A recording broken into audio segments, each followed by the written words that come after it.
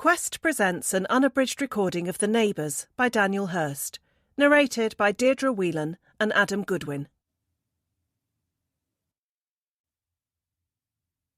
Prologue. There are lots of good things to be enjoyed when you receive the keys to your new home and finally set foot inside it as the official occupier for the first time. Having your own space, being able to get creative with the decorating, and best of all, knowing that you now have somewhere to call your own. Then there are the things that aren't quite as exciting as those initial joys, but are still benefits of the house purchasing process, like inviting your family around for Sunday dinner, or hosting a housewarming party for all your friends, or maybe even making new friends by meeting your new neighbours and getting to know them a little better. When a person buys a house, they have a pretty good idea about the building they are moving into, and they might even know about the other buildings in the area too. The best schools for any future children, the most popular restaurant that just has to be experienced, and the nearest supermarket where you can go to buy your essentials on a weekly basis. But what about the other buildings on your new street? Or rather, what about the people already living inside them? There is a saying that you can choose your friends, but you can't choose your family. That might be true, but it can also be extended to include neighbours, because you can't choose them either. You just move in and get what you're given. Usually that isn't a problem. Most neighbours are polite, respectful and cheery enough, even if your relationship with them only ever extends to a quick wave or a 10-second chat on your driveway as you leave or enter your house. But sometimes you can get unlucky with your neighbours. Sometimes they aren't the kind of people that you want to live close to at all. Sometimes they can turn out to be the neighbours from hell. 1. Katie. Staring at the mountain of boxes in front of me isn't going to get them unpacked any quicker. But right now it's all I can do. I'm overwhelmed by the size of the task ahead of me, and my only response to that is to stand here and keep looking at the various cardboard cubes and wonder how I ever came to own this much stuff in my lifetime. Of course, the answer to that is quite a simple one. I have this much stuff because I bought this much stuff. Sales, shopping sprees and spontaneous spending have all led to this situation here, with me standing in the spare bedroom of my new home, scratching my head and wondering just how I'm supposed to fit all of this stuff into the one wardrobe we have in here. I could call my husband Sean into the room to help with the dilemma, but I'm not going to do that because I have a pretty good idea what his first words would be if I did. I told you that you had too much stuff. That would be closely followed by the questions, do you really need all these extra coats? And can't you just get rid of some of these shoes? Neither of which deserve an answer, because that answer is obviously a big fat no. Then all there will be left for him to do is huff and puff and walk back out of the bedroom while shaking his head and leaving me to it. It's not often that I am envious of my partner, but I am right now, because I know that he has already unpacked all of his things, and that means he is free to enjoy some of his evening, while I am stuck up here trying to figure out where to put all of the items that I haven't been able to unpack yet. It's not that Sean is unhelpful or doesn't pull his weight. It's just that he owns so much less than me that it didn't take him long at all to get his stuff in the wardrobe and chuck the empty suitcases in the attic. I, on the other hand, could probably spend the next week unpacking my belongings and still have a few boxes left over to look through at a later date. Fortunately, I do have a lot more time on my hands than my husband does, so I don't have to get everything done in one go. He will have to go to his office on Monday and spend all day sitting at his desk, whereas I work from home, so I could always do some more unpacking then. Technically, I should be using that time to work too, but I'm a freelance artist, and that means I can pick and choose my own hours. At least that's the glamorous description of it anyway. The unglamorous version is that I don't have many customers at the moment, so I'm not exactly overwhelmed with the urgency to get my paintbrushes out and create some new art. Painting is my passion, and I'm thrilled that I get to do it full time, but that's only because Sean is paid so well in his job that it doesn't really matter if I have a lean month or two on the art front. But that doesn't mean I slack off. Far from it. I love nothing more than sitting down in front of a blank canvas and creating a new painting. But it would be nice if I was actually able to sell more than the occasional painting to somebody outside of my family or friends. But I'm getting off track. I'm supposed to be thinking about unpacking, not painting. I guess that's my biggest problem. Overthinking. Coming to the grim realisation that these boxes aren't going to magically unpack themselves, I drop to my knees, not in prayer, but because this position will make it easier for me to go through my possessions. As I scour through the first box, which is full of more dresses that I'm not even sure I'll ever wear again, but I can't be too careful, I find myself smiling at the fact that I'm even in this house at all. Sean and I first viewed this property 3 months ago, and we were instantly charmed by its current state as well as its potential. It's a 2-bedroom detached house on a small cul-de-sac, so small that there are only 3 other houses alongside this one. This house was the last one on the street to be built, and is only 5 years old, as opposed to the 3 other homes here, all of which have stood since the 60s. It seems some clever architect was able to squeeze one more property in and make himself a lot of money, at least if the prices around here are anything to go by. It's also the reason why our house number is 2A, while the house next door to our right is just number 2. I don't know why they couldn't just make us number 4 and be done with it, but never mind. But I'm sure the postman gets confused every now and again. It was the relatively new build of the house, coupled with the quiet setting, that made it very appealing to Sean and I when we were house hunting. Not only does a cul-de-sac mean no extra cars driving down the street, but fewer houses means fewer neighbours. And fewer neighbours means fewer cars taking up all the parking spots and leaving us struggling to get our vehicle on and off the driveway every day. Our previous house was a great property, but it was on a very busy street, and we lost track of the number of times we had our driveway blocked or almost got run over by a speeding motorist using our street as a shortcut to get somewhere else. This cul-de-sac certainly appealed to us, and the quietness of it made it seem like the perfect place for Sean and I to start the family we have always dreamed about. But before we can get to the fun part of trying for our first child, we need to get this house in order. We only moved in this morning, with the help of family members and a couple of burly removals men, and that means there is a lot to do around here to get it how we want. But we have a plan. I will tackle the inside of the house, while Sean will deal with the outside. Some of the upstairs rooms need redecorating, while the back garden is a mess of weeds and dead grass, but together we will work hard and transform the parts of this property that aren't quite to our tastes yet. But thankfully there isn't as much to do as there could be. The downstairs is immaculate, and the main selling point is the brand new kitchen that the previous homeowners had installed. With marble surfaces, a large breakfast bar, and beautifully styled cupboards, it's every cook's dream kitchen, and I certainly love to cook. It's a stunning room, and I can't wait to get the full use out of it. I'm also very grateful to the previous owners for having the vision and the money to decorate in such a way, and while I do love it, I can't help feeling a little sad about the fact that neither of them will ever get to enjoy it again. The former owners of this house were a couple called James and Sarah, and they were in their mid-30s just like Sean and I are now. But sadly, that's where the similarities end. While we are in love and happily married, it seems that they are the exact opposite these days. Their reason for selling this place was because they were separating and needed the money from the sale to divide up in their divorce. And that was also the reason why they were in such a rush to get out. We were just as keen to move in, and were thrilled when we had our offer accepted, especially because it was a little under the asking price. And we got here in the end, though it took longer than it should have, thanks to the usual array of slimy solicitors and errant estate agents getting involved too. I am glad we are here now, but I do feel sad for the previous owners, because they looked like they had made a lovely couple once, although those days were obviously in the past. I don't know the reason for their separation, and I was hardly going to ask, but from picking up subtle hints and clues during our viewings, I think one of them cheated on the other. If I had to guess, I'd say it was the man, because it's usually the man, isn't it?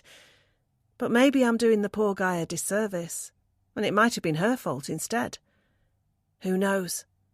Either way, they are out and we are in, and I wish them all the best. But that's as far as my sympathies can go. That's because as lovely as they made this home, it's not perfect, and it's going to take time to get it how we want it. Neither of them were obviously green-fingered if the state of the garden is anything to go by, and there is certainly plenty of space here that could have been utilised better. It's all space that I am definitely going to need if I am going to have any chance of fitting all my clothes and shoes into this place. But with one box already unpacked and only 15 more to go, I'm feeling optimistic. I'm happy. Sean is happy. And soon this home will be happy too. Possibly even filled with the sounds of a baby's laughter in the not-too-distant future. One thing at a time, though. Let's move on to box number 2. 2. Sean. Our first night in the house was fun. Katie and I got a takeaway, had a couple of drinks and watched a movie before finally reaching our hastily constructed bed, exhausted after a day of unpacking but excited about the future ahead. But the second day hasn't been quite as fun. That's because I've spent most of it trying to dig out all of the weeds in the garden and give some TLC to the lawn, which certainly needs it.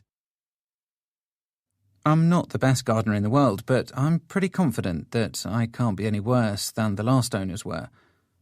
This grass looks like it's been burnt, which is strange because northwest England is hardly known for its scorching weather, which leads me to think it's more to do with the poor groundskeeping of the last person to look after this lawn rather than the searing sun overhead. I've definitely got my work cut out here, but I'm in no rush. We're going to be in this house for a long time, potentially even for the rest of our lives. So I'm sure that's enough opportunity for me to turn this bedraggled patch of grass into a luscious lawn. But it seems like I'm not going to have much more time to work on it today, because no sooner have I headed inside for a quick cup of tea than I'm met by the sight of my wife, and she has a suggestion for what we should do next. We need to go and introduce ourselves to the neighbours, Katie tells me before I've even had a chance to put the kettle on. Sure, but there's no rush, we've only just moved in. But this is such a secluded street, we really need to make an effort. I know that, and we will, but it doesn't have to be today, does it? I'd prefer it if it was. Let's just break the ice with them so that it's not awkward if we see them on the driveway later. I could potentially get away with trying to have my cup of tea first, and maybe I could even get the opportunity to get changed into more presentable clothing, but one thing I definitely won't be able to do is put off going around to the neighbours today. That's because when my wife has her mind set to something, then it has to happen. There is simply no other alternative, and I learnt that the hard way when we first started dating. After quenching my thirst with a glass of water from the tap and after swapping my scruffy gardening clothes for a smarter-looking t-shirt and jeans, I've joined my wife out on our street, where we are making our way towards the first house on our list. Thankfully, there's only 3 other houses on this cul-de-sac besides our own, but Katie is right. It's so secluded that it would be very awkward if we were to live here without getting to know the other people around us. So that brings us to house number 1. This property is to the left of ours if you are looking at it from the front, and it's also on the end of the street. There is no car in the driveway as we approach the front door, so it's hardly a surprise when there is no answer a few seconds later. I knock twice so that Katie can't accuse me of not trying, but all I can do after that is shrug my shoulders and lead her back onto the road and over to house number 2. This is the house to the right of ours, and while it looks like the same from the front, I've already noticed that the back garden is immaculate, having spied it from one of our upstairs rooms yesterday.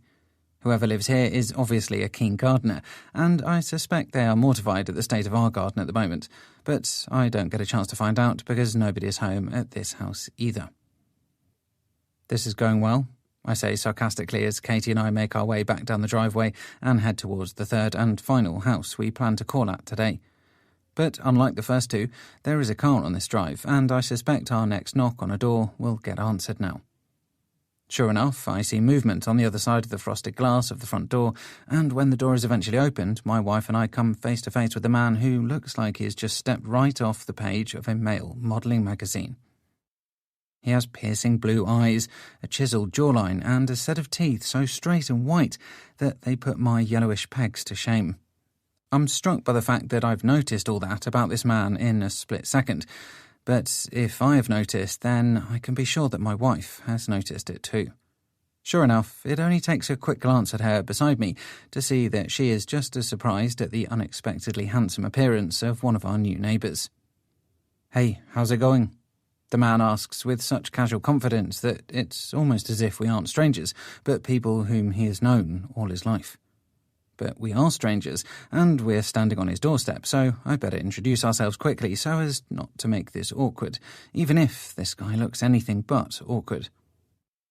"So, sorry to bother you, but my wife and I have just moved in to number 2A, and we thought we'd just pop round and say hi," I say, doing my best to keep my lips closed as much as I can, so that I don't offend this man with great teeth with my own inferior gnashes. "I'm Sean, and this is Katie." "Oh, of course, I saw the removal truck yesterday and wanted to come over and help, but I was a little tied up here," the man replies, beaming widely. "I'm Chris, pleasure to meet you." He extends a hand out towards Katie first, because he's obviously a gentleman, and they greet each other with a light shake. Then he offers his hand to me, and we engage in a firm handshake, although my vigour is all down to me trying to give off a good impression, while I suspect his is just because he's the kind of man that always gives a strong handshake. "How are you finding the new place? Are you settling in?" "Yeah, it's great," Katie replies enthusiastically. "This is such a lovely street." "It's quiet but cosy. You're going to love it here." Chris is still smiling at both of us, but I'm not a fan of small talk on strangers' doorsteps, so I'm just about to wrap this little meet and greet up when I see movement behind him.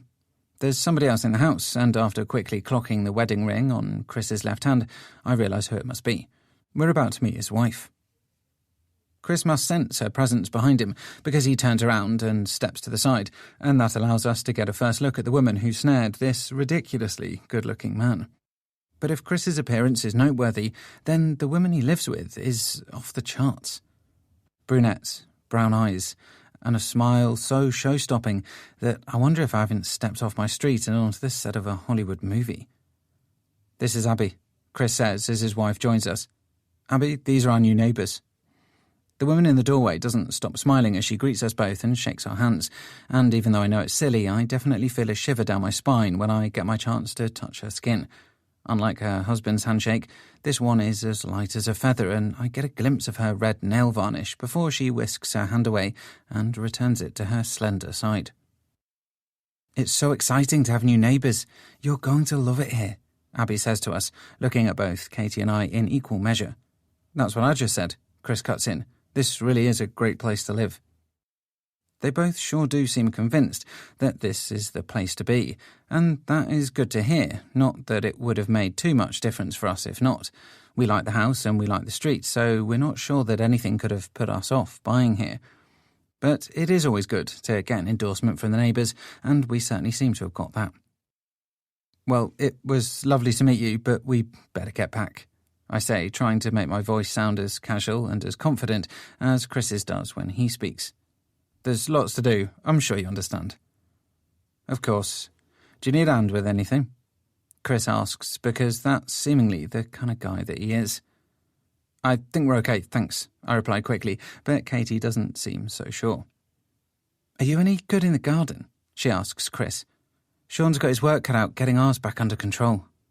I'm just about to laugh off her comment and say that I have it covered, not just for our new neighbour's benefit, but for my own as well, when Chris flashes that pristine smile of his again and tells me that he would be happy to give me a hand in the garden if I want it.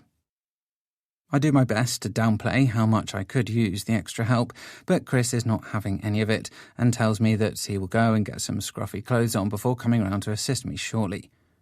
Looking at him now in his smart attire, I can scarcely believe that a man like him owns scruffy clothes, but he disappears back into the house to get changed before Abby tells us both that he will be around in a minute. I thank her and turn to leave, feeling strangely pleased that I wasn't wearing my own scruffy clothes for the first time I met her today, even though I have no idea why I would need to impress her before leading my wife up the driveway back to our house. Katie waits until Abby has closed her front door before speaking so that she is presumably out of earshot, but when she does, I can see that my wife is very impressed with our new neighbours. "Aren't they a good-looking couple?" she tells me, as if I hadn't been able to notice it for myself. I wonder how they met. Probably on a fashion shoot? I mutter back as we reach our driveway and head around the side of the house to where our beleaguered back garden awaits. "It's nice that he's going to help you," Katie muses as we reach our patio and I look out across our pitiful lawn. "He's lovely. They both are."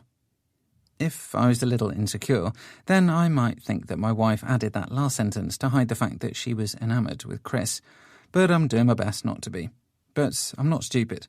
I know she'll be attracted to Chris, just like I'm a little attracted to Abby.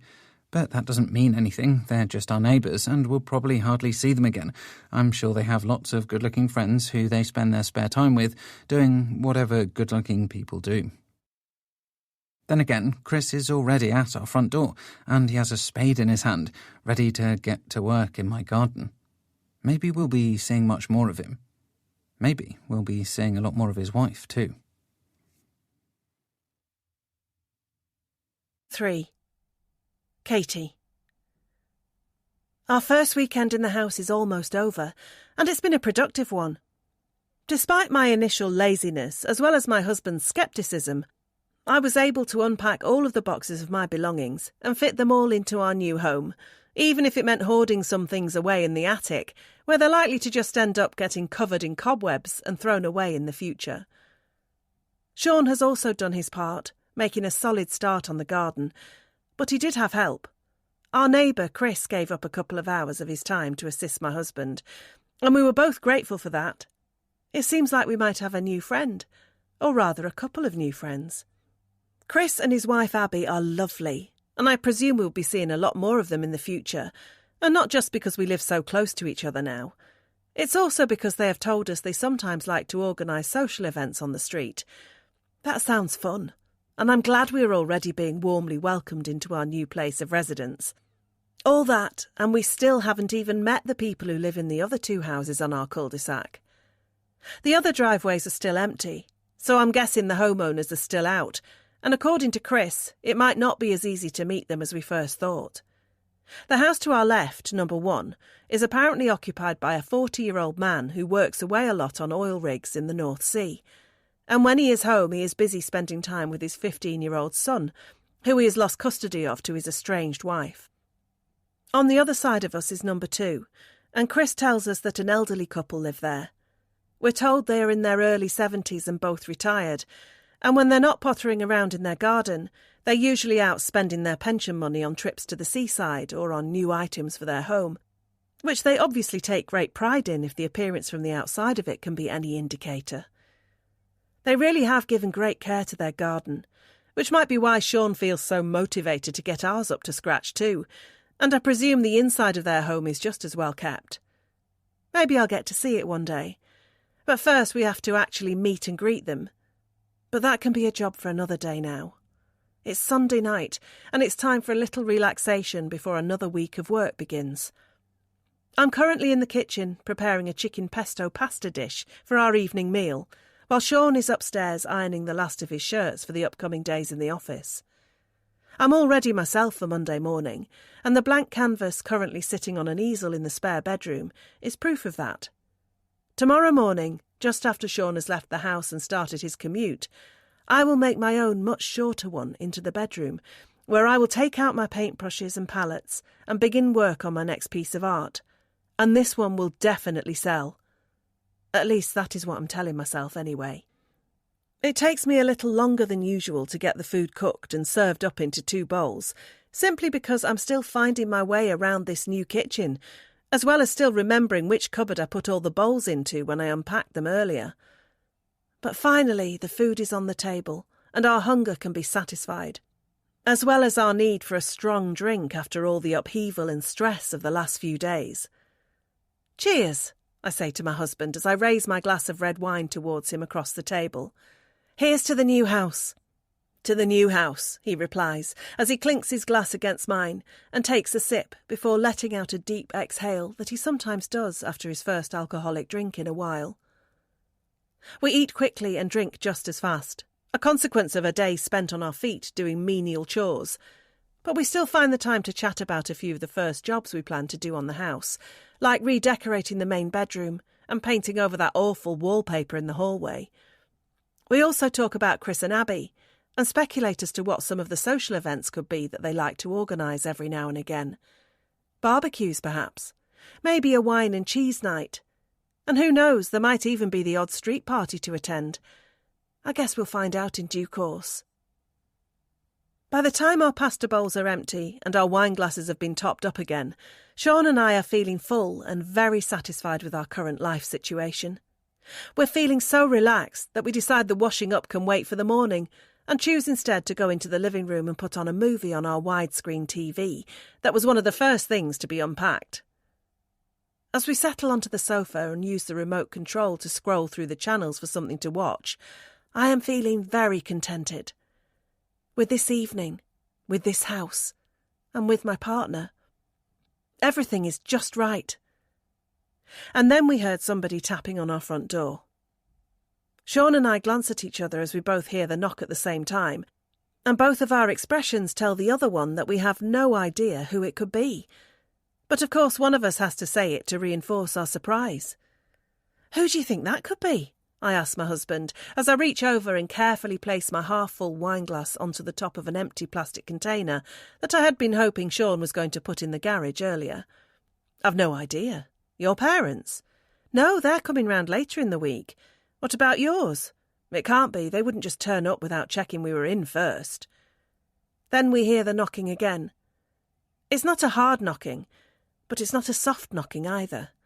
It's a polite, respectful knock, but the fact it has happened twice now suggests it does need to be answered rather than ignored.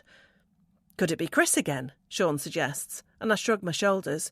"Maybe. God, I hope he's not going to be one of those needy neighbours who calls round every day. I'm sure he's not. Just go and answer it."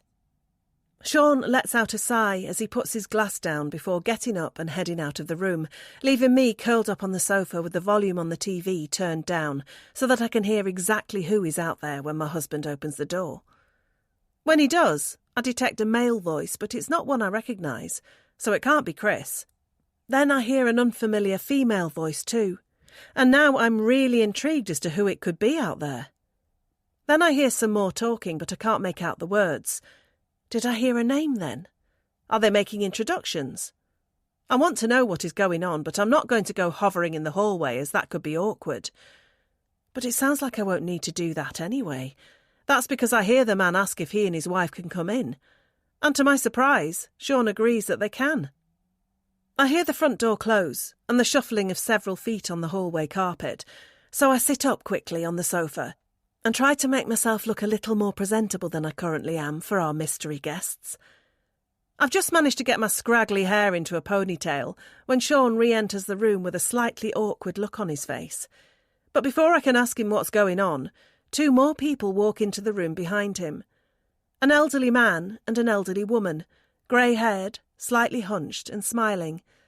"Hello, dear," the woman says to me as if I am a cherished relative of hers and not just some person she is meeting for the first time. "This living room looks just like ours," the man says as he looks around, "except everything is on the opposite side." And then it's finally time for Sean to speak. And he is the one who I was really waiting on, because he is the one who can presumably tell me who these two strangers are. "This is Albert and Eileen," my husband tells me, as I continue to inspect the old couple standing beside him. "They're our next-door neighbours." 4. Sean. What started out as a very quiet night in involving just me and my wife has now turned into the pair of us hosting our next-door neighbours, and that's why I'm currently rummaging around in one of the boxes in the kitchen for an old bottle of scotch that I'm sure is in here somewhere. If whiskey seems like a strong drink for a Sunday night, then I would be in agreement, but it's not for me, nor is it for my wife. It's not even for Albert, the charming old man who just knocked on my door and introduced himself, and the woman standing beside him before asking if they could come in for a quick chat. It's for Eileen, Albert's wife, and a woman who obviously has a penchant for a stiff drink to close out her weekend. I finally lay my hands on the bottle I'm looking for and remove it from the box before unscrewing the lid and going in search of a suitable glass to pour a measure into. I'm sure it doesn't really matter which glass I find in the cupboard, but I feel like I want to make a good first impression on our new neighbours, so I take the time to find a proper whiskey glass instead of just any old receptacle. Fortunately, I do have one whiskey glass in my kitchen, so I pour the drink and put the lid back on the bottle, sealing it up for a future date when it will be opened again. But I'm not much of a whiskey drinker. In fact, I'm not much of a drinker at all these days. I tend to limit myself to a couple of glasses of wine every now and again, and that's because I'm starting to be more conscious about my health as I get older. I'm only in my mid-30s, so I'd like to think that I've plenty of years ahead of me yet, but that doesn't mean I can't plan ahead and try to avoid any health issues that might crop up down the line thanks to an unhealthy diet and binge drinking. That reminds me, I must look for a new gym in the area this week so I can get back into my fitness routine. I cancelled my last gym membership before we moved here, as it would have been too far to drive now, but that's no excuse for not finding one a little closer to my new home. Are you okay? I spin around and see Katie entering the room, presumably coming to check on me to see why it's taking me so long to get Eileen's drink ready. Yeah, I just had to look for the bottle, but I've found it now. I reply, holding up the glass with a single measure of whiskey in it to prove that I have actually been doing something in the kitchen and not just hiding in here to avoid any awkward conversations in the living room. Well, hurry up, I need some help in there, Katie tells me in a low whisper. You know I'm not good at making small talk with strangers. I smile at my wife's anxious ways and let her know that she no longer has to entertain our neighbours by herself by walking out of the kitchen and into the living room, where Albert and Eileen are sitting a little rigidly on one of our two sofas. Here you go, I say, as I hand the glass to Eileen. It's all I've got in. I hope you like it. I'm sure it'll be fine, Eileen tells me with a warm smile before putting the glass to her lips and taking a small sip. If she doesn't like it, then she does a very good job of not letting it show, because her expression remains the same either way. Are you sure I can't get you anything, Albert? I ask the old man next to her. No, I'm fine, thank you, he replies, repeating the answer he gave to me when I made the offer a few moments ago. I had a cup of tea just before I came over, and I better not have anything else now or I'll be up and down to the toilet all night. I laugh at his joke, although I'm aware that it might not actually be a joke, before taking a seat on the sofa opposite them beside Katie, who has already curled up again with her glass of wine to hand. Aren't you having a drink? Eileen asks me when she notices that I haven't got anything in my hand. No, I've already had enough myself this evening, I tell her, aware that I'm speaking more eloquently than usual and my posture is much stiffer than it would be if I was just relaxing without guests. I don't tend to drink much these days. Sean likes going to the gym, Katie cuts in there, seizing an opportunity to enter the conversation herself, which I know she would have been waiting for to make herself feel a little less awkward in front of our visitors. Ah, a fitness fanatic, Albert muses with a wry smile. I wouldn't say I'm a fanatic, but I do try and stay in shape, I reply with a dismissive wave of my left hand. Are you a member of a gym? Eileen asks me in her slightly meek voice before raising a trembling hand back to her lips and having another sip of her drink. I used to be, but I cancelled my membership when we moved. I need to find a new one. There's a good gym on Westgate Road, Albert helpfully points out. Not too far from here at all. Great, I'll look into it, I tell him, grateful for the suggestion. I'm then expecting the conversation to move away from me and my health habits and onto the more traditional topics of conversation when two sets of neighbours meet each other for the first time. Are you settling in? How long have you lived on this street? What day do the bins get collected? But, to my surprise, that's not what happens at all. Instead, Albert puts a hand on his wife's leg and sits forward a little in his seat before clearing his raspy throat and appearing like he has something important to say. Now, I know you two are still finding your feet here and will need a little time to settle in, but we thought it best to call round and give you some pointers about what it will be like for you living here, the old man says very seriously. I glance at my wife, who looks just as puzzled as I am, before asking Albert what he means.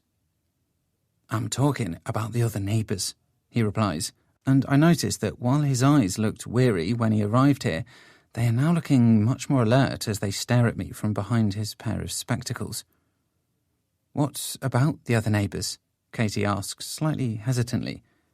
Albert looks to Eileen to take over from there, and she seems happy to do so. Have you met Chris and Abby yet? she asks us, and we tell her that we have, so she goes on. What did you think of them?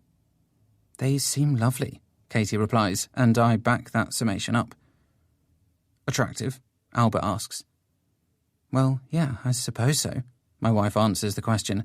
They are a good-looking couple. But that response seems to be concerning to Albert because he looks back to his wife again. Chris and Abby are very friendly and very good-looking, Eileen tells us. But that's the problem. They can be too friendly and too good-looking for their own good, and for the good of others too. What the hell is that supposed to mean? My face must express how confused I am at what I've just heard, because Eileen quickly adds to her surprising statement with another one. Don't let them get too close to you. They'll try and seduce you. It depends what you're into, of course. Not every couple is as traditional as we are, but if you value the sanctity of your marriage, and I presume you do, then just be careful around them. We've seen other marriages destroyed by them, and we'd hate for that same thing to happen to you. I don't need to look in a mirror to know that my jaw is hanging open, and my eyes are wide. To say I'm stunned by what I've just heard would be an understatement. Has this dear old woman really just said what I think she said? That our attractive neighbours are going to try and seduce us and potentially break up our marriage? Is she for real? I know it sounds a little strange, but it's true. Albert adds at this point, we have seen it happen before, including to the last couple who lived here before you. Did you know they were getting divorced? Katie and I look at each other before nodding our heads. We suspected that was the reason for them selling the house, I say, and Albert takes his turn to nod at us. It was such a shame. They were a lovely couple when they moved in here, very much in love, but then they met Chris and Abby and things were never the same again. I know Albert turned down my offer of a drink when he got here earlier, but I can't help wondering if he hasn't been drinking something strong all day before coming around here to tell us this story. That might explain where he is getting all these ideas from, yet just from looking at him allows me to see that he is stone-cold sober, and that is perhaps the most troubling part about this whole thing. He's not drunk, and neither is his wife, even though she has a glass of whiskey in her hand. They both seem very sane and very sensible, and that makes all of this even more disconcerting. That's because it makes it feel like they are telling us the truth. 5. Katie. This evening has got very weird. I need more wine. The problem with that is the bottle is in the kitchen, and it would require either me or Sean to get up off the sofa to fetch it, and neither of us wants to do that because we are too transfixed by what we are being told by our elderly neighbours. Albert and Eileen have just finished telling us about Chris and Abby, or rather the problem with Chris and Abby. Apparently, they are not just an attractive couple who are looking to make friends. They are an attractive couple who are looking to make friends who they might then be able to turn into lovers. Of course, both my husband and I are stunned at this revelation, and that's backed up by the fact that all we have done since hearing it is ask questions in return. What do you mean? Are they swingers? And the question I have just asked, which is, how are they still together if they keep cheating on each other too? Albert fields that question and tells us that Chris and Abby obviously have an open relationship, whereby they aren't put off by either one of them being intimate with somebody else. That is shocking for me to hear, because where I come from and how I was raised, I never knew marriage could be like that. I thought you picked your partner, made your vows, and then stayed loyal to each other for the rest of your days. Or maybe I'm just as old-fashioned as the clothes that Albert and Eileen are wearing right now. Maybe there is another way for married couples to behave. And by the sounds of it, Chris and Abby are having a great time exploring it. But it doesn't seem like everybody else is. Albert and Eileen have told us that they have seen other couples broken up by our neighbours' seductive powers, including the last couple to live here before us, James and Sarah. That is ominous, and it also explains why they have come around to give us a word of warning. We are to be careful around Chris and Abby if we value our marriage, which of course we both do. But surely this is a bit much. Surely we don't need a literal warning. This is like something out of a TV show, not real-life suburbia.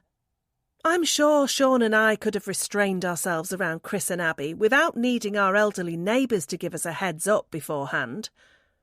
But according to Albert and Eileen, we are to be on our guard now, because no matter how strong we think our marriage is, it will apparently be tested to its absolute limits if we let Chris and Abby get any closer to us.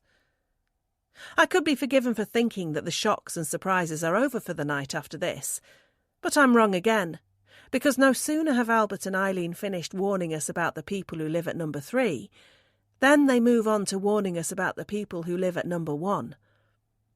"You won't have met Ian yet," Eileen says as if she is some wise old sage, which perhaps she is. "He works away on the rigs a lot, but he'll be back soon, sometime this week I expect, and he'll have his son with him when he arrives. He's called Jackson, and he's a very spirited young soul." "That's a polite way of putting it," Albert cuts in, and he shakes his head to show an obvious disdain for the 15-year-old son of our next-door neighbour. "Another way would be to call him a nuisance." It's not really fair to talk about somebody's personality before we have met them, and it's certainly not fair to judge them, but I can't help asking for them to elaborate. "He's trouble," Albert says, still shaking his head. "He has no regard for other people's privacy or property.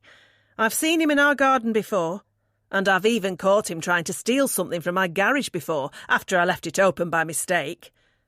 "Have you spoken to his dad?" Sean asks, because that would seem like the obvious thing to do. "Ian? He's just as useless as his son is," Albert scoffs, before Eileen puts a hand on her husband's arm, presumably as a sign for him to calm down in the presence of others. Albert heeds his wife's gentle warning and stops talking, leaving it up to her to carry on explaining the situation for him. "Ian doesn't tend to get too involved in what his son gets up to when he's staying with him. He mainly just sits in his armchair and drinks lager when he's home from the rigs, leaving Jackson free to roam around and cause trouble where he sees fit. It's a waste of time trying to get him to tell his son to behave. Believe me, we've more than tried over the years."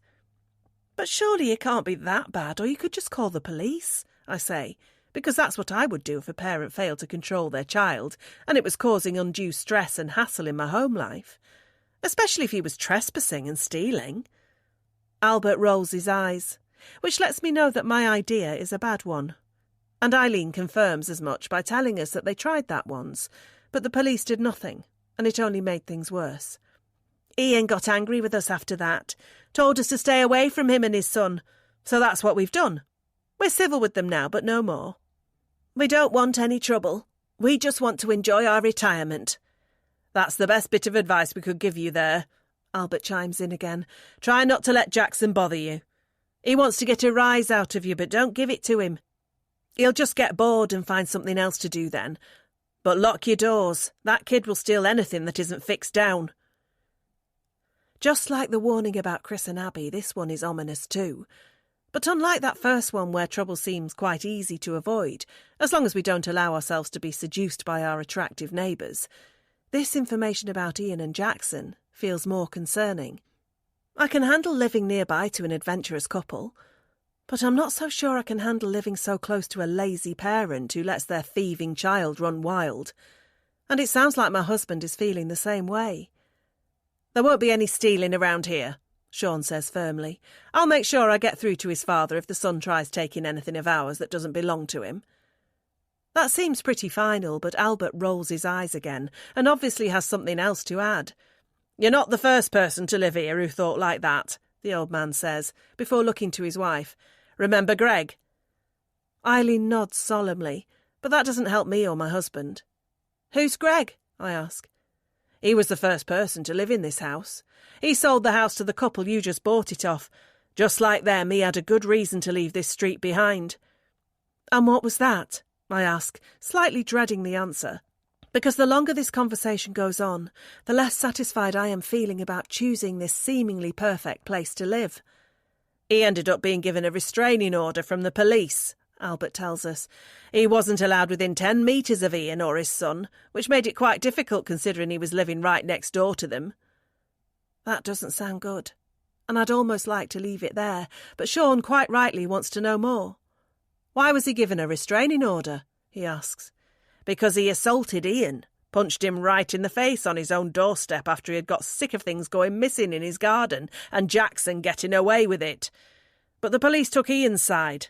They charged Greg with assault and harassment, because it wasn't the first time he had gone round to his house and got angry. In the end, he was lucky just to get the restraining order. We were convinced he'd have to serve some time, weren't we? Albert looks to Eileen, who nods her confirmation, and after a few more seconds pass without them speaking again, it seems like they are finally finished with the warnings. I stare at the elderly couple sitting opposite us while trying to wrap my head around what they have just said. But I can't really do that while they are still here. I need some space to think. These two are lovely, but I really need them to think about leaving now. Fortunately, they seem aware of that, because they both get up off the sofa and thank us for our hospitality before heading for the door. Eileen compliments Sean on his choice of whiskey, while Albert offers a few tips on how to get our lawn looking better than it does right now. But thankfully, it's only a few more seconds until they are out of our house and on their way back to their own. By the time Sean closes the front door behind them, I am already pouring myself another glass of wine in the kitchen. So much for a quiet Sunday night before a week of work. It seems like the two of us are going to be up late and kept busy after all. That's because we have plenty to discuss. We have to talk about our new neighbours. 6. Sean. They must be winding us up, I say, when I've had a little more time to think about things and come to a sensible conclusion. There's no way they're being serious with us. I glance across the bedroom to see what the response will be from my wife, but she doesn't seem so sure. Why would they do that? What could they possibly have to gain? I don't know, maybe that's how they have fun in their retirement? I don't think so. It's obvious that Katie is taking the warnings much more seriously than I am, and I can appreciate her concern, but I'm not exactly worried about what I just heard.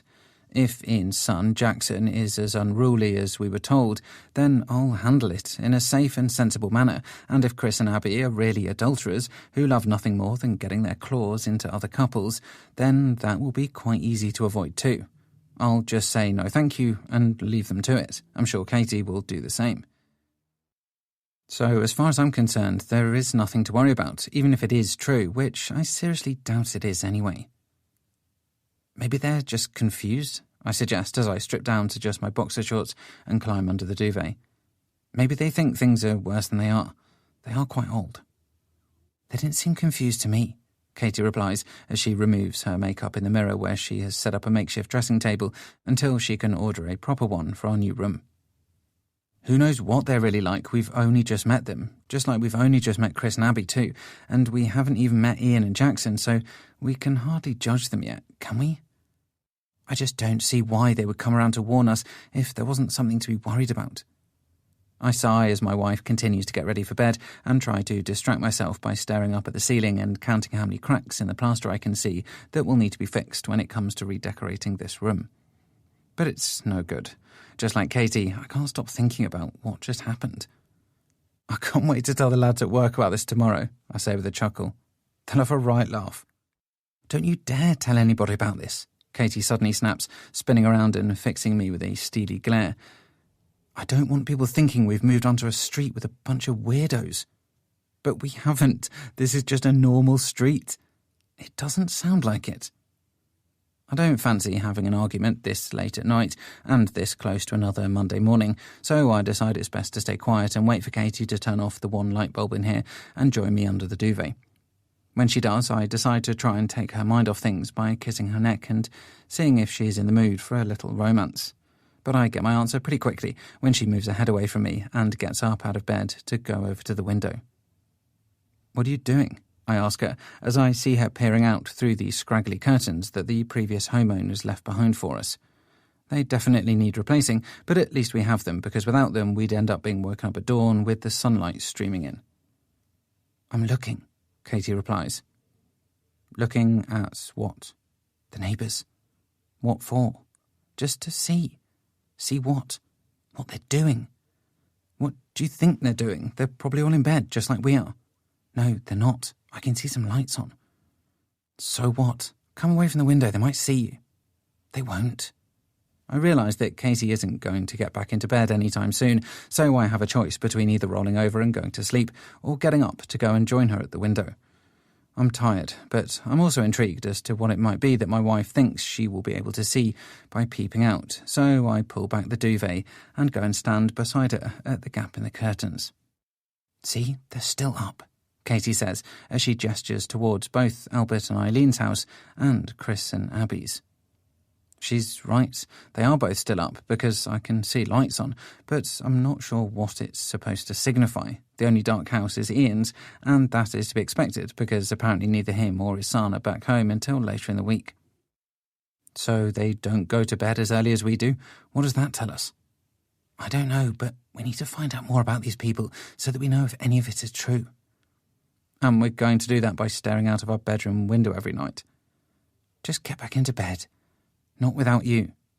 I try to tickle my wife and get her to see how silly she's being by hovering at the window to spy on our neighbours when she suddenly lets out a yelp and ducks down below the window pane. "What are you doing?" I ask her as I look down at her crouching by my feet. "Somebody just looked at us," she replies, obviously worried that her snooping has been rumbled. "Who?" I ask as I look back out of the window. "I think it's Chris." I squint my eyes as I try to get a good look at his upstairs window where the light is on, and even though my eyesight has deteriorated somewhat thanks to all my computer use in the office, I can make out the dark figure standing in the window across the street. "What are you doing? Get down, he'll see you." "I think he already has," I reply with a chuckle. "He's waving right at me." "What?" "He's waving," I repeat before lifting up my right hand and returning the gesture to him. "Stop it." "Why?" "Because Albert and Eileen said we were to stay away from them." "And we are doing that. We're all the way across the street." "They said not to be friendly." "I'm only waving, and I'm only doing it because they have caught us spying on them. Or rather, they caught you spying on them." Katie isn't happy with me, but I've had enough drama for one night, so I pull the curtains closed and return to my cosy spot under the duvet. Thankfully, my wife does the same thing a short time later, and now we can finally try and get some sleep. It's no surprise to me that I feel myself drifting off quickly after the busy few days I've had sorting the house move out and digging up weeds in the garden.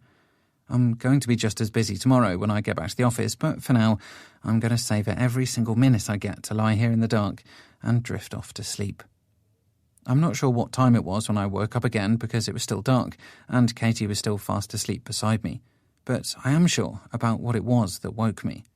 I was having a dream, and while it can't be called a nightmare because it was far too enjoyable for that, it's certainly not perfect enough to have prevented me from waking up with a jolt.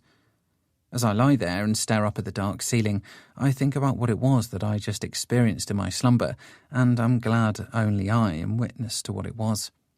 If Katie knew, then she would most likely be mad at me, and I could hardly blame her.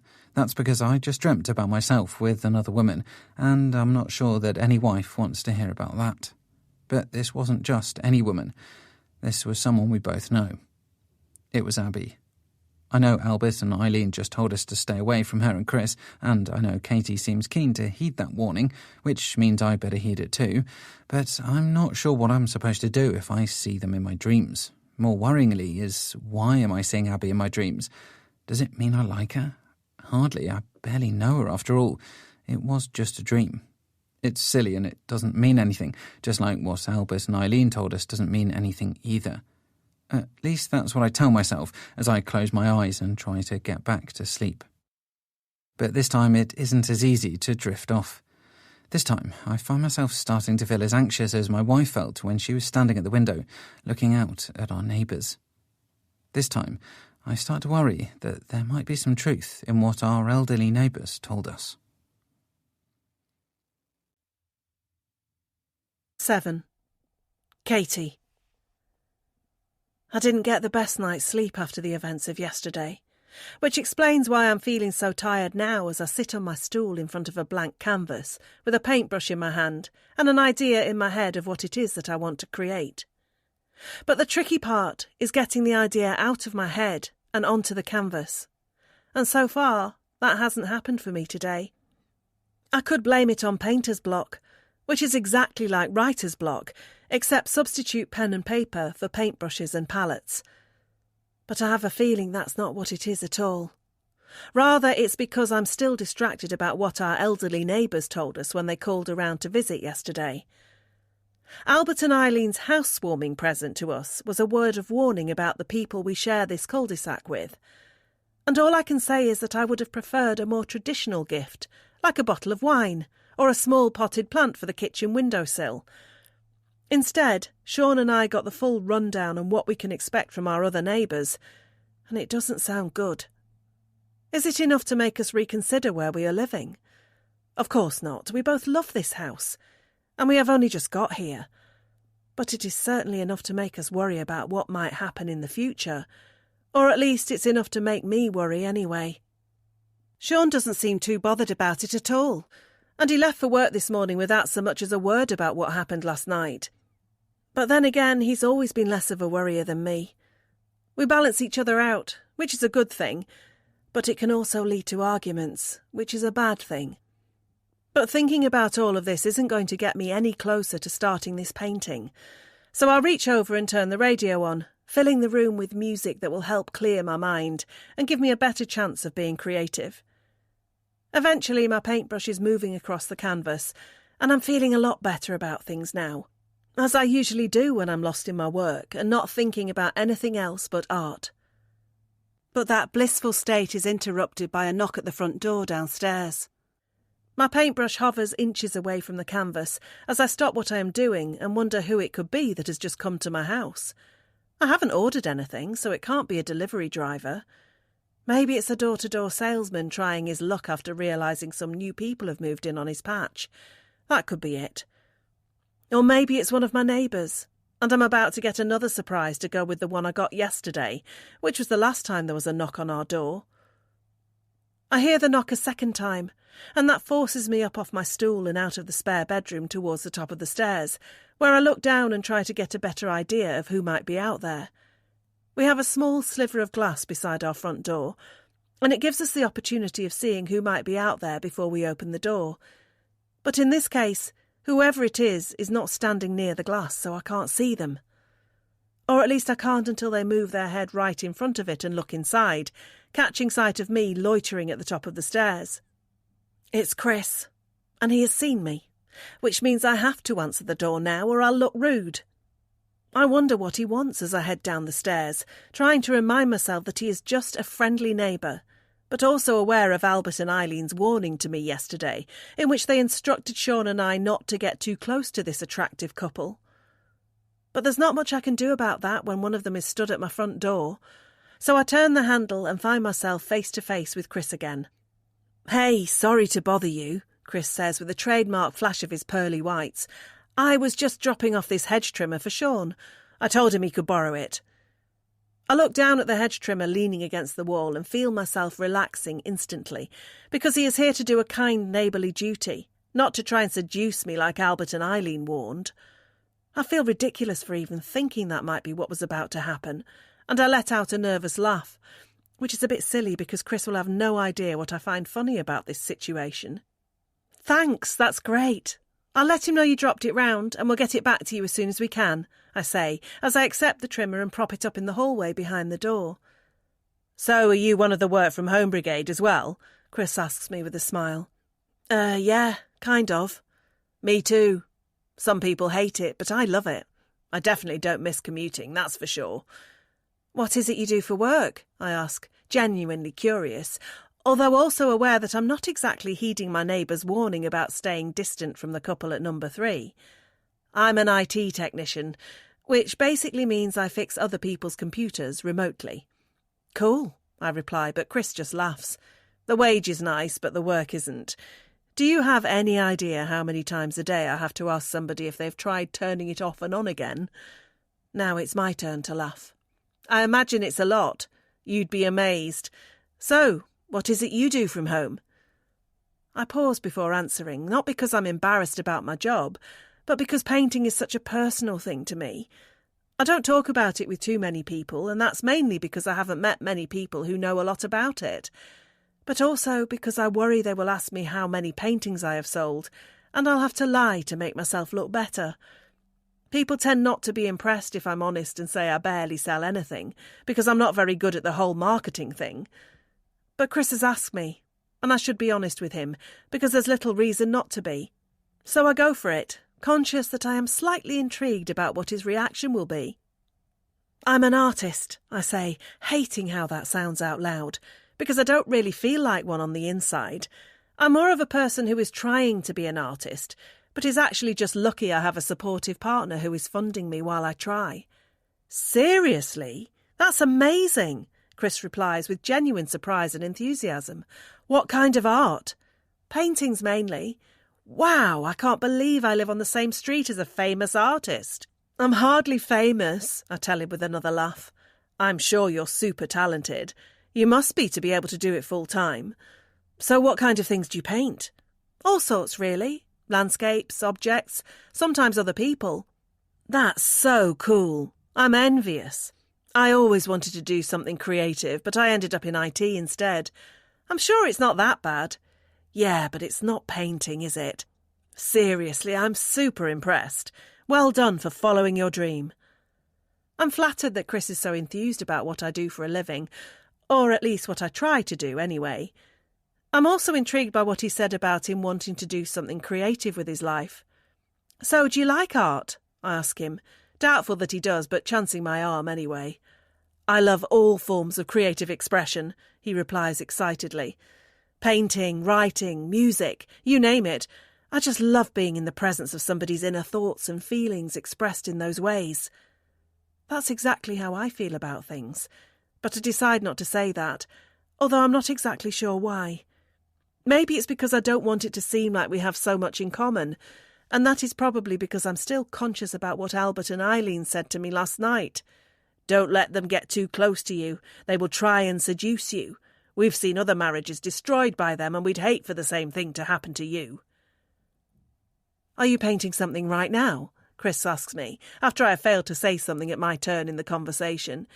Yeah, kind of, I reply, thinking about the blank canvas upstairs. When will it be finished? I'd love to see it. In fact, I'd love to see anything you've done if you have any around the house now. I can see that he genuinely means that, and he is obviously telling the truth about being a keen art lover, because I can tell when people are feigning interest in what I do. But I'm not sure letting him inside to see what I am doing would be the best idea, and certainly not when Sean isn't here with me. Most of my paintings are still in boxes, I lie, figuring that is a good excuse considering we have just moved in. And the one I've just started is in its very early stages, so I wouldn't want to show that to anybody yet. Of course, I understand, but you'll have to let me know when I can have a look. I'd really love to see your work. I smile at this pleasant and eager man on my doorstep and tell him that I will show him some of my paintings at some point, although I make sure not to put a definite date on it. Then I tell him that I better get back to work, and he agrees that he should do the same, so he bids me goodbye and walks away down my driveway and back in the direction of his house. Watching him leave, I feel a strange mixture of relief and disappointment. Relief because he's going, and that's what Albert and Eileen would want, but disappointment because I was enjoying our interaction together. By the time I have closed the front door and returned to my stool in front of the canvas upstairs, I am not thinking about painting anymore. I'm thinking about my neighbour, who seems genuinely fascinated by what I do. I'm thinking about how his face lit up when he found out I was an artist. And I'm also thinking about how Albert and Eileen told me he would probably try to seduce me at some point. Is that what that was? Has it started already? No, I'm sure he was just being honest and actually has an interest in all things creative. But the fact that I'm unable to concentrate enough to get back to work tells me that I'm not sure at all. Maybe he was just saying what he thought I wanted to hear. Maybe he is already working on me just like he worked on the last woman who lived here. And look how that ended up. She got divorced and moved out. But that won't happen to me. I'm too smart to do anything stupid that might risk my relationship with Sean, and I know he is the same. So why do I feel so uneasy? Why can't I go back to painting? And why do I now find myself staring out of the window in the direction of number 3? 8. Sean. After a busy Monday in the office, I'd like nothing more than to just go home, put my feet up and while away the remainder of the evening in front of the television. But I know that's not going to be how it goes because there is a lot that needs doing around the house, and I'm going to have to do some of it because otherwise it just simply won't get done. Katie called me earlier and told me that Chris had been around with the hedge trimmer for me to borrow, so I better get some use out of that so I can return it to him quickly. I don't want to be one of those people who borrow something and then hold on to it for too long, leaving the person who lent it feeling awkward about when they will ever see their possession again. But trimming some hedges in my garden is hardly the most exciting thing to look forward to doing as I turn my car onto my street before parking up on my driveway and turning off the engine. I grab my suit jacket and my briefcase from the passenger seat before climbing out of my vehicle, and I'm just about to go and unlock my front door when I hear a female voice calling out to me from behind. Turning around, I see that it belongs to Abby, and she is waving at me from her garage, which is wide open and filled with all sorts of fancy-looking gym equipment. She has obviously been using that equipment too, because she is wearing a sports bra and lycra shorts and looks to be a little out of breath. "Good day at work?" she asks me as she steps out of her garage before taking a swig from the water bottle in her left hand. Yeah, it was all right for a Monday," I reply, trotting out the same weary line I always do whenever anybody asks me how my first day of the week went. "You look like you could use a good workout. Blow off some steam," she tells me, and I would have to agree with her if I wasn't now feeling a little self-conscious about the fact that she has just observed that I'm looking a little jaded after a day in the office. "I'll get plenty of exercise in my garden this evening," I tell her, rolling my eyes and gesturing towards my overgrown hedges. "Thanks for the hedge trimmer. I'll get it back to Chris as soon as I can." "No problem. Have it as long as you like." She gives me a smile, and even though she was presumably working out just a few seconds ago, she doesn't look at all sweaty, and there's not a hair out of place on her head, although maybe that's because most of her long locks are scrunched back into a ponytail. "That's quite the setup you have there," I tell her, looking past her at the exercise bench, dumbbells and medicine balls that fill up most of the space in the garage. "Yeah, I used to go to a gym, but I decided to bring the gym to me. Gives me less of an excuse not to exercise now when I only have to walk a few yards to get here." I laugh. "Fair enough. Well, certainly looks like you have everything you need." "Everything but a pool. But I can get a day pass to the local gym for that," she tells me, and I nod my head, impressed at her apparent appetite for fitness. Then she says something that would be a compliment, if only it didn't make me instantly think back to Albus and Eileen's strange warning last night. She tells me that she can tell I'm no stranger to a gym, and she does while glancing down at my torso, which is completely covered by my work shirt but must be just tight enough for her to see some of my muscles beneath it. I'm flattered that she's noticed my reasonably decent body, but according to Albus and Eileen, I should be on my guard because she might not just be being friendly. She might be after something more, and it's something that I definitely can't give her. "Yeah, I go to the gym every now and again," I say, batting a dismissive hand in her direction to downplay how much I actually do like to work out. But not as much as I should do.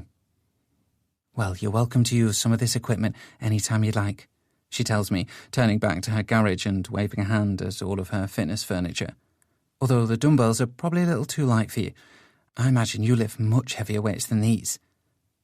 I'm hardly Mr. Universe, and I definitely won't be entering any strongman competitions anytime soon, but I do lift reasonably heavy weights, and Abby is right in assuming that there isn't likely to be much I can use in her gym. But it's a kind offer all the same, and I thank her for it, whilst also making sure to politely dismiss the suggestion, because I know I better not get into the habit of using my neighbour's home gym, and particularly when I've been advised to stay away from that neighbour, if I value the sanctity of my marriage. "Well, if you change your mind, I keep a spare key for the garage under this plant pot right here," Abby tells me, and she nudges her foot up against a small red plant pot that sits on the edge of her neatly trimmed lawn. "You're welcome to use it any time. I'd hate for you to not get to the gym as much as you'd like. I'm sure you have a very busy job." I do have a very busy job, but it's not that exciting, so I don't want to talk about it and ruin whatever picture she has of me as some high-flying businessman, even though I'm not sure why that is so important to me. That's why I just thank her again before telling her that I have to get inside and grab something to eat before a fun evening of hedge trimming. "Have a good night, and don't work too hard," she tells me before giving me a wink. With that, she spins around and heads back into her garage, her gait light and bouncy, and her ponytail bobbing about against the back of her bare shoulders. I turn around myself and head for my front door, my movements much stiffer and more ponderous than hers, and I have the 8 hours I just spent sitting in an office chair to thank for that. As I unlock the door and step inside, I take a look back over my shoulder at the garage of number 3 and see Abby already lying on her back on the exercise bench and lifting a couple of light dumbbells up and down above her torso. Her arms are slender and toned, and her ample chest is rising and falling in time with her movements as she breathes in and out and maintains good form. But just before I can turn away and close the door, Abby stops her exercise and looks in my direction. And she definitely catches me looking at her. I feel my face blushing as I worry she might think that I was ogling her, and I close the door before there can be any more awkward seconds to endure. Then I drop my briefcase at the foot of the stairs, hang my jacket on the coat hook, and head into my home, calling out for my wife, who could be doing all sorts of things right now, but one of them definitely won't be exercising because she finds it tedious and dull. Katie is very different to Abby. There's no way my wife would ever walk around in a sports bra and lycra shorts for a start, nor would she even know how to perform a chest exercise correctly. But that's why I love her. She has her own interests and hobbies, and she doesn't try to pretend to be anything that she is not. I did try getting Katie to join a gym with me once, but she just laughed at the idea and told me that she would rather die. I think she was joking, but I can't be sure. But I guess it's a good thing we have our differences, and they do say opposites attract. I guess that's why I ended up with her, and not someone like Abby. And I guess that's why I still think Albert and Eileen's warning is silly, because even if Abby might be flirty and up for a little mischief, just like her husband apparently is too, that doesn't mean I have to be. I'll just keep to myself, which means I definitely won't be going around to Abby's to use her gym equipment. The only time I'll go over there will be to drop the hedge trimmer off. Then I'll come back to my own house and my own wife, because that's just the normal thing to do. So why do I feel like I need to remind myself of that? 9. Katie. I feel like I'm starting to find my way around the new kitchen now, and to prove it, I have cooked up a feast of Italian food for my husband after his first day back in the office following our house move. Sean is extremely grateful for that too, as he tears off another slice of the homemade garlic bread and drops it onto his plate, beside the meatballs that he has been enjoying ever since I served them up 10 minutes ago. "This is amazing," he tells me with a mouthful of food, and I smile at him while also feeling pleased that it doesn't take much to get in his good graces. Like most men in life, the key to keeping my partner happy lies in his stomach. "This is just what I need before tackling those hedges," he adds, before taking a sip of his water. And that comment makes me think again about telling him about my brief interaction with Chris when he dropped the garden appliance off earlier. "Chris was chatty when he called round," I say as I twirl a meatball around on the end of my fork. "Apparently he's an IT technician and works from home." "Really? I wouldn't have had him down as an IT worker." "What did you think he did?" "Besides male modelling, you mean?" I laugh. "Not every good-looking person has to be a model." "So you think he's good-looking?"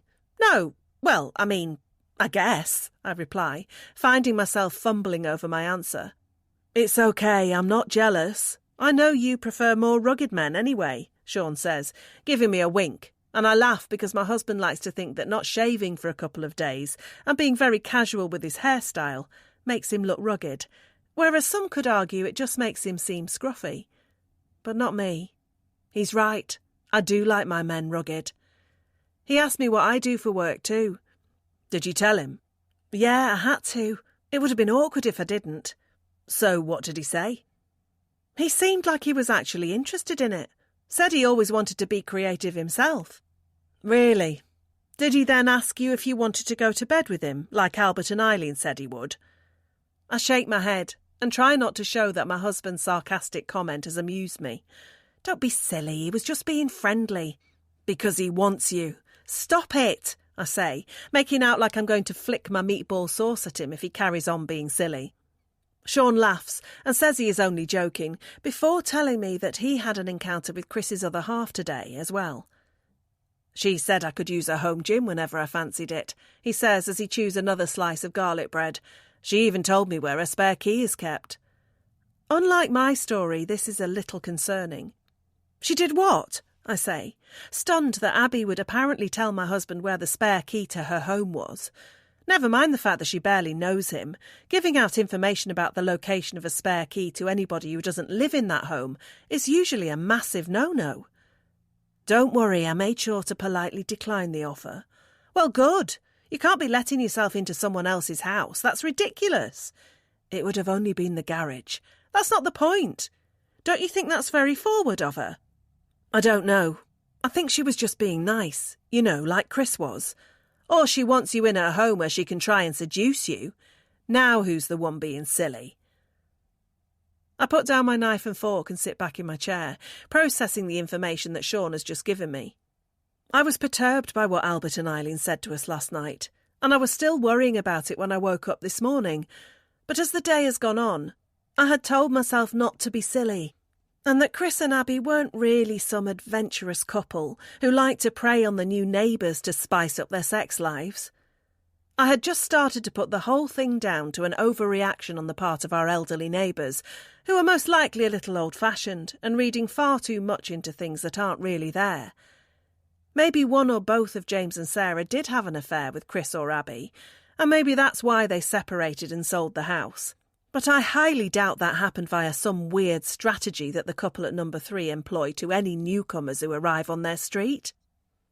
But hearing Sean tell me how Abby told him that he could use her spare key to access her home gym has made me a little rattled.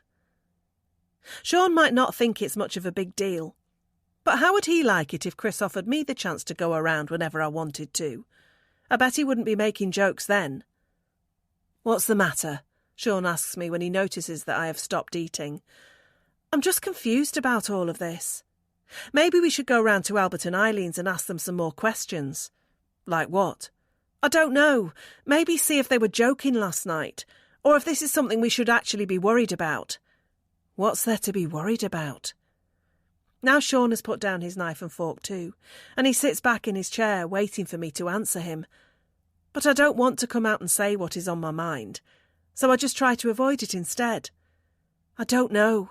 No, come on. If you were serious about this, then it must mean you are worried about us falling foul of Chris and Abby. So what does that mean? You think I would cheat on you with her? No, of course not. Then what? You might be tempted by Chris? No. Then what is there to worry about? I get my husband's point.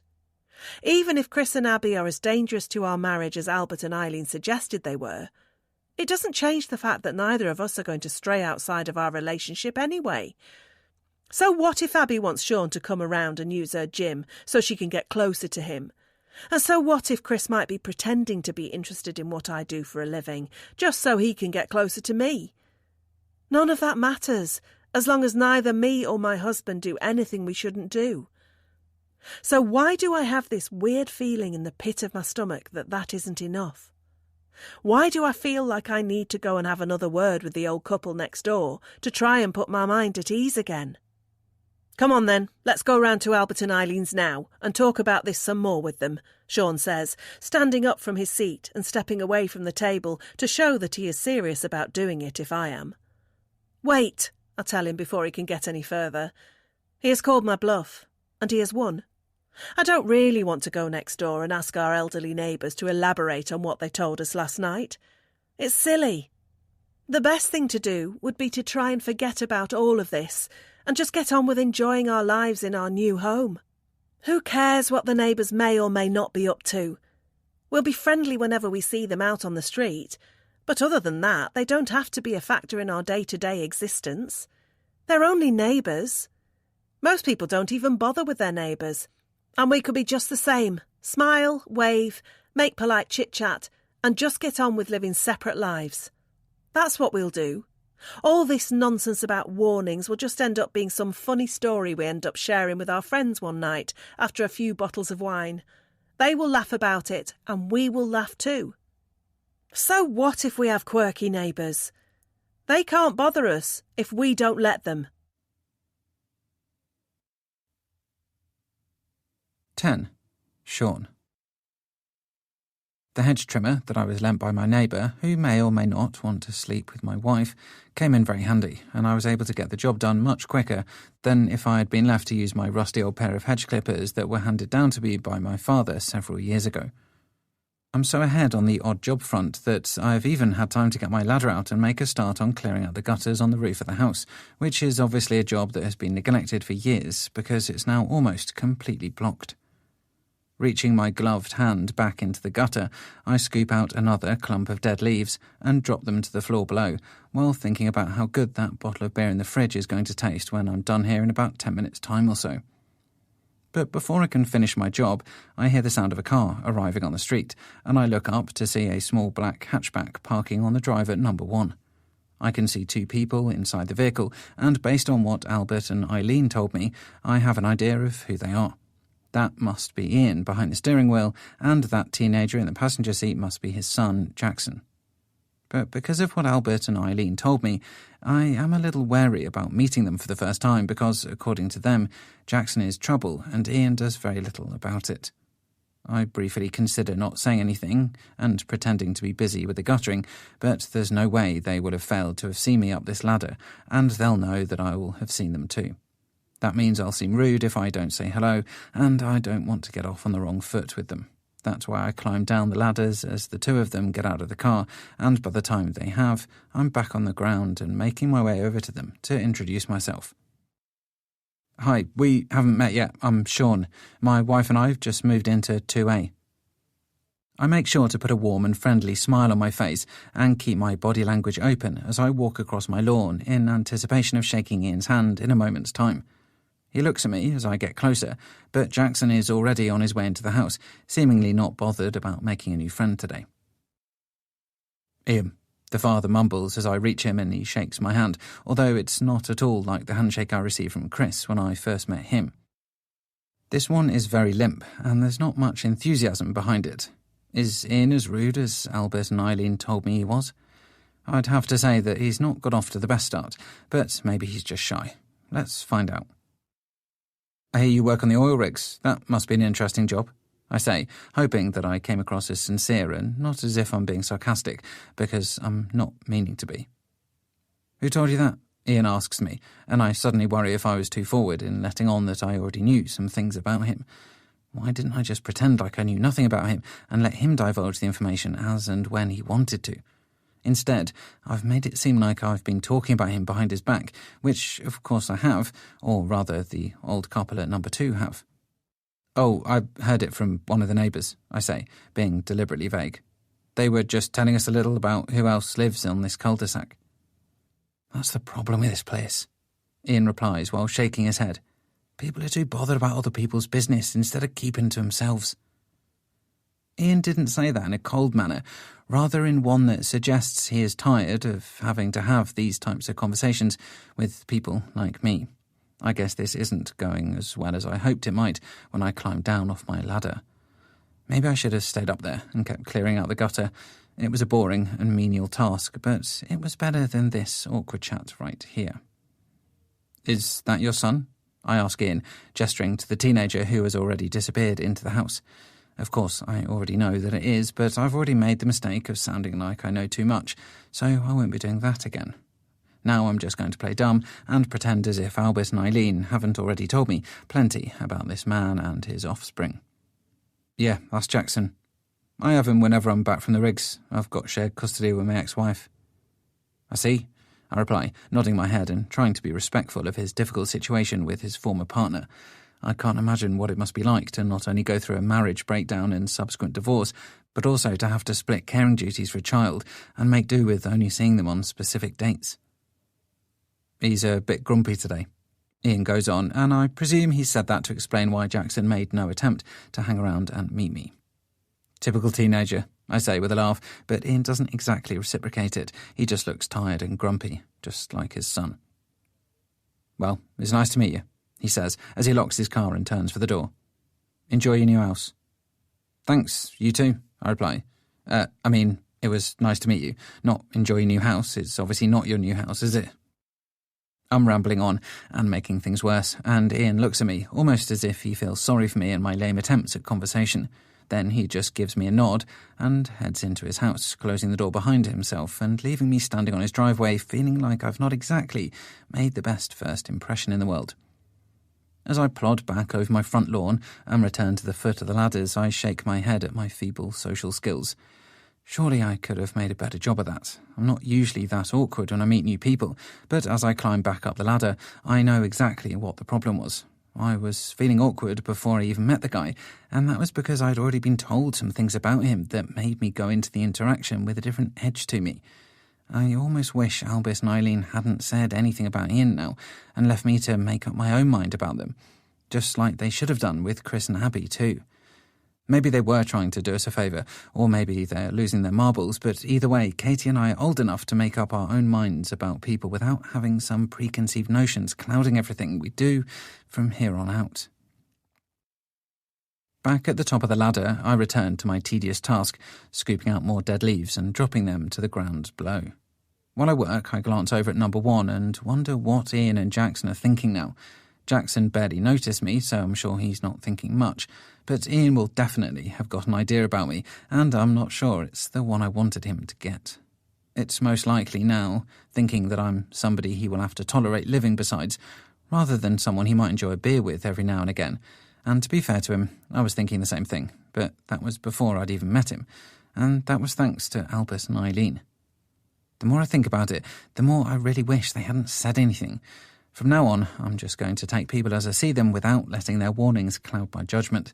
As far as I can tell, Chris and Abby are nothing but polite and friendly, and Ian seems okay too. Jackson was hardly a font of conversation, but then again, he's 15, and what 15-year-old is? So far, everything seems okay, and I'm sure it's going to stay that way too. This is just everyday England, not an episode of EastEnders.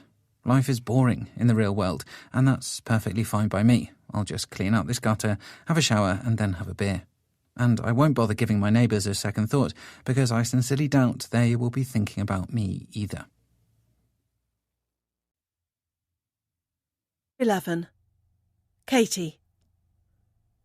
It's almost been a week now since we moved into this house, and slowly but surely we are putting our stamp on it.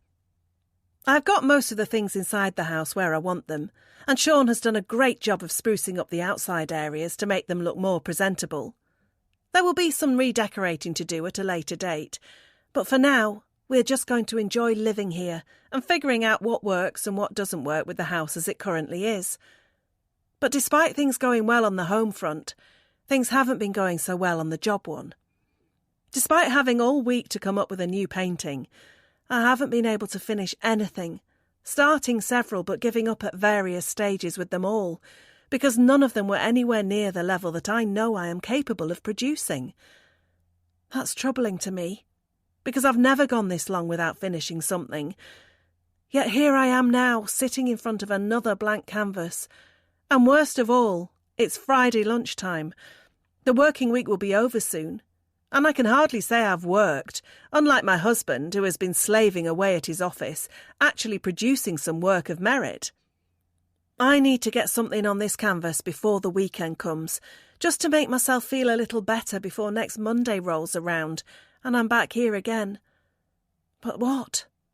Like so many creative souls who have come before me, I turn to the last resort. I stare out of the window and hope for inspiration to strike. It's pathetic. I should be more professional than this, but I'm desperate. Although I'm not expecting to see much out on the cul-de-sac to get my creative juices flowing. But I'm wrong. I see something almost immediately, and it gives me an idea of what to paint. Chris is on his driveway, and he's working beneath the bonnet of his car, a strong display of domestic masculinity if ever there was one. As someone who likes to paint both landscapes and people, I have the idea of combining both those things. I could paint the landscape of Chris's house, as it appears to me from this vantage point, and I could also put Chris himself in the painting. It might not be the best idea, but for someone who has been starved of an idea for a long time, I have to take the inspiration where I can get it. And besides, I've never painted a car before, so it will be a new challenge. I dab the tip of my paintbrush in the palette beside me, before touching it on the canvas and beginning to make some broad strokes that will lay the foundation of what I hope this picture will eventually turn out to be. As I do, I make sure to keep looking out of the window at my muse outside, taking in all the details of the view so that I can apply them to this painting and make it look as realistic as possible. The car is dark blue, just like the jeans Chris is wearing, while his t-shirt is white, matching the colour of the clean pair of trainers on his feet. The car is stylish, as is the fashion sense of the man currently tinkering with it. And add to that the immaculate garden surrounding them both, and I have plenty of ways to make this picture pretty. I have no idea what Chris is doing under the bonnet of his car, but I'm happy for him to stay out there for as long as possible, because it is giving me more of a chance to really capture his likeness in my painting. By the time I have done that, I'm looking forward to breaking out the more colourful paints in my arsenal to tackle the garden. Greens, yellows and oranges will all be used to capture the grass and flower beds, although it won't be as creatively taxing to paint them as it was to paint the car and its owner just now. It's amazing how quickly I can work once I have a good picture of what I want to create in my mind. And after almost a week of producing very little, I have now almost finished my latest masterpiece. I move my brush away from the canvas and lean back on my stool to get a better idea of how my work is looking. And when I do, I have to say I'm surprised. This might be one of the best paintings I have ever done. I might be biased, but it definitely looks like I have captured a small slice of suburban solitude in this image of one man and his car on his driveway in the middle of the day.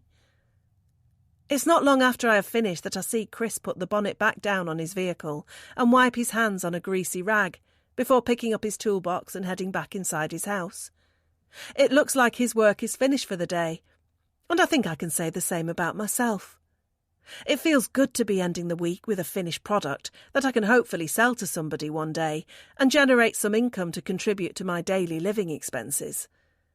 I've never expected to get rich from my artwork, but it would be nice to be able to pay a few bills every now and again from the profits of any sales I have made. And I'm sure Sean would appreciate that too, even if he would never come and say it directly to me. I leave the painting behind and take my brushes and palette downstairs to the kitchen sink, where I wash them all carefully so that they are ready to be used when I come to sit back down on that stool on Monday morning.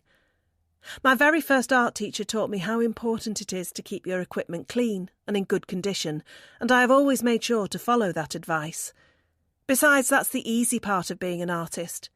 Anybody can wash some brushes. It's the process of getting them dirty for a worthwhile reason that's the hardest part. With my equipment restored back to cleanliness, I deposit it all back upstairs in the spare bedroom before taking another moment to admire the work I have just created. I really am happy with this one, and I take a photo on my mobile phone with the intention of uploading it to my website as soon as possible so that a customer might see it and potentially make me an offer on it. I'm just about to return my phone to my pocket and leave the painting to finish drying when I hear the knock at the front door. I ordered some new plates and cutlery online yesterday, and I paid for next day delivery. So I'm assuming it's a delivery driver dropping those items off for me now as I make my way to the staircase and head down it. But when I open the door and get a look at the man on my doorstep, I see that it isn't a delivery driver holding a box full of kitchenware.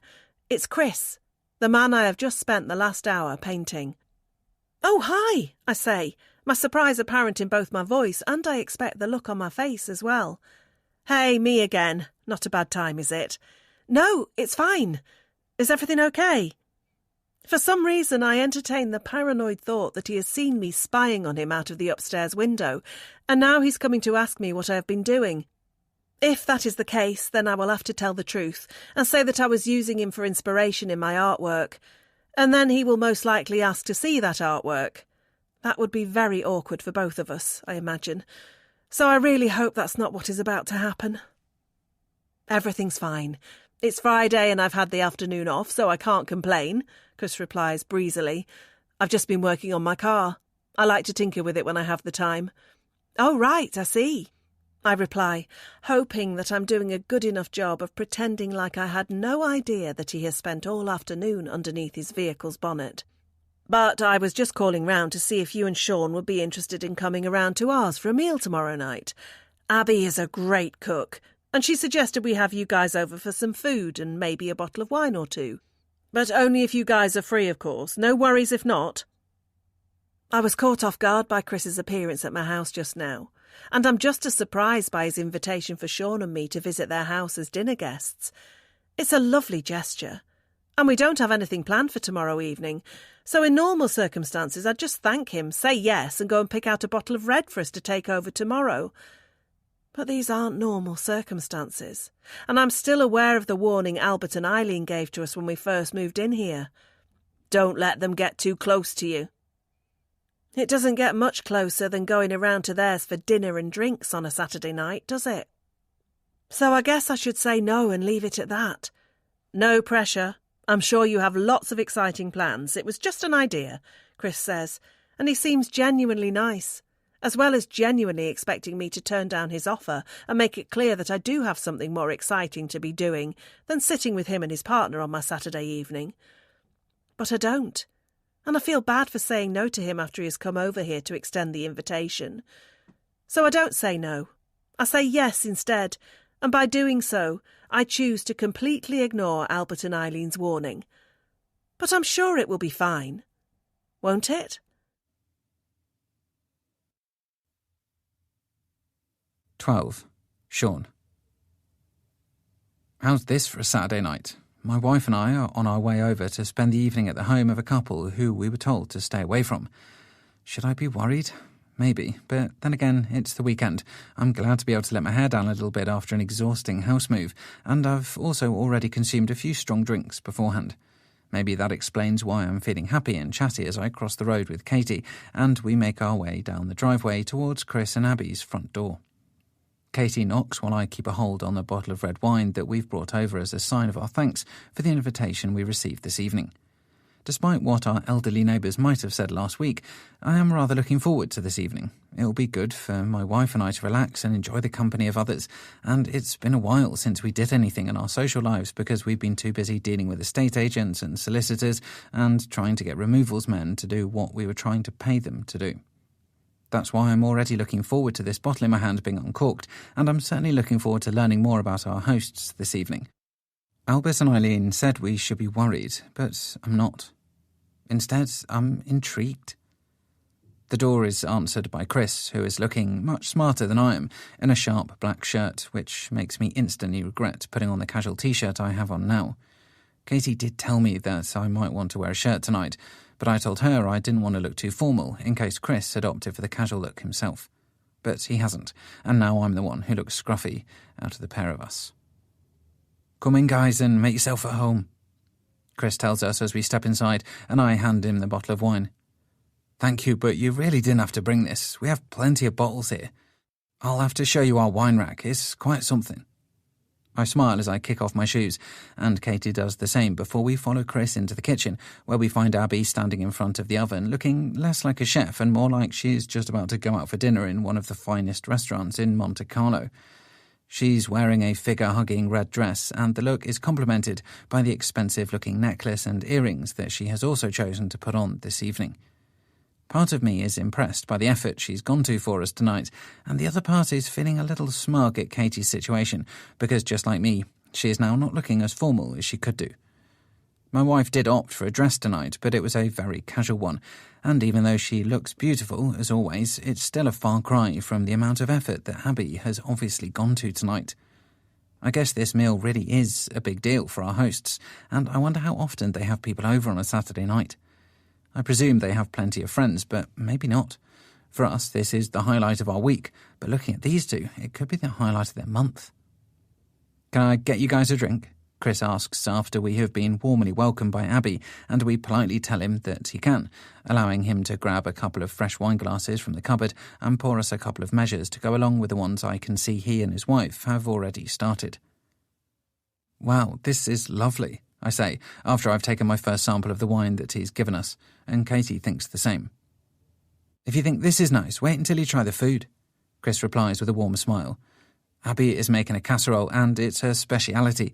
It's to die for, trust me. It certainly looks like Abby has got everything under control on the food front, and so much so that she asks me if I'd like to take a closer look at the home gym she has constructed in her garage. I feel like I can't say no, so I follow her out of the kitchen, leaving Chris and Katie chatting about something to do with the use of space in the kitchen and how the colour of the countertops complements the colour of the cupboards. I'm quite glad I don't have to partake in that conversation, if I'm honest. Reaching the garage, Abby turns on the light and the fluorescent bulb kicks in, revealing most of what I saw the other day, which was an exercise bench, some dumbbells and a medicine ball. But being in here now, I notice there is even more equipment than I had initially realised, and I'm very intrigued by the machine in the back corner of the room. "Oh wow, you have a mountain climber," I say, referring to the tall black contraption against the wall that allows a user to walk up and down its moving steps as if they are walking up a mountain.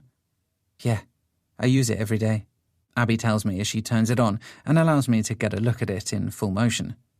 "It's hard work, but it's great for the glutes, and what woman doesn't want good glutes?"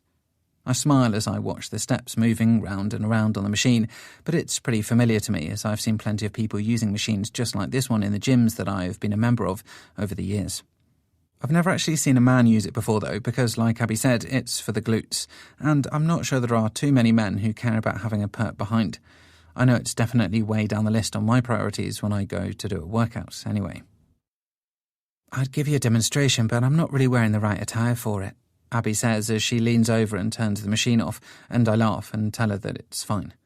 She definitely isn't wearing the right clothes to use a machine like this, although I can tell that she does use it a lot.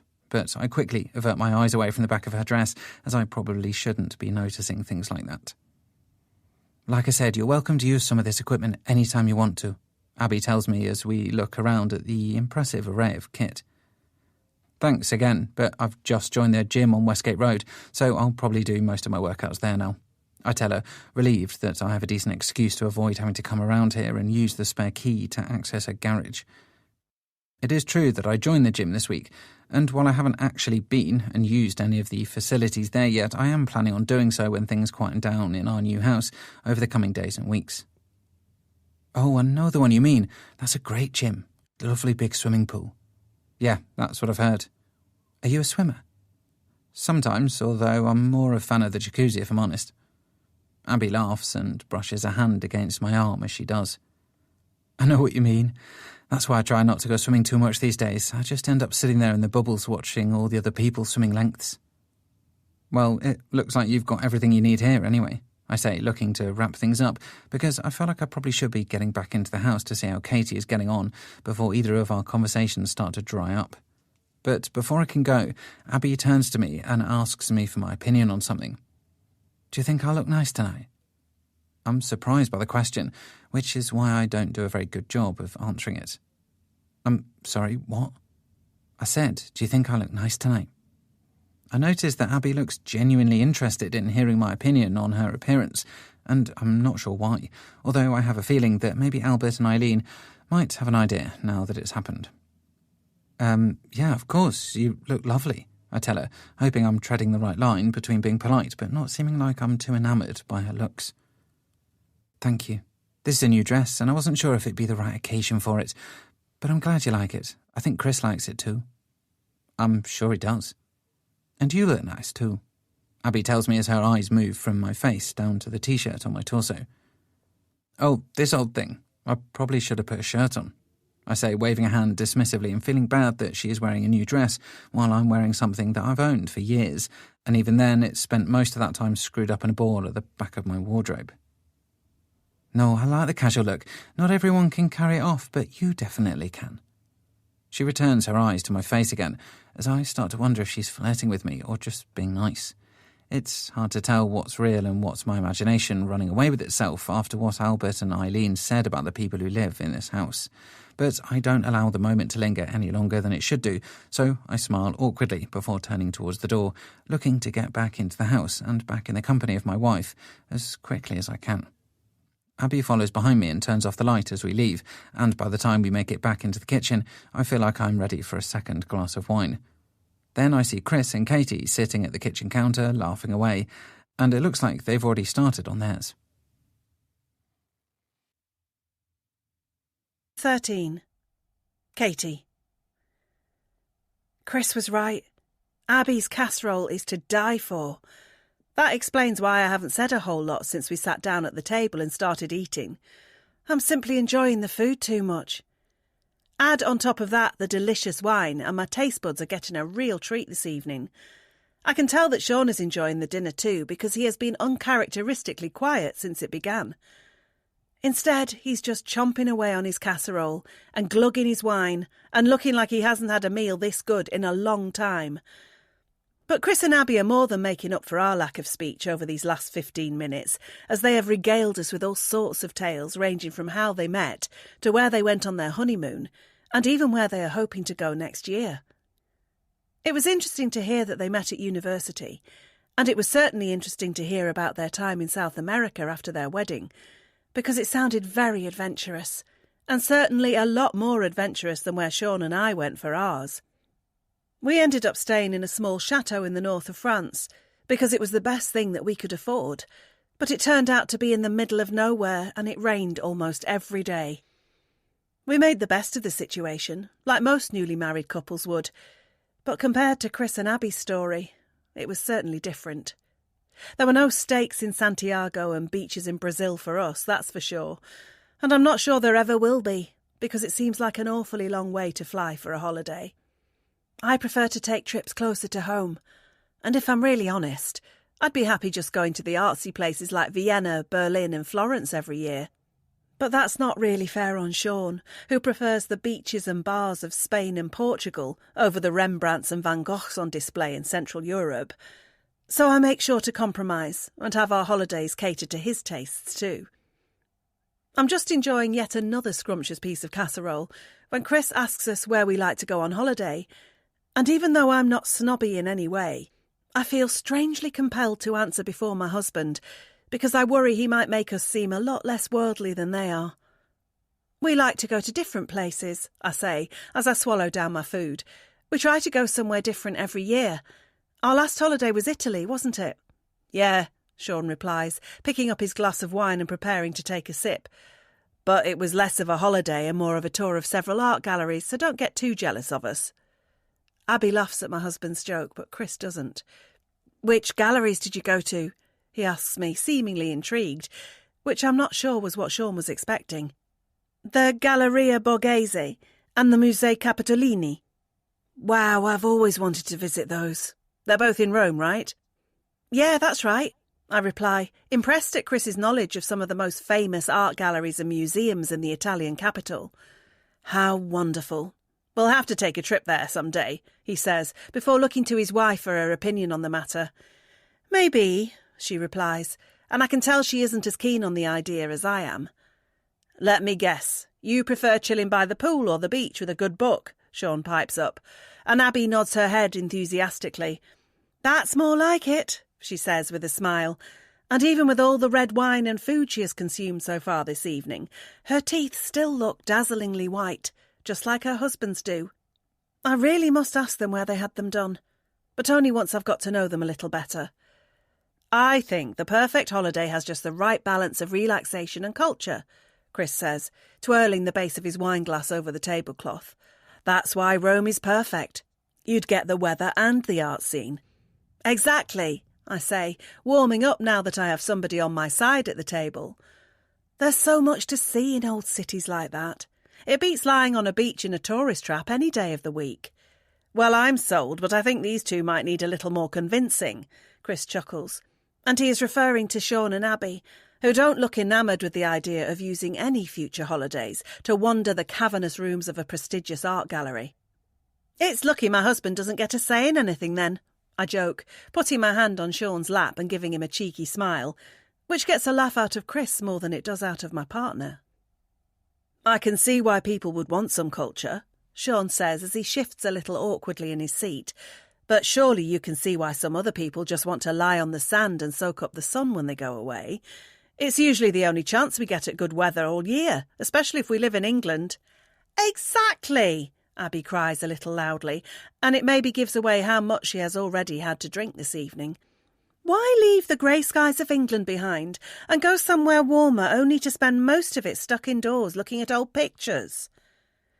I'm tempted to say that there is a lot more to art than just looking at some old pictures indoors, but I'm a guest here, so that means that I'm on my best behaviour, and I choose to just take a sip of wine instead. But Chris seems more than ready to fight the corner for the art lovers of the world. It's an acquired taste, and I understand that it's not for everyone. But to me, spending an afternoon walking around a good art gallery is just as enjoyable as any other leisure pursuit, he says, and I nod my head because I'm very much in agreement with him. But I stop nodding when Abby comes back with her retort.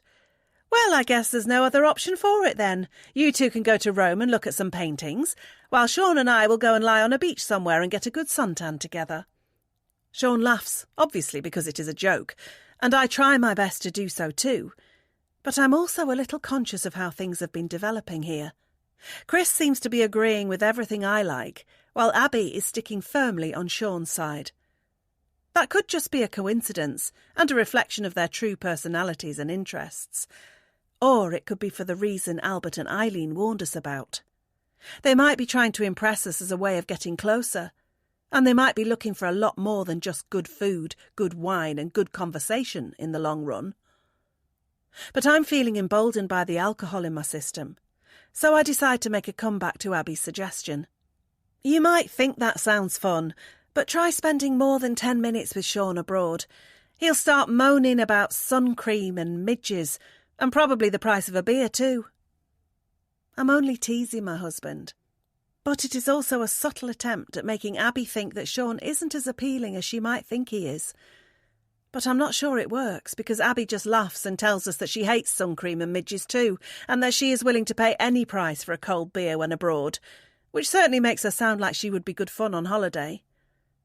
It's fine, Katie, Chris says as he sits back in his chair and fixes me with a warm stare. We'll leave these two to the sunburn and the overpriced drinks, while we open our minds and feed our creative souls in the presence of some of the best artists who have ever lived. I notice that Chris holds my gaze for a moment or two longer than might be considered normal when he has finished telling me his plan, and I'm the first one to break away from it and lower my eyes back down to the table. There's no doubt that this evening is going well in terms of the rapport that Sean and I have fostered with our hosts, but maybe it's going too well. Sean and Abby obviously have plenty in common, and it's clear Chris and I do too. If everything was normal, then this could be the beginning of a beautiful friendship between us all. But not everything is normal. Albert and Eileen told us that, and no amount of casserole, red wine and holiday chat can make me forget what they did tell us. I wonder if they saw Sean and I come over here tonight for this meal. And I wonder if they are shaking their heads and preparing to say, "I told you so," if things go wrong because of it. 14. Sean. I drop the house keys on my first attempt at getting them in the lock, and I have to carefully bend down and scoop them up off the doorstep before trying again. Katie laughs at my poor try, and I have to admit I find it a little funny too. That's because we're both drunk, and when that's the case, everything seems funnier than usual. I'm able to get my coordination skills working a lot better the second time around, and with the key in the door, I'm able to open it up and get us inside. As I close it behind us, Katie is already making her way down the hallway in the direction of the kitchen, where she's going to get us a couple of glasses of water for our bedside tables. I hold onto the wall beside the staircase for support as I take off my shoes, all the while thinking about the last few hours my wife and I have just experienced and what it might mean going forward. To say the dinner party with Chris and Abby went well would be an understatement. We got on like a house on fire, sharing stories, jokes and plenty of food and wine, and there was barely an awkward moment of silence to be had once we had got past the initial few minutes. I had a great time, and I'm sure Katie did too, and normally that would be a good thing, but all of the excitement and anticipation of future dinner dates to come is tempered somewhat by the knowledge of the people in the house we had to walk past on our way back home from Chris and Abby's this evening. That was Albert and Eileen's house, and while I didn't say anything to my wife at the time, I'm pretty sure I noticed Albert in an upstairs window looking out at us as we staggered back across the street in the direction of our house. I only noticed the man's shape in the window for a moment before he disappeared back behind the curtain, but I definitely saw him, and he definitely saw me, and it definitely had me thinking again about what he said to us when we first met him. Sorry, old chap, but we've gone against your advice and made friends with Chris and Abby, and I have to say, I'm not sure what all the fuss is about. As far as I can tell, they're a lovely couple who are keen to make new friends, and I'd say exactly the same about us. We're all of a similar age, and we have more than our fair share of things in common. Abby and I share a passion for fitness as well as cocktails on a sandy beach on holiday, while Katie and Chris are more into culture and visiting galleries and museums over pools and bars. But as a collective foursome, we all found common ground over the course of the evening, and all enjoyed each other's company, and that is why we have already decided that we should do it again. Of course, next time it will be our turn to host, and while we haven't set a date for the evening yet, I'm sure we'll get round to it in due course. With my shoes off, I put my feet onto the steps of the staircase and make my way up to the bedroom, bumping into the wall slightly as I go, and it's another reminder of how inebriated I am right now. It's been a while since I had this much to drink, but I can also say it's been a while since I had such a good time, and the two things so often tend to go hand in hand, or at least they do for me anyway. Reaching the bedroom, I pull my t-shirt over my head before making a bigger job out of removing my jeans than I need to. But finally, I'm stripped off and lying on the bed, and all I have to do then is close my eyes, and the room should stop spinning. It works until I have to open them again, when Katie tells me to drink some water before I fall asleep, and I sit up on the bed and take a thirsty gulp from the glass she has just provided me. It won't be enough to stave off the dehydration and the hangover that will be waiting for me when I wake up in the morning, but it's better than nothing, and Katie does the same thing before we place our glasses on our bedside tables and turn off the lights. As we both lie there in the darkness, I know it won't be long until we are both fast asleep. I'll most likely end up snoring because that's what I do when I've overindulged on the alcohol front, but it's okay if Katie has been drinking too, because she'll fall into such a deep sleep that my heavy breathing won't wake her. That's good, because if not, she would wake me up and I'd end up getting a terrible night's rest. But just before we drop off, Katie rolls over to face me and puts a hand on my chest. "We don't have anything to worry about, do we?" she asks me with a hint of concern in her voice. "What do you mean?" "With Chris and Abby, they're just nice people, right? Just friends." "Of course they are." Katie goes quiet for a moment, and I wonder if that is it before we slip into sleep, but it's not. "I know I don't look as good as Abby, but you love me, don't you?" Even though I've had too much to drink, I recognise when my partner is being needy and requires some extra affection, so I make sure to roll over and face her myself before taking her hand and holding onto it as I look at her face in the small amount of moonlight that is seeping through our curtains. "I love you. Stop being silly." I move my head forward from my pillow onto my wife's, and we kiss for a moment. It starts off as a tender, loving kiss, but soon turns into something more passionate and animalistic, and before we know it, we're making out like two hormonal teenagers who have found themselves alone while both sets of their parents are away. Sleep is suddenly off the menu as we become intimate, and our inebriated states do wonders for loosening up our inhibitions and giving us both the excuse to put a little more gusto into our performance than usual. Blame it on the wine, the fact it's Saturday night, or maybe just the fact that we are finally unwinding after a hectic house move, but Katie and I are making love like we were when we first met, and I have to say, I'm enjoying it. By the time we're done, we're both sweaty and out of breath and lying on our backs, looking up at the dark ceiling again. I'm not sure that enthusiastic performance will do as much good for our impending hangovers as the glasses of water beside us will, but it was definitely worth trying, and we both roll over on our pillows feeling even more satisfied with the evening than we were before. I let out a relaxed sigh as I close my eyes and feel my heavy head sinking deeper into my pillow, and I'm almost asleep without a care in the world. Almost. That's because right before I drop off, I get a wave of guilt washing over me, and I know exactly where it's coming from. It's coming from the fact that I wasn't entirely present when I was with my wife just then. I wasn't fully thinking about her in every moment that we were physical together. There were a couple of moments when I was thinking about Abby instead. 15. Katie. I tend to have lots of weird dreams when I go to sleep after drinking too much. They're not nightmares, but they're not exactly pleasant either. All sorts of weird things race through my mind behind my closed eyelids, no doubt a consequence of my brain's attempt to purge itself of the liquid drug that I ingested and indulged in a little excessively. One of the things I see in my slumber tonight is my neighbour, Chris. And just like he was in my painting, he is in front of his car with the bonnet raised, and he's working away on the engine.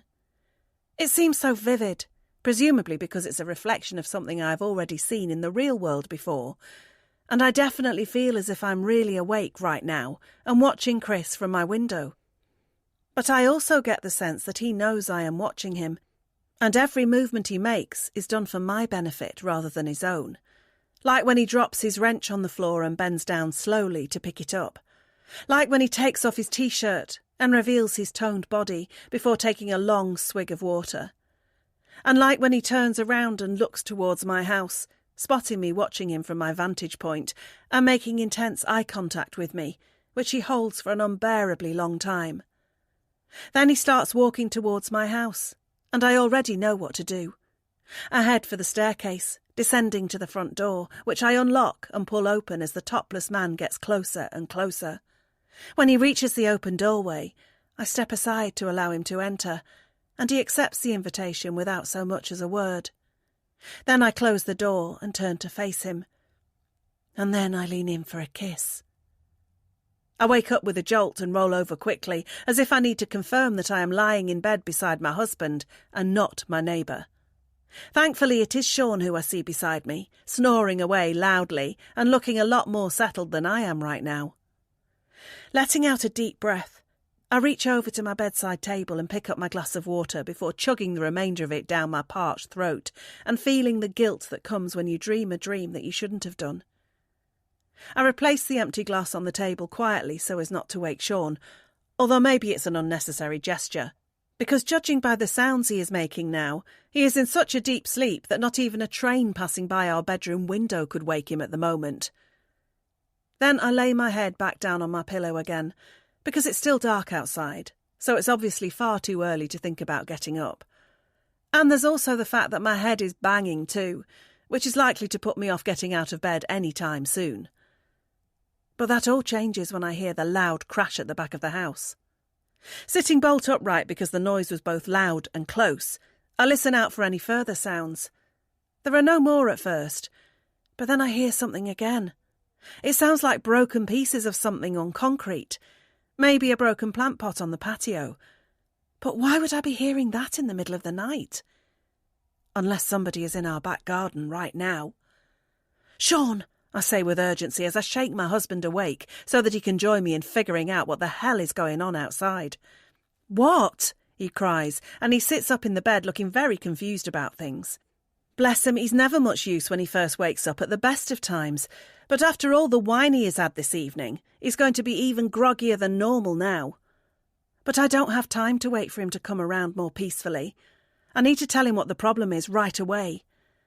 "I think there's someone in the back garden," I tell him as he rubs a hand over his weary face. "I heard a crash. It sounded like a broken plant pot." "What?" "I said I think there's someone in our back garden." "It's probably just a fox." "Will you go and check?" "What time is it?"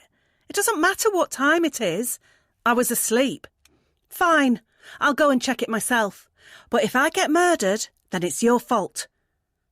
I pull back the duvet in a huff and put my bare feet onto the carpet, annoyed at my husband and his inability to wake up immediately in the middle of the night and go and do as I say without questioning it.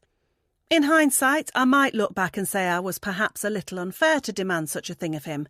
But right now, all I am concerned about is making sure we don't have a burglar trying to get into our home.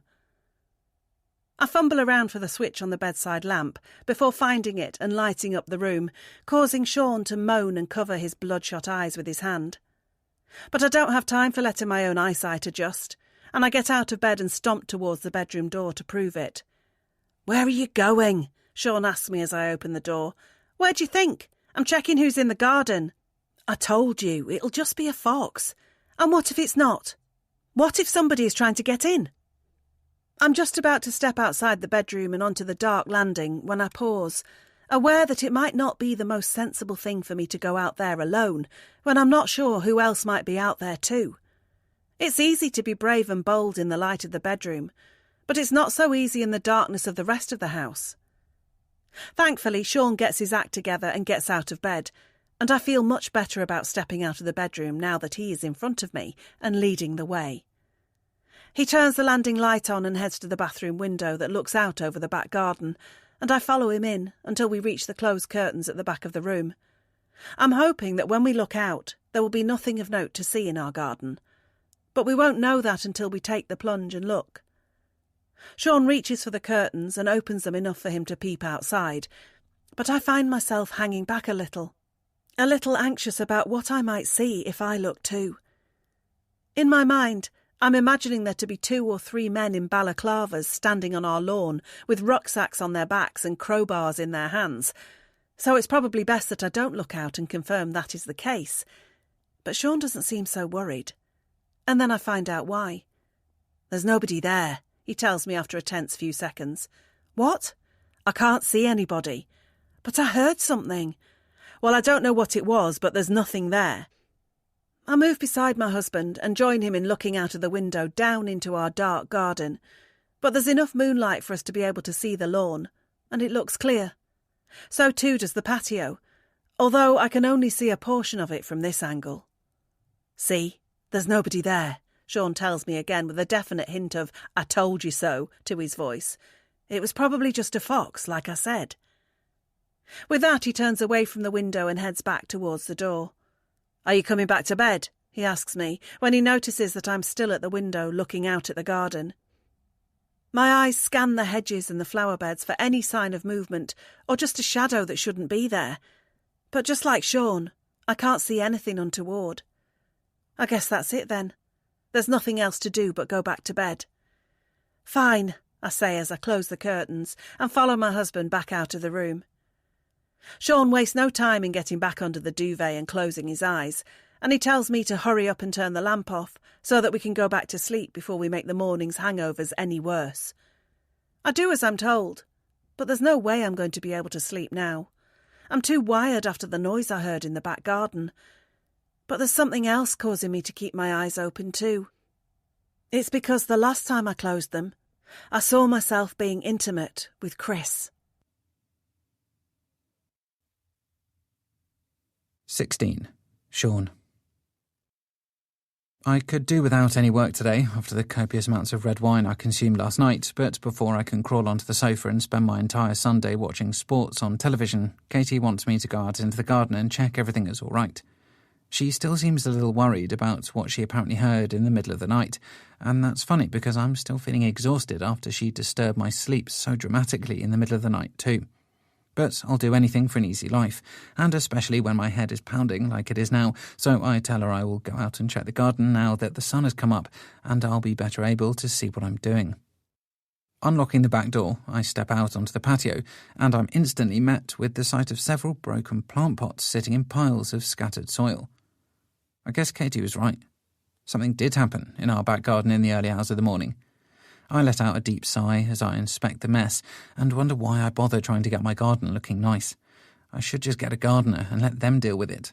I'd be happy to pay them because no matter how hard I try out here, it doesn't seem to be improving. Not only has the local neighbourhood fox obviously had his way with the flowers I planted earlier in the week, but the lawn doesn't seem to have responded to the seeds I sprinkled on it earlier. I've been watering it regularly to try and breathe some life into it, but the blades of grass still look like they've been burnt and butchered beyond repair. With all that in mind, I add calling a gardener onto my to-do list for the upcoming week as I grab a dustpan and brush from the garage and start sweeping up the mess on the patio. It's not a big job, but it's an annoying one, and I'm expecting Katie to come outside any minute now and tell me how she knew something had happened in the night and I should have been less grumpy with her. But to my surprise, it's not her voice that I hear a few seconds later. It's an unfamiliar one instead. What happened to your garden? Turning around, I initially failed to see where the question came from until I noticed the face peering at me over the garden fence. It's Jackson, and he looks happy about something, though I'm not sure what. Guess a fox must have got in here last night, I say with a shrug of my shoulders. It's annoying, but it's part of the fun of having a garden, I suppose. It looks like it made a right mess, Jackson comments, and he still seems to be smiling about something. Yeah, guess it did. Did it do that to your lawn too? Jackson nods his head towards my yellowish patch of grass, but unfortunately I can't blame the state of that on any animals. No, I think that was the old owners, I tell him with a resigned shake of the head. Unlucky. Looks terrible. Thanks. I'm not sure Jackson's presence is making either my hangover or my current task any easier, so I'm just about to turn back around and carry on tidying up when he speaks again. You should look after your garden more. People can make all sorts of mess. Oh, And foxes can too, I guess.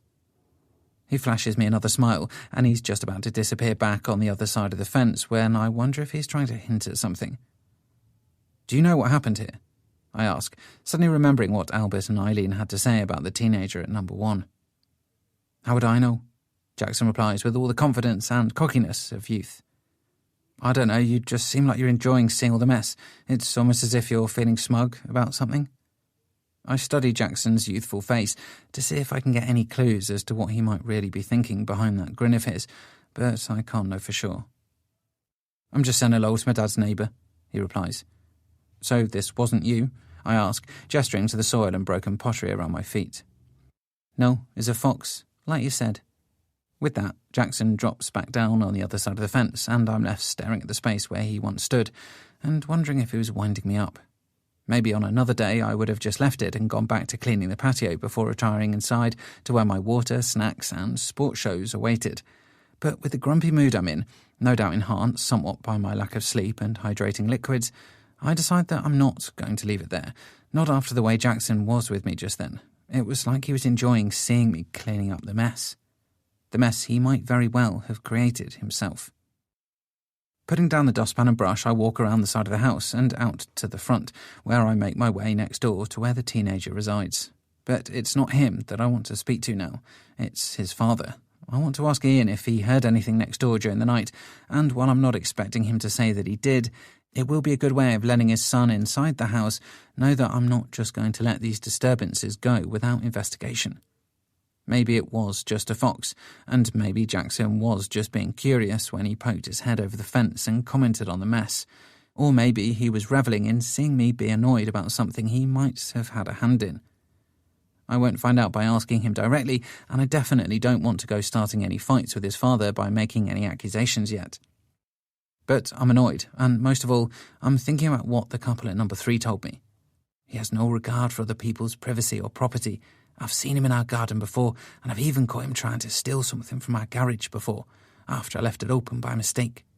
Albert and Eileen were talking about Jackson. So what if it's no coincidence that barely a week into being in our new home, and we've already had an issue on our property? Reaching my neighbour's front door, I knock 3 times before stepping back and taking a deep breath. I must stay composed and polite. I'll ask Ian if he heard anything and if he has ever had any problems with foxes before. He might wonder what the hell I'm on about, but he also might have a word with his son if he suspects him of being involved, which I do now. But there's no answer to my knocking, so I try again, almost certain that Ian is home because his car is parked on the driveway behind me. However, that fails to get a response from inside the house either, and that irritates me because I know at least one person is home. Jackson could answer the door, even if his dad wasn't able to, but what can I do? I guess I'll just have to leave it. I walk up the driveway, but I glance in one of the front windows as I go, and when I do, I see Ian sitting in an armchair watching television. He's home, after all, so why didn't he answer me? That's when I remember another thing that Albert and Eileen told us about the people at number 1. Ian doesn't tend to get too involved in what his son gets up to when he's staying with him. He mainly just sits in his armchair and drinks lager, leaving Jackson free to roam around and cause trouble where he sees fit. Maybe he knew why I was coming around and couldn't be bothered to deal with it. Or maybe he is just lazy and isn't planning on making any more effort with his new neighbours after that brief chat we had on his driveway the other day. I grit my teeth, because if there's one thing I can't stand, then it's laziness. And Ian sitting in his chair while I knock on his door and get no response from him smacks of laziness. As well as perhaps arrogance too. That could be where Jackson gets that smugness from, I suppose. But what can I do? I can't force a man to answer his front door and talk to me, can I? I'll just have to see him around. I guess I'll be seeing Jackson too. But one thing is for sure. If I see him in my back garden when he shouldn't be there, then I'll be doing a lot more than just knocking on his father's door next time. I'll be knocking him out. Full stop. 17. Katie. The house is quiet on this sunny Monday morning, and the weather is just one of the reasons why I'm feeling a lot better today than I was yesterday. Sunday was a long day, thanks to my hangover from Saturday night, my lack of sleep after being woken up in the early hours by the noise in the garden, and most of all, because of Sean's grumpy mood. He had gone out into the garden yesterday to clean up the broken plant pots that he initially believed to be down to a pesky fox, but he had come back inside with a different opinion altogether. It seemed he then blamed our neighbour's son Jackson for the damage, and to make matters worse, he had apparently gone next door to potentially voice that opinion. But that hadn't gone how Sean had hoped it would, and he had spent the rest of the day in a grouchy mood on the sofa, not really talking much about anything after that. I know how irritable my husband can be when he's overindulged the night before, so I left him to it. But that didn't mean I had an easy day myself. That's because I know what caused Sean's mood to really turn yesterday, just like I know what caused my own insecurities about Chris and Abby, and how we should be around them in our early days. It's because of what Albert and Eileen said. They warned us about Jackson, and they warned us about the couple at number 3. They have given us reason to doubt other people and their intentions, and with that, they have left us with a lot of insecurity going forward. Sean left for work this morning feeling marginally better than he did yesterday, but still not his usual charming self. And that is why I feel compelled to leave the paintbrushes in their packaging this morning and make the short walk next door to number 2. I'm going to try and have a word with Albert and Eileen and see if I can get them to expand any more on what they told us last week. I'm going to try and put my mind at ease, and I'm hoping to put my husband's mind at ease too. Reaching their front door, I knocked lightly on it, not wanting to startle the elderly couple inside. I'm not sure how many visitors they get, particularly on a Monday morning, so I don't want to make them jump too much. But then I note that their car isn't on the driveway, so I wonder if the house is empty and this has been a wasted trip. That is, until I see movement on the other side of the frosted glass and hear a key turning in a lock. "Oh, hello, dear," Eileen says when she sees me on her doorstep. "Is everything okay?" "Yes, it's fine. I just wanted to pop round and say hi," I reply, wishing at that moment that I had come up with a better excuse for being here, like bringing some food round as a gift or asking for advice, like when the window cleaners are due in the area. "What a pleasant surprise. I was just about to do some washing up while Albert is out, but this seems like a good excuse for a cup of tea. Come in, dear." Eileen beckons for me to enter her home, and I do, warmed by her welcome, while also feeling a little anxious about being here simply to broach the subject of our other neighbours. "Albert's just popped to the shops, but he'll be gone a while, so we have the place to ourselves," Eileen tells me as I walk in. Truth be told, I like it when he gets out from under my feet every now and again. I'm the same with Sean, I say with a laugh as I wipe my shoes on her doormat.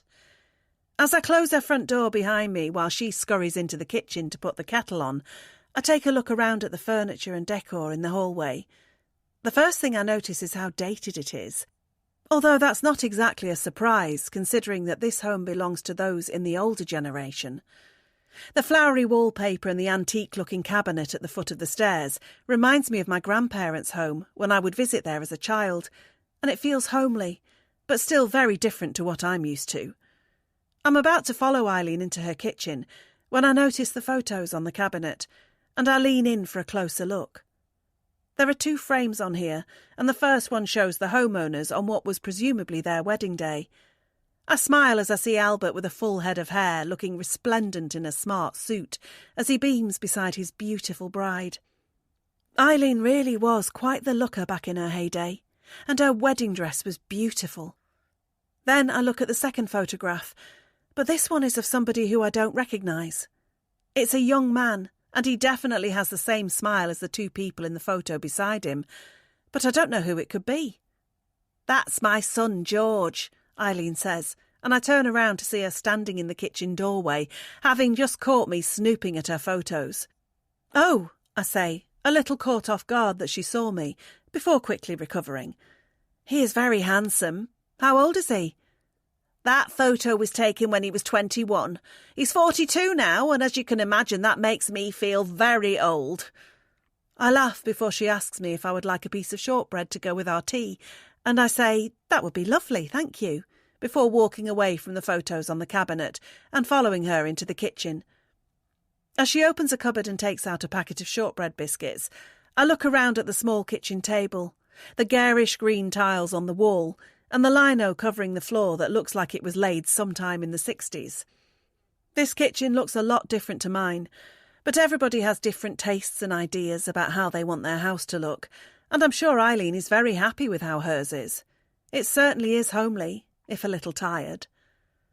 Eileen asks me how I take my tea, and I tell her just a dash of milk and 2 sugars before she puts 4 pieces of shortbread onto a plate and asks me if I would like to sit out in the garden as it's such a lovely day out there.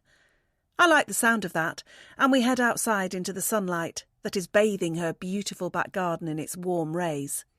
"Help yourself, dear," she tells me as she pushes the plate of biscuits closer towards me after we have taken a seat on her patio furniture, which is a plastic table and chairs set, positioned with a lovely view of her immaculate lawn and her well-tended-to flower beds. "It's been a while since I had a visitor over," Eileen admits to me after I've taken a bite from my piece of shortbread and washed it down with a perfectly made cup of tea.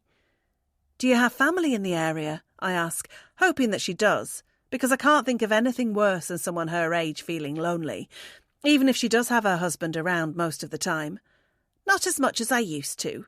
A couple of nieces and nephews, but most of my family moved further out. They like to be closer to the city. It's too quiet for them around here." "I like the quiet," I admit, and Eileen tells me that she does too, before I ask her where George lives now. "Oh, he's all the way over in Australia," the proud mother tells me, beaming from ear to ear as she talks about him. "He's an engineer, and he's working on a very big tunnelling project in Queensland." "Wow, that sounds fun." "Yes, he works very hard, but he loves it out there." "Have you and Albert been out to visit him?" "We went in 2015 for a month. It was a wonderful trip, but it's such a long way to go, and I dare say we'll never make it again. 24 hours is too long to be sitting on an aeroplane with my back these days, and Albert suffered terribly with the jet lag last time too." "Oh, I see. Does George come home often?"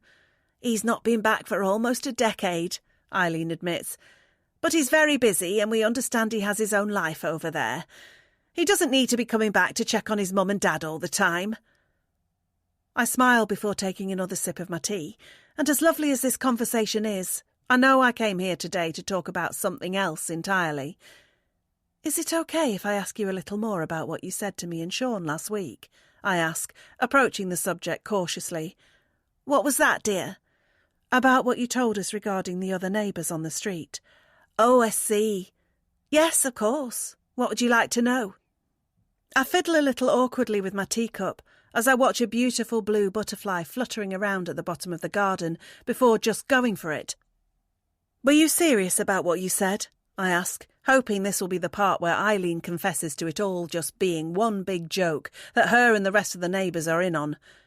"Deadly," she replies, and she keeps her expression stern as she picks up her cup and takes a sip. That really wasn't the response I was hoping for. "Oh, I see. Has something happened, dear?" "No, not at all. Well, possibly. There was a bit of a mess in our back garden when we woke up on Sunday morning, and I'm not sure if somebody was out there." "Jackson," Eileen says with a shake of the head. "Well, it could have been a fox, I suppose. We don't have many foxes around here, just a troublesome teenager with a pawnshop for sneaking into other people's property and leaving a mess behind." "So you think it was him?" I ask, although it's fairly obvious at this point that she does. "Albert and I wouldn't have said those things if they weren't true," Eileen replies, before reaching out for her first piece of shortbread. I think about what she has just said as she nibbles on her biscuit, and just like the butterfly that is still flying around in this garden, I feel jittery and unable to keep still. The last thing any person wants when they buy a new house is to find out afterwards that they might have nuisance neighbours. It's not as if it's exactly easy to just sell up and move, nor should anybody have to, because it's not fair for someone else's behaviour to force a person out of a home they love. But I do worry now that there will be more incidents on our property, and if so, I worry that Sean won't be able to control his temper as well as I can about it all. He was certainly frustrated yesterday, and this was just over a few broken plant pots. What if Jackson does something worse? But before I can worry any more about that, Eileen moves on to the other problem we might have. "How have you been getting along with Chris and Abby?" she asks me after finishing her biscuit, and the butterfly has flown away over the garden fence. I can tell by the tone in which she asked the question that she is insinuating something, but I decide to be honest and say things as they are. Really well, I admit. They had us over for dinner on Saturday night. I see. It was nice. I'm sure it was. You think we shouldn't have gone? I didn't say that. But you're thinking it. Eileen turns away from looking at her picturesque garden and looks at me instead, and I see that her stern expression is back again. You and Sean are a lovely couple, and you remind me a lot of the couple who lived in your house before you, she says. It's such a shame what happened between them. But make no mistake, it wouldn't have happened if Chris and Abby hadn't made it happen. The gentle breeze that was blowing in the garden seems to stop for a moment as the two of us sit there quietly at the table, and not even the reappearance of the beautiful butterfly can make me feel any better after what I just heard.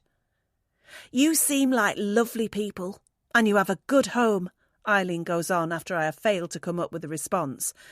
But people are only as good as their actions, and a home is only as good as the people who live in it. I'd hate for either of you to do anything you'd regret, but make no mistake about it, you will be pushed to your limits here. The other neighbours will see to that. 18. Sean. It's Friday night, and I'm home alone. I've just dropped Katie at the train station where she is travelling to Nottingham for a weekend catching up with her uni friends. That means that I've got a couple of nights to myself, and while I have plans to catch up with a few mates tomorrow, tonight is going to be a quiet one. Just me, a movie, and a 14-inch pepperoni pizza from the local takeaway. As I tuck into my first delicious slice with no regard for what it might be doing to my arteries, I savour the peace and quiet that one can only get when they have the house to themselves. Katie doesn't go away often, but I like to make the most of these times when she does.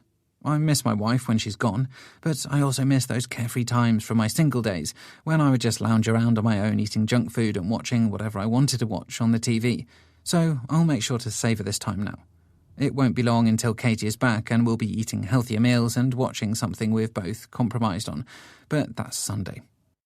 Right now, thank God it's Friday. I use the remote control to browse the channels on the hunt for a great movie to go with my great pizza. As I do, I receive a text message from Katie telling me that her train is arriving in Nottingham and she's looking forward to going for a drink with her friends as soon as she gets there. I wrote back a quick message telling her that I hope she has a good time, as well as sending her a photo of my pizza to show her that I am already having a good time myself. I'm pleased that Katie is going to have a fun weekend, and I'm also quite pleased she is having a short break away from here. I feel like it will do her good to get off this cul-de-sac because, with her work-from-home job as an artist, she has pretty much been here all day every day since we moved in. That wouldn't necessarily be a problem in itself, but it hasn't made things any easier when it has come to the situation with our neighbours. My wife told me that she went round to Eileen's earlier in the week and probed the older woman on the small matter of the warning she gave us about our other neighbours, and from what I've seen since, it's only made things worse. Katie seems very paranoid after that, and I really wish she hadn't gone round there and given herself more to worry about. Speaking for myself, I'm not at all bothered about anything that might happen here. If Jackson does anything in my garden, then I will sort it out with his father or the police. And if either Chris or Abby try to make a move on Katie or me, then we will politely but firmly decline the offer and carry on with our lives. None of it has to mean it's the end of the world, and a lot of it is still ifs and buts at this stage anyway. But Katie seems very troubled by the thought of it all, and that's why I'm glad she's gone away for a change of scene this weekend. I'm hoping she'll come back with a fresh perspective on things when she returns from Nottingham and realise that no matter what anyone else on this cul-de-sac might say or do to us in the future, it's only the two of us who can ultimately control our fate. As long as we stick together and don't do anything stupid, then everything will be fine. If anything else does happen at all, and that's a big if. I include myself in that because I know I have the tendency to get a little angry and overreact at times like I did when I stormed around to Ian's house after getting the feeling that his son was revelling in the misfortune of the broken plant pots in my garden. In hindsight, I should have just left it, and I'm quite relieved now that Ian didn't answer the door because it might not have ended up going well if he had, considering the mood I was in. But there will be no repeat of that, even if Jackson gives me any more reason to believe that he might have trespassed on my property and caused damage. If that happens, then I'll just call the police and let them deal with it. Things might be difficult after that between us and the residents at number 1, but sometimes that's just how it is with neighbours. I don't know many people who are best friends with the people who live beside them. People just tolerate their neighbours most of the time rather than become best friends with them, and if that's what we have to do, then so be it. As for Chris and Abby, Katie and I have decided to hold off on inviting them round for a meal to return the favour of when they had us around for dinner. We're not saying we won't do it at some point in the future, but we're not going to be in a rush to do it either. The decision is more for my wife's benefit than my own, because I'm sure we have nothing to worry about when it comes to the couple at number 3, but I'm happy to do whatever will set her mind at ease at this time. But I'm definitely glad Katie is off this street for a few days, and I'm hoping that when she returns, we'll spend a lot less time talking about our neighbours and more time talking about ourselves and all the fun things we're going to do in the future, like redecorating projects around the house and holidays in the upcoming summer. I'm halfway through my pizza and 10 minutes into a classic 90s action movie when I hear the doorbell. It makes me jump, 1, because it was unexpected, and 2, because I'm still getting used to the sound of it after only installing it a couple of days ago. It's definitely loud, and I need to figure out how to turn the volume down on it a little bit, or I'm going to be jumping out of my seat every time somebody comes along and presses it. Getting up off the sofa and reluctantly leaving my pizza and movie temporarily behind, I walk through the hallway and reach the front door before unlocking it and pulling it open. But when I do, I fear that it might be a while before I get back to my quiet evening alone. That's because Abby is standing on my doorstep and she's holding a bottle of wine. "Oh, hi," I say, unable to hide my surprise. "Hey, I saw you take Katie out earlier and figured you were home alone. Me too. Fancy some company?" She flashes me the bottle of red, as well as a dazzling smile, but all I'm thinking about is why she was keeping tabs on mine and my wife's movements. I say, stalling, even though I know that there's no way that I can say yes to her. I can't allow Abby in here while Katie is away, regardless of how innocent it would be, because to do so would only feed my wife's paranoia even more. I'll just have to come up with an excuse as to why I can't be a sociable neighbour tonight. "This is a great wine," Abby says, showing me the label. "One of my favourites. I'm going to drink it tonight regardless, but it's always better to drink with company, isn't it?" It is, but that's not helping me get rid of her. "I'm sure it's great, but I can't," I say, scratching my head and sounding about as convincing as a guilty man on the stand when all the evidence is against him. "I've got an early start tomorrow, so I'm not drinking." It's a poor attempt at a lie, and anyone with half a brain cell would be able to see straight through it, which, of course, Abby does. "Come on, you mean to tell me that you aren't having a little tipple or two on your Friday night alone?" she says, testing me, and I fold easily under questioning. "Well, maybe 1 or 2, I admit with a nervous laugh, and she has all the encouragement she needs to shake the bottle of wine at me even more.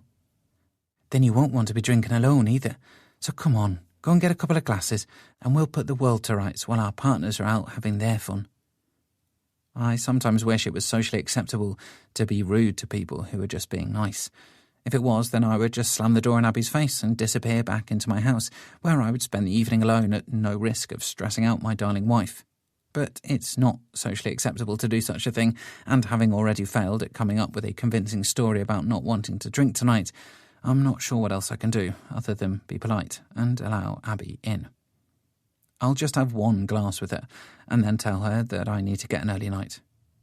Just 1 glass, and a quick one at that. 19. Katie. It's good to be back in Nottingham, where I spent 3 fun-filled years as a student at the city's university. I'm here to catch up with my old uni friends, and so far I have seen 3 of them. We are sitting around a table in a plush wine bar that we definitely wouldn't have been able to afford to drink in back when we were cash-poor undergrads, and it's been a fun evening so far. Tomorrow will be the highlight of the weekend, when 2 more of our old friends will join us, and we will spend the day floating down the River Trent on a boat, sipping champagne and scoffing snacks before a night out in one of the city's many trendy hotspots. But that doesn't mean that this evening has to be a quiet affair, and we have certainly ensured that it's not. The clock is approaching 11, but my friends are showing no signs of wanting to retire to their beds at the hotel, and neither am I. We're having too much fun. And that's why we have just made sure to get another round of drinks in when the last orders was called by the barman a moment ago. I decide to make a quick trip to the ladies' room before the waiter brings our new drinks over, so I pick up my handbag and put the strap over my shoulder before making my way through the busy bar in the direction of the door at the back. Entering the bathroom, I find myself a vacant cubicle and take a seat, but not before removing my mobile phone from my bag so I can make a quick check on my messages at the same time. I'm expecting Sean will have replied to my last text to him, which was around 2 hours ago, and it will be good to read it and fire back a response of my own before I return to my friends at the table. But to my surprise, there is no message from my husband. And not only that, but he hasn't even read my last one to him. I wonder if he has had an early night. And it is possible, although I would have imagined he would have stayed up a little later than this, and made the most of having the house to himself by watching several movies that he wouldn't get a chance to watch if I was there with him. I consider calling him but decide against it, in case he is asleep. So I make do with sending him another text, telling him that I'm feeling a little tipsy, but will be going back to my hotel soon, and that I'm missing him, like I usually do whenever we are apart. After pressing send, my thumb finds its way to the app for my favourite social media site, and I spend a few seconds scrolling through some of the updates from my family and friends who use this site too. I see the photo I have been tagged in by one of the women who I am with this evening, and I make sure to like it before scrolling on. But then I see something that I definitely do not like, and it's the thing that my husband has been tagged in this evening. Movie night at my new neighbour's house, good wine and great conversation. There is no photo accompanying the status update, but the name at the top tells me who has written it. Abby Cromwell, as in Chris and Abby Cromwell. She's tagged Sean in her update, which is why it has appeared on my feed. And going off what she has posted 15 minutes ago, she is at my house with him right now. So I guess Sean isn't sleeping after all. This must be why he hasn't messaged me back. He's been busy entertaining our neighbour. But why is she there? And why was it happening while I am away? I waste no time in finding Sean's number on my contacts list and call him, holding the phone to my ear as I wait for him to pick up. While I do, my mind is running away with itself and thinking all sorts of paranoid things based on what Eileen said to me when I visited her home earlier in the week. This isn't just any woman who is at my house with my husband while I am away. It's a woman who I have been specifically warned about, and now I want to know what is going on in my absence. I'm also curious as to why Abby posted the status update, because she must have known that I would see it if she tagged my husband in it. Is she deliberately trying to make me jealous or worried? I grind my teeth together when it seems like Sean isn't going to answer my call, but he eventually picks up the phone, and I hear his voice at the other end of the line. "Hey, are you okay?" he asks me, not sounding sleepy like I might expect at this time on a Friday night, nor sounding nervous or sheepish about having another woman around when I'm not there. If anything, he just sounds a little drunk. "What's going on?" "What do you mean?" "I mean, why is Abby at our house with you tonight?" The line goes quiet for a second. "Sean, what's going on?" I repeat. "Hang on a second," he says, and I wonder if he is leaving whichever room he is in to continue this call somewhere more private, out of Abby's earshot. "Sean, tell me what's happening," I plead with him, and I'm sure I'm sounding a little drunk myself. And that is no doubt contributing to my anxiety levels right now. Maybe if I was clearer-minded, then I wouldn't be jumping to conclusions right away. But as it is, I'm sitting in this toilet cubicle in a wine bar in the middle of Nottingham city centre, and I am demanding to know what my husband is doing with our attractive neighbour while I am away. "Sean!" "Calm down," my husband tells me, and I hear the sound of a door closing at the other end of the line. I guess I was right about him taking this call somewhere more private. But whereabouts in the house is he now? And more importantly, which room has he just left? The living room? The kitchen? Or the bedroom? "How do you know Abby is here?" he asks me, as if that is the more important question that needs answering. "She posted something online," I tell him. "Movie night at my new neighbour's house. She's tagged you in it." "I had no idea," Sean replies, but that's hardly a source of comfort. "What is she doing there? Did you invite her round?" "No, of course not. Then why is she there?" She just turned up at the door with a bottle of wine. And you let her in? Yes, I said no at first. But she said she was on her own, and I felt rude turning her away when she knew I didn't have anything better to do either. How did she know I was out? She said she saw me taking you out in the car earlier. She's been watching us. No, I don't think it's like that. She probably just looked out of her window when we were driving off. And when you got back without me, I presume. I don't know, Katie, but there's nothing to worry about. We've literally just sat on the sofa and chatted while we watched a film. And drank wine. What? Her status said good wine. Yes, we've had a couple of glasses. I told you she brought a bottle round, remember? I want you to get rid of her. I don't want her there when I'm not around. Katie, calm down. You're overreacting. Everything is fine. Is it? Not according to Albert and Eileen. According to them, Chris and Abby are going to try and break us up. Not this again. Yes, this again. I want you to get rid of her now. Seriously, you're overreacting. I don't care. I want her gone. Fine, I'll tell her to go when she's finished her drink. No, screw her drink. Get rid of her now, and I want you to call me when she's gone. You're acting like a crazy person. Just do it. Fine. With that, Sean hangs up on me, and I'm left looking at my phone in my hand and waiting for him to call me back to let me know that Abby has left our house. But until he does, my mind will continue to think all sorts of things about Abby and her real intentions for going round to my home this evening to see my husband while I am away. Sean might think that I'm acting irrationally, but I'm sure plenty of other husbands have thought the same things about their wives until suddenly it's too late and things have happened that cannot be undone. I don't want Sean to do anything stupid. And while I feel like I trust him, I don't trust Abby. And that's why I want her out of my house. The only question is, will she go?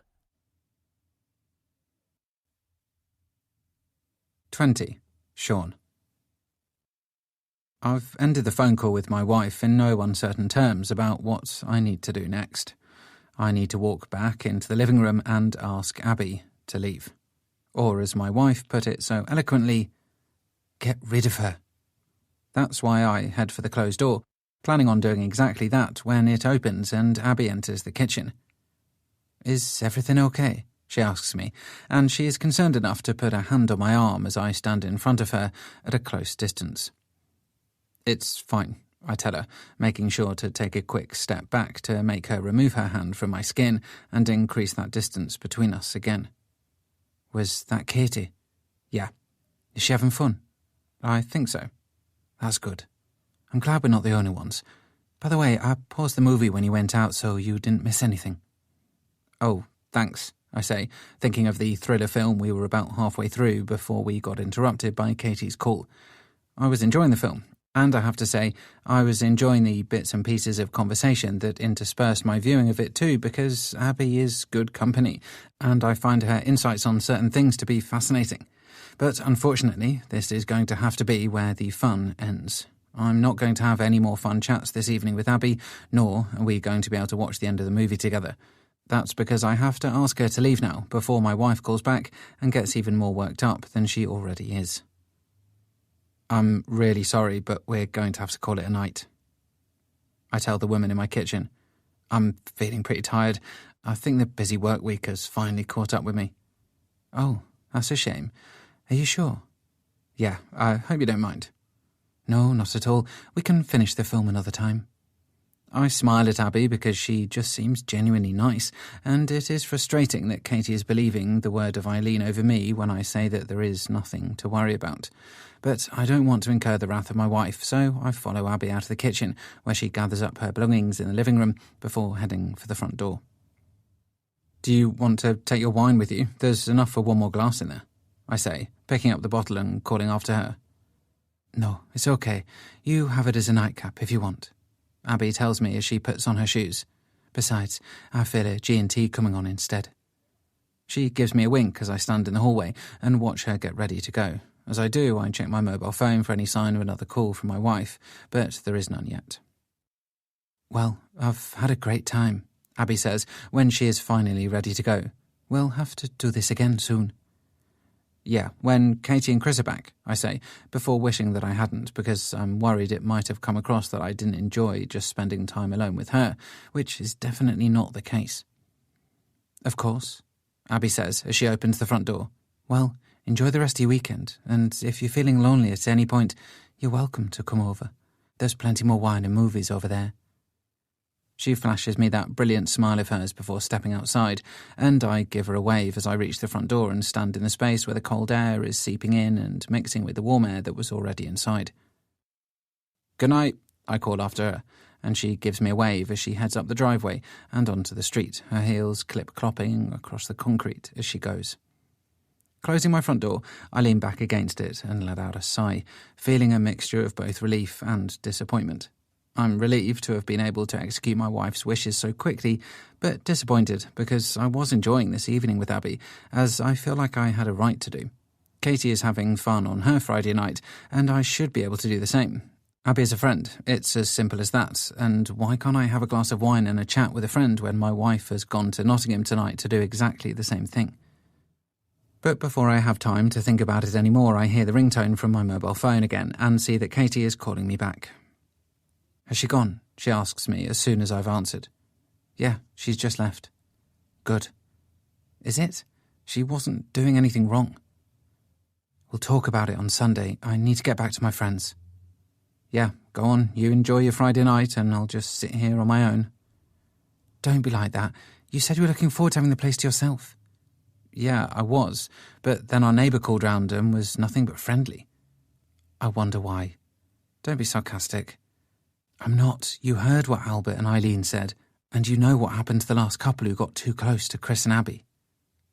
I don't care. We're not those people. We can make our own mind up about things.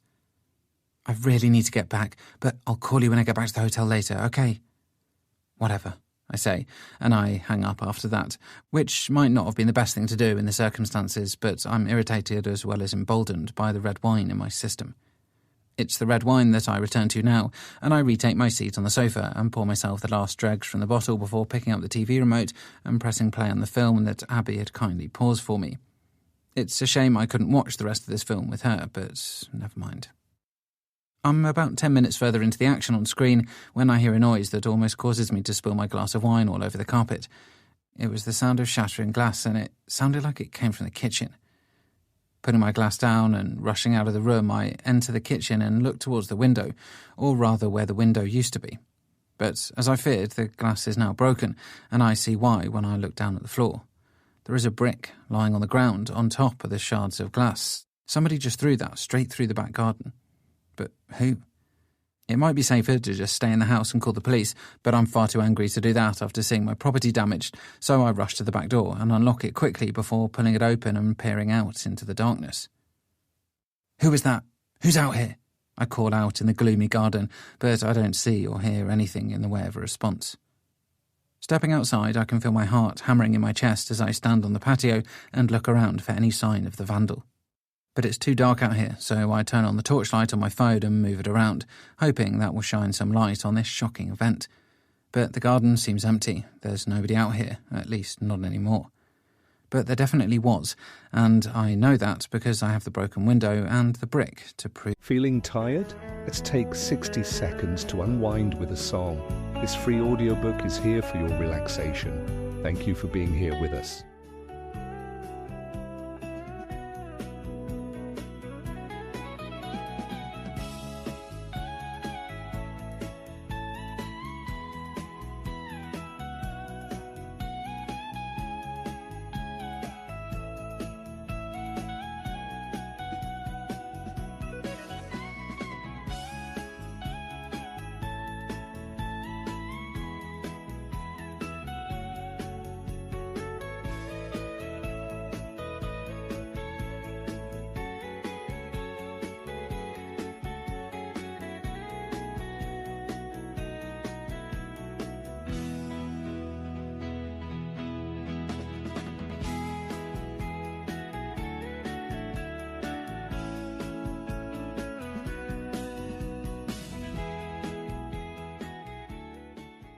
It. It's time to call the police. What a Friday night this is turning out to be. 21. Katie. It took 2 hours to get back to my hometown on the train from Nottingham, followed by a 15-minute car journey when my husband collected me from the station. But it's the latter that felt the longest. As Sean parks up on our driveway and I gather up my belongings, feeling tired after a busy weekend of socialising, I'm glad to be home. But mainly, I'm just glad to be getting out of this car. Things are still obviously awkward between my husband and I since the events on Friday night, when I had a go at him for allowing Abby into the house while I was away, and demanded that he make her leave immediately. We actually hadn't spoken properly to each other since then, until I arrived into the station today and found him waiting for me in the short-stay car park outside. Our communication over the weekend had been reduced to just a few text messages, and they weren't quite as long and chatty as they usually were. How's your weekend going? Fine. You? Yeah, it's okay. Cool. See you Sunday. Like I said, not exactly as long and chatty as they usually were. Now we are back together again in person. It is a chance for us to be a little more expressive with each other and to put to bed any lingering thoughts and feelings that are still residing in us after what happened on Friday. But it's only a chance. And it won't be seized if neither one of us is willing to actually open up and talk about it. As I step into the house and put my weekend bag down onto the hallway floor, I realise that Sean isn't going to be the one to bite the bullet, so that leaves me with little choice but to do it myself. Come here, I say as I approach my husband and open up my arms, inviting him in for a hug. He accepts the gesture, and we embrace for a moment before sharing a quick kiss and a couple of apologies. Then I lead him into the living room, where we take a seat on the sofa, and I decide that honesty will be the best policy going forward. You might think that I overreacted on Friday night when I found out that Abby was here, I begin, holding Sean's hands and looking him in the eye. And maybe I did, but it was only because I was afraid. I'm afraid of losing you. Don't be silly. You're not going to lose me. Just listen to me for a second. I know you are attracted to Abby. What? I didn't say that. It's okay, I understand. She's very attractive and you guys obviously have plenty in common. I could see that on the night we went to theirs for dinner. Katie, seriously, I don't know what you think. Listen to me for 1 minute. It's okay. I'm not mad at you, and I don't blame you for liking her, just like I don't blame myself for liking Chris. That last comment catches Sean off guard, and he suddenly stops being defensive. What? I take a deep breath and then repeat what I just said about how I find my male neighbour attractive, and I do that because it's the truth. I do like Chris, just like I know Sean likes Abby, because they're ultra-friendly and ultra-attractive, and we're only human. I can't believe you're telling me this, Sean says as he removes his hands from mine and gets up off the sofa. I can't believe you're telling me that you want to be with our neighbour. That's not what I said at all, I say, as Sean paces across the carpet in front of me. What I said was that I like him. But that doesn't mean that I like him more than you, or that I'm going to do anything about it. It just means that I'm being honest and acknowledging my feelings, and that's all I want you to do too. What do you mean? I am being honest with you. Are you? Do you mean to say that you don't find Abby even slightly attractive? No. Why are you lying to me? Why are you forcing me to say it? Because it's important that we're honest with each other. That's how couples stay together. Sean stops pacing and stares at me from his spot on the carpet over by the window. The window that looks out to the house where the two people live that have caused us to have this conversation right now. Chris and Abby. I wonder if their Sunday is going as wildly as ours is so far. I've no idea what's going on here, Sean admits with a shake of the head, but I'm not sure I like where this is going. It wasn't my intention to make my husband feel worried, so I get up off the sofa and go over to him, where I retake his hands and force him to look at me so he can see how serious I am about what I am trying to tell him. The reason I told you I like Chris is because I want you to know that it's okay if you like Abby too. It doesn't mean anything, and it doesn't mean that I'm going to be unfaithful. It's just me acknowledging my honest feelings with you, so you can do the same. What do you want me to say? That I like her? That I was having fun on Friday night until you called and made her leave, is that it? If that's the truth, then yes, I suppose I do. Fine, I like her, and I was having fun with her. OK, I say, looking into my husband's eyes and keeping hold of his hands. That's absolutely fine. Thanks for being honest. Now do you see why I have to be like this? Not really, no. It's because I know I can trust you, and you can trust me. But we can't trust them. Chris and Abby, I mean. We can't let them come between us and change this amazing thing that we have here together. You understand? But they're not. They're just our neighbours. But they're a temptation. And from how it seems to be going, they will become more of a temptation the longer we're here. Unless we acknowledge it honestly and make a plan to avoid it. What kind of plan? I think it's sensible if we agree not to see them anymore. We'll be polite but firm, cordial but not chatty. Wave, say good morning and good evening, but that's it. No more dinner dates, no more borrowing things off them, and certainly no more being around them when one of us is away. I still think you're overreacting. I don't care. All I care about is making sure that we don't end up like James and Sarah. That's not going to happen. I know it's not. And the reason for that is we are too smart to let it happen to us. OK? I'm being forceful with my husband. But I mean every word I am saying.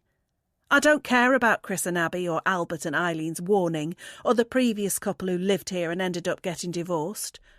All I care about is the man standing right in front of me and making sure that nothing or no one ever comes between us. OK, Sean says with a nod of the head. We'll keep our distance from our neighbours. All of them. But that doesn't guarantee that they will keep their distance from us. What do you mean? With that, Sean leads me by the hand out of the living room and into the kitchen, and when he does, I see the cardboard covering the hole where the kitchen window used to be. What happened? I cry, rushing over to it to get a closer look. Somebody threw a brick through the window on Friday night. What? Why didn't you tell me? I didn't want to ruin your weekend, and I was fine. I wasn't in the room when it happened. Who did it? That's what I was hoping the police would help me find out. But they said it's unlikely they can catch the perpetrator if I didn't see anything. Who the hell would throw a brick through a person's window? I cry as I shake my head and turn back to my husband. It could have killed you. Like I said, I'm fine. I was in the other room when it happened. I'm just waiting for the glass company to come out and fix it tomorrow. This is awful. I thought this was a safe neighbourhood. So did I, until Albert and Eileen told us about Jackson. You think it was him? Could have been, Sean says with a shrug. But I don't have any evidence. Not yet, anyway. Come here. With that, Sean leads me outside into the back garden, where he points up to something on the wall on the back of the house. I had that camera installed yesterday. If it is Jackson coming into our garden, then we should be able to see him now. This is so bad. We shouldn't have to get cameras to protect our home. I'll do whatever it takes. Just like you will. Sean and I share a moment of mutual respect as we stand there and think about all the things we have spoken about since I got back home. I'm looking out for our marriage by having us avoid Chris and Abby going forward, and Sean is looking after our home by installing the camera in case the neighbour's son is the one causing the damage. I guess that means we are both doing as much as we can at the moment to keep our home and our relationship intact. Hopefully that will be enough. Hopefully things are going to be okay. 22. Sean. I never thought I'd say this, but I'm glad it's time to go back to work again. I'd usually be spending these last few minutes before leaving the house on a Monday morning rushing around in a sleepy state, trying to get my act together. But I was actually up before my alarm today, and I'm preparing to leave without so much as a concern about being late to the office. The reason for my uncharacteristic eagerness is a result of me feeling like I could use a little space from this street, this house, and even the woman I share it with. But it's not the brick through the window that has me keen to get away, nor is it the awkwardness of Friday night after Abby's visit ended so abruptly and I incurred my wife's wrath. It's because of what my wife told me when she came home from her weekend away yesterday. She admitted that she liked Chris, as well as saw through my poor attempts at pretending that I didn't like Abby either, and that was unexpected, to say the least. Katie always has been brutally honest, and that's surely a good trait to have, but sometimes she can be too honest, and I feel like yesterday was an example of that. Did she really have to tell me that she was attracted to Chris, and did she really have to call me out about liking Abby too? What's wrong with keeping some things private, even between a husband and wife? It wasn't great to hear that Katie admired our handsome neighbour, but it doesn't really mean anything. I know she admires several Hollywood actors too, because she always drools over them whenever they come on screen during our movie nights together. But it doesn't mean she's going to act on it and leave me for any of them. So why do things have to be different when it comes to Chris?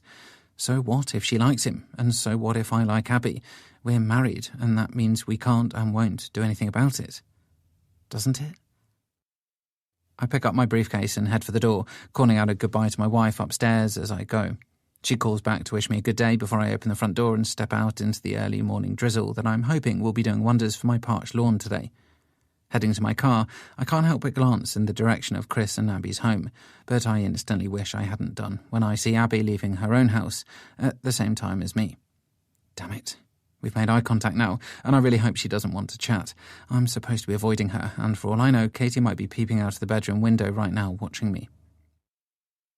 Abby offers me a wave, and I wave back, albeit barely before I unlock my car and pull open the door, tossing my briefcase onto the passenger seat and getting in behind the wheel. I'm hoping she will take my rushed behaviour as a sign that I'm running late for work, rather than because I'm trying to avoid conversation. But I guess I won't know. All I can do is start the engine, reverse off the driveway, and get going. As I do, it seems silly that I'm going to have to be this way with a neighbour for presumably the rest of the time we live here, but that's what Katie has said we need to do, and the fact that she was so honest and raw yesterday tells me that she really thinks it is for the best. Of course, much of that has to do with what Albert and Eileen told us about the couple at number 3 being on the prowl for new couples to sink their teeth into, but it is what it is. This cul-de-sac is obviously full of characters, and it seems that Katie and I are best served not tempting fate and just keeping to ourselves. But it's not easy to keep to yourself when someone on a bicycle rides out right in front of your car, and that's exactly what happens to me before I can drive off this street. Slamming on my brakes, I narrowly avoid hitting the bike and its rider, but then I see who it is, and maybe it wouldn't have been a bad thing if I had hit them. It's Jackson, and he looks annoyed that I almost ran him off the road. "Hey, watch where you're going," he shouts at me when I wind down my window beside where he has come to a stop. "You came out right in front of me." "Whatever," Jackson replies in a grumpy tone, and he looks like he's ready to pedal away, but just before he does, he pauses and looks back at me. "Why were the police at your house the other night?" he asks. I study his face as the drizzle continues to fall around him and my car to see if he is asking from a place of genuine curiosity or because he knows full well why and just wants to revel in my misfortune. But I can't read him or his mood. Damn teenagers. Someone threw a brick through my kitchen window, I tell him, while making sure to keep eye contact with him to see if he looks away nervously. But he doesn't. He just looks towards my house and then shrugs. "No, who did it?" "I have my suspicions," I reply, testing the teen on the bike to see if he crumbles, but he doesn't. He's as annoying as this light rain. "Well, good luck catching him, whoever it was," he tells me before putting his feet back on his pedals and racing away down the road. I watch him round the bend and disappear and wonder where he is off to. School, perhaps, but he wasn't dressed for it. But he must be going there if he's only 15. Who knows? Not me, that's for sure. Before I drive off, I glance at Jackson's home, or rather his father's home, and wonder when Ian will be going away on the rigs again. According to Albert and Eileen, he is away quite a lot, and he's been back a while now, so he should be due to leave any day. That will mean Jackson will be gone too, back to his mother's house, wherever that is, and it will certainly be interesting to see if there are any further disruptions in my garden while he is gone. If so, then I guess it wasn't him causing the trouble, but if not, then maybe he is the person I should have told the police to look into. As I drive away, I slightly regret not mentioning to the police my suspicions of the teenager next door when it came to the brick through the window. I was close to doing so, but without any actual evidence, I thought it was pointless, and all it would do would either make me look stupid or cause Ian to get angry with me for accusing his son. But with the camera on the wall now, I'm hoping there will be some hard evidence in place should anything else happen in the future. Considering I was supposed to be avoiding my neighbours, I've managed to spend the first 2 minutes outside of my house waving at Abby and having a chat with Jackson. That's not the best start to mine and Katie's plan, so I better get moving. Leaving the street, I drive through the rain in the direction of my office, strangely feeling more relieved the further I go from home. Surely it's supposed to be the opposite way around, but whatever. Right now, I'll take any good feeling I can get, however it comes, and at least I have the chance to get off the cul-de-sac whenever I need it. Katie will be working from home all day again, so she's stuck there in our house with that view and those neighbours. There have been plenty of times during our relationship where I've envied my wife's more peaceful working situation when compared to my own. Getting to work from home is surely better than fighting through rush-hour traffic in the rain to go and sit at a desk in a stuffy office all day. But not today. Today, I feel like I'm the lucky one. 23. Katie. Despite the distractions of the weekend, my mind is surprisingly clear as I sit in front of my easel and paint.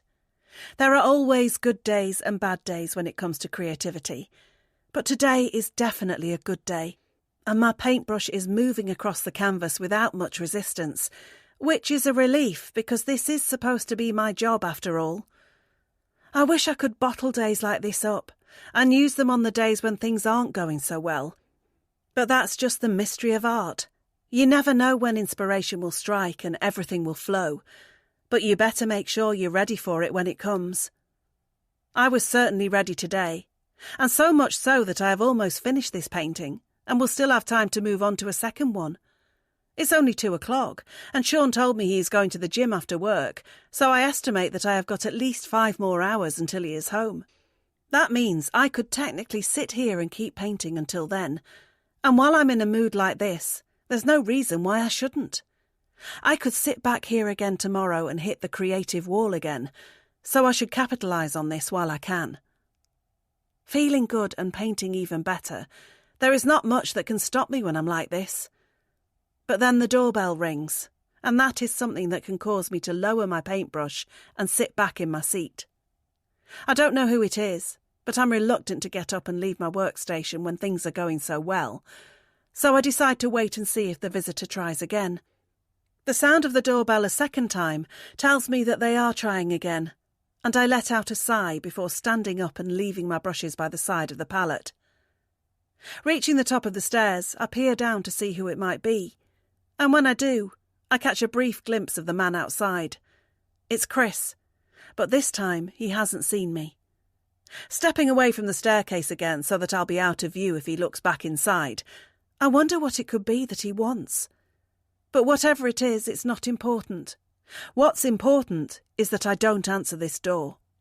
That's because I've told my husband that we should do our best to keep our distance from the couple at number 3 going forward, and I can hardly expect him to do that if I don't do the same. That's why I won't go downstairs and answer the door now. I'll just stay up here on the upstairs landing until I'm sure Chris has gone. I feel slightly pathetic for being afraid to answer the door to my own house, but I'd feel even worse if I did anything that could encourage Chris to get closer to me and keep coming round here when my husband is not home. It's plausible that Chris will just think that nobody is in, so he won't even know that I'm actively avoiding him, and that's fine by me. I don't want him to know, just like I don't want Abby to know that Sean is now avoiding her, because that would make things awkward whenever we bump into each other out on the street. I just need them to think that we're busy and we don't have the time to see them as much anymore. Surely they'll appreciate that because everybody's busy these days, right? Everybody except Chris, it seems, because he has just rung my doorbell for the 3rd time.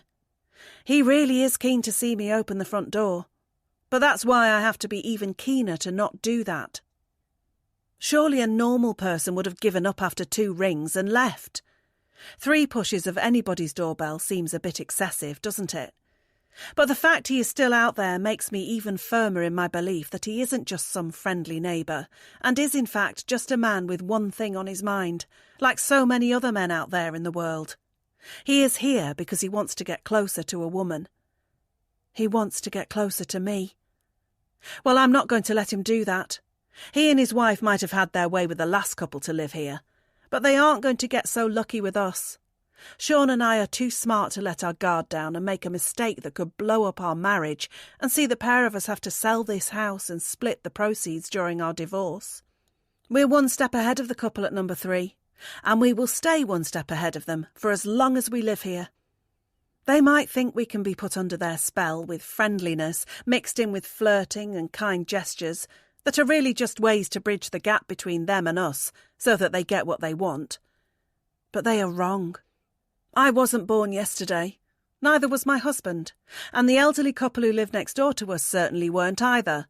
So between us, we are on to Chris and Abby's game, and we are going to beat it.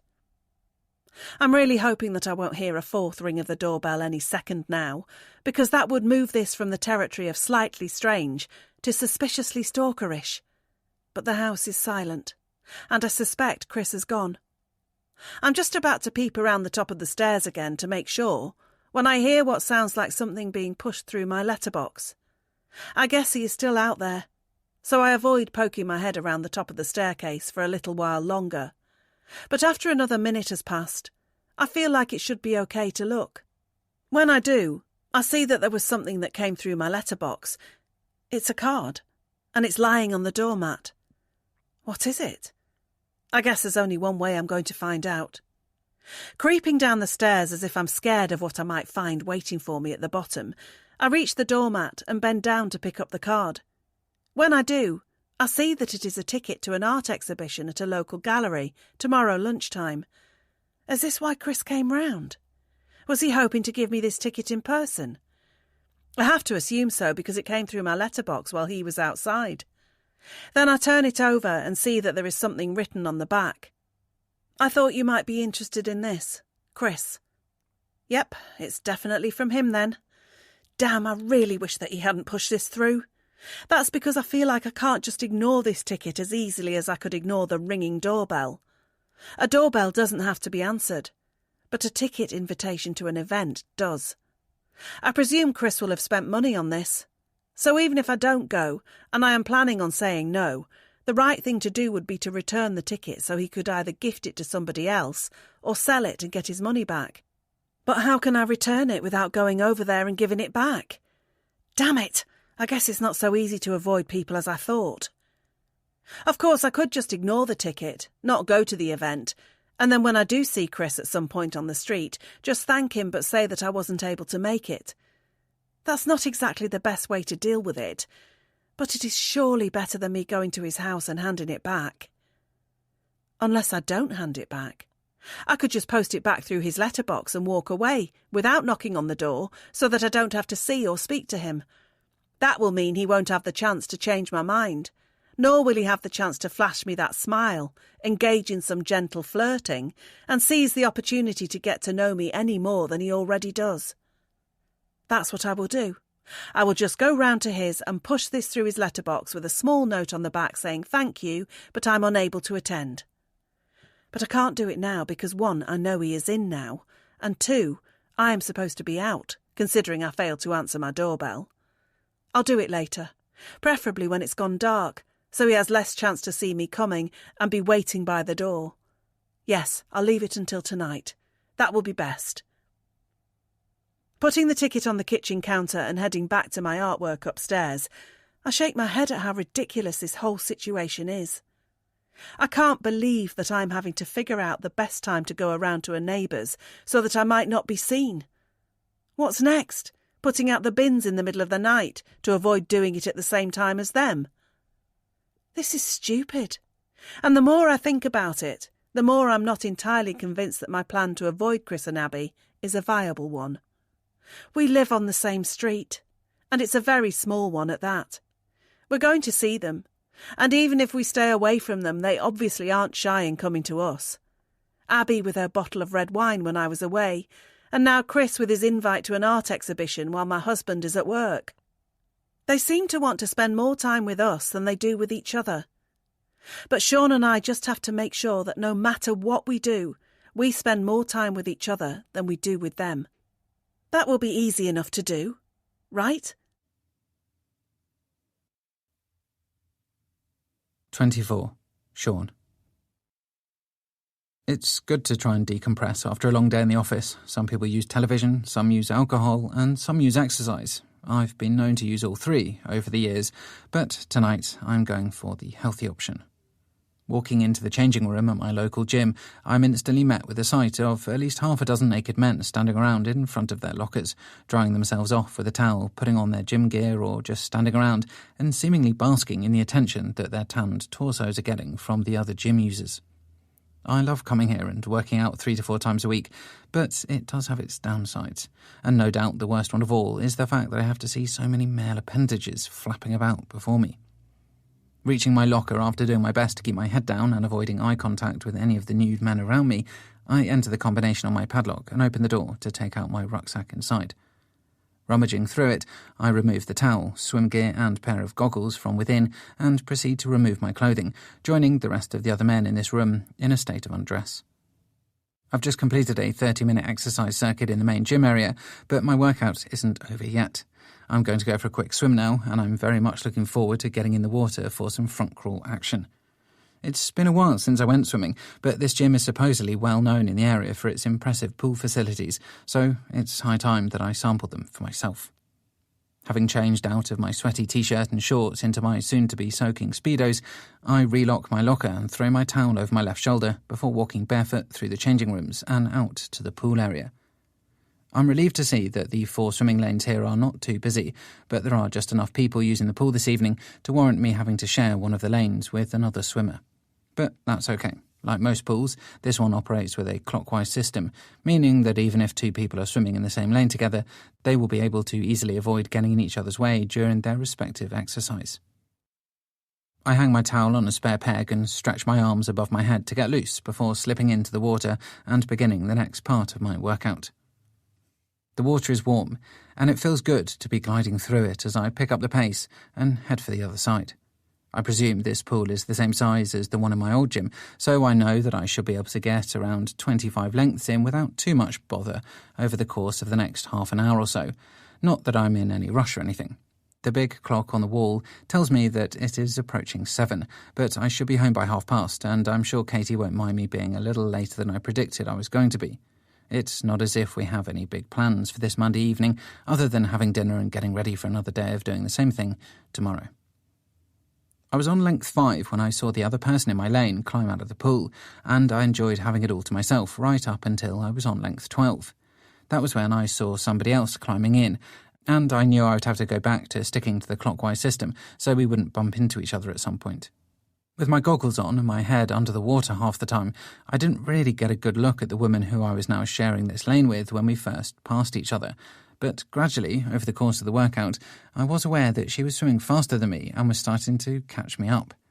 I wasn't going slow, it was more that she seemed to be going really fast. I guess I wasn't as fit as I thought I was, but I wasn't going to let pride get in my way. Rather than try and speed up myself and risk giving myself a stitch, or worse, a heart attack, I decided to slow down a little more, so it would be easy for the rapid swimmer to overtake me on the next length. It was a minute or so later when I could hear her moving through the water behind me, and I fully expected to see her passing me on my left-hand side any second then. Sure enough, I saw a flash of an arm in my peripheral vision before a white swimming cap and a pair of goggles came next, covering most of the hair and face of the person wearing them. I was impressed at the way the athletic body cut through the water so effortlessly, and it was a far cry from how I imagined I looked as I swam up and down this pool, trying to execute my front crawl technique efficiently, but really just slapping each arm in and out of the water as my weary legs kicked through the churning water in my wake. But as the swimmer passed me, she turned to look at me and gave me a smile, and it instantly threw me off my stroke. That's because it was a smile that I recognised. It was the one that belonged to Abby. She slowed down her own stroke as she came alongside me, to the point where I stopped entirely and put out my hand to hold onto the lane divider that was floating on the water beside me. It was too deep in this part of the pool to touch the bottom with my feet, so I would need to use the divider for support. But Abby didn't seem to need it. She just bobbed beside me, treading water easily and demonstrating just how fit she really was. "Hey, fancy seeing you here," she cries as she lifts her goggles up to get a better look at me. "Oh, hey," I reply, lifting my own goggles up, but managing to get some chlorine-filled water in my eyes as I do, forcing me to squint as my vision stings briefly. Are you enjoying your swim? Yeah, it's my first time using the pool. Oh, I'm sure it won't be your last. It's a great pool, definitely the best in the area. Yeah, that's what I've heard. I'm doing my best to hang on to the lane divider and keep my head above water as my tired legs kick beneath me, all the while wondering what the odds were on me ending up swimming in the same lane as the neighbour I was trying to avoid. I thought you did your workouts at home, I ask as Abby continues to bob gracefully in the deep water beside me without so much as a sinew of effort on her face. Yeah, but I sometimes come here and buy a pass for the pool, she replies. I thought I told you that. Now she mentions it, I do recall her saying something like that, and I realise how foolish I was in thinking that it would be so easy to avoid Abby by coming to the gym. Just because she exercises in her garage, it doesn't mean that she doesn't use the local facilities from time to time, and for a woman as fit as her, I should have known there might be a chance I would end up seeing her down here at some point. But that's not much help to me now that we're beside each other in the pool. So much for my promise to my wife that I would avoid Abby. Now here we are, our half-naked bodies only inches apart from each other. How many lengths are you doing? Abby asks me, and before I answer, my brain seems to tell me to make up a bigger number than the one that would be the truth. But I don't do that. Instead, I just try to extricate myself from this situation as quickly as possible. I don't actually keep count, I lie. But I've finished now. I was just about to get out. That was a lie too, because I still had at least another dozen laps to do, but now I'd rather just get out and get home to Katie, who I will probably have to tell about this in case she finds out from Abby at a later date and gets all worked up again. But before I can swim away, Abby wipes her wet face with a hand and looks a little serious all of a sudden. Is everything okay between us? She asks me. What? Of course it is, I say, probably trying too hard to convince her. I hope I didn't cause any trouble when I came round on Friday night. You seemed a little stressed when you asked me to leave. Is everything okay with Katie? Yeah, it's fine. I wasn't stressed, I was just tired. Oh, I see. Well, as long as everything's okay. Yeah, it is. I hate lying, and I'm sure Abby can see right through my awkward demeanour, but whatever. At least she looks like she's about to swim away herself. That's okay then. I'll see you around, she tells me, and I nod my head like some stupid sea lion as I prepare to watch her turn and swim off. But just before she does, she turns back to look at me one more time. Look, I know not everyone is as open and friendly as Chris and I are, she says. But if we're not yours or your wife's cup of tea, you can just let us know. We won't be offended, and we'll keep to ourselves. I feel instantly awful after what I've just heard. Abby has obviously picked up on the tension between us and has mistaken it for me not liking her, which isn't the case. She couldn't be nicer. Neither could Chris. It's just, how the hell am I supposed to say the truth? No, are you joking? We love you guys, I tell her, saying what I can to make her feel better about herself. Sorry if we've come across as impolite. We've just had a lot on with the house move and we're tired, stressed, all the usual stuff, you know. Abby looks relieved and smiles at me again. Well, that's good, because Chris and I think you and your wife are great, and we'd love to see more of you. Maybe we can do something at the weekend? Damn it. How have I got myself into this situation? Katie is going to kill me. I'd have to check my wife, but possibly, I mumble, and Abby flashes me another smile before telling me not to forget to stretch after my exercise. Then she swims away, as quickly and as easily as she arrived. But swimming is over for me tonight. I now need to go home and tell Katie that I've not done a very good job of sticking to the plan that she came up with earlier. 25. Katie. I peer out of the living room window in the direction of number 3, while thinking about how I am not doing a very good job of sticking to the plan that I came up with earlier. I'm looking at this house because I'm trying to see if Chris is inside or not. That's because I need to go over there and return the ticket for the art exhibition tomorrow, and I'm hoping I'll be able to do it without him seeing me and opening his front door to chat. But there's no car on the drive, and I can't see any lights in the house. That suggests to me that nobody is home, and that means the coast might be clear for me to scurry over there and drop this ticket back through his letterbox, along with a short note I have written, in which I thank him for the offer but politely decline due to a prior commitment. Heading to the front door, I put on my shoes and coat before stepping outside onto my dark driveway. Sean will be back from the gym any minute now, and I'd hate for him to return and see me either going or coming back, but I wanted to wait until the sun had gone down before I made this attempt. The cover of darkness can be my friend, but I'm aware it's not just anybody at number 3 who I am hiding from. It's the couple at number 2 as well, because I'd hate for Albert or Eileen to see me going over there, because that would suggest that I was ignoring their warning to stay away from Chris and Abby, and I am definitely not doing that. I creep across the cul-de-sac, feeling like I'm some kind of spy on a secret mission, and in a way I suppose I am. I'm trying to stay in the shadows, as if some enemy sniper is out there looking to pick me off, and I'm doing my best to stay quiet, as if Chris, Abby or indeed Sean have supersonic hearing and know where I am going. But in reality it's less mission impossible to get across the street unseen, and more mission accomplished, because I reach the front door, take out the ticket and note from my pocket, and push them both through the letterbox before turning to leave. There, that was easy, wasn't it? I don't know what I was so bothered about. It was a piece of cake. Speaking of cake, I might treat myself when I get home, and the sound of the door opening behind me almost causes me to jump out of my skin, and I turn around to see Chris standing with the ticket and note in his hand. "Hey, Katie," he says as he looks down at what I have just pushed through his letterbox, but it won't take him long to figure out what it is and what it means. The note was only a short one, and nobody returns a ticket they are planning to use, so I'm sure it will only take him a few seconds to get the idea. "Oh, hey, I wasn't sure if you were in. I didn't see the car." "Abby's taking it to the gym."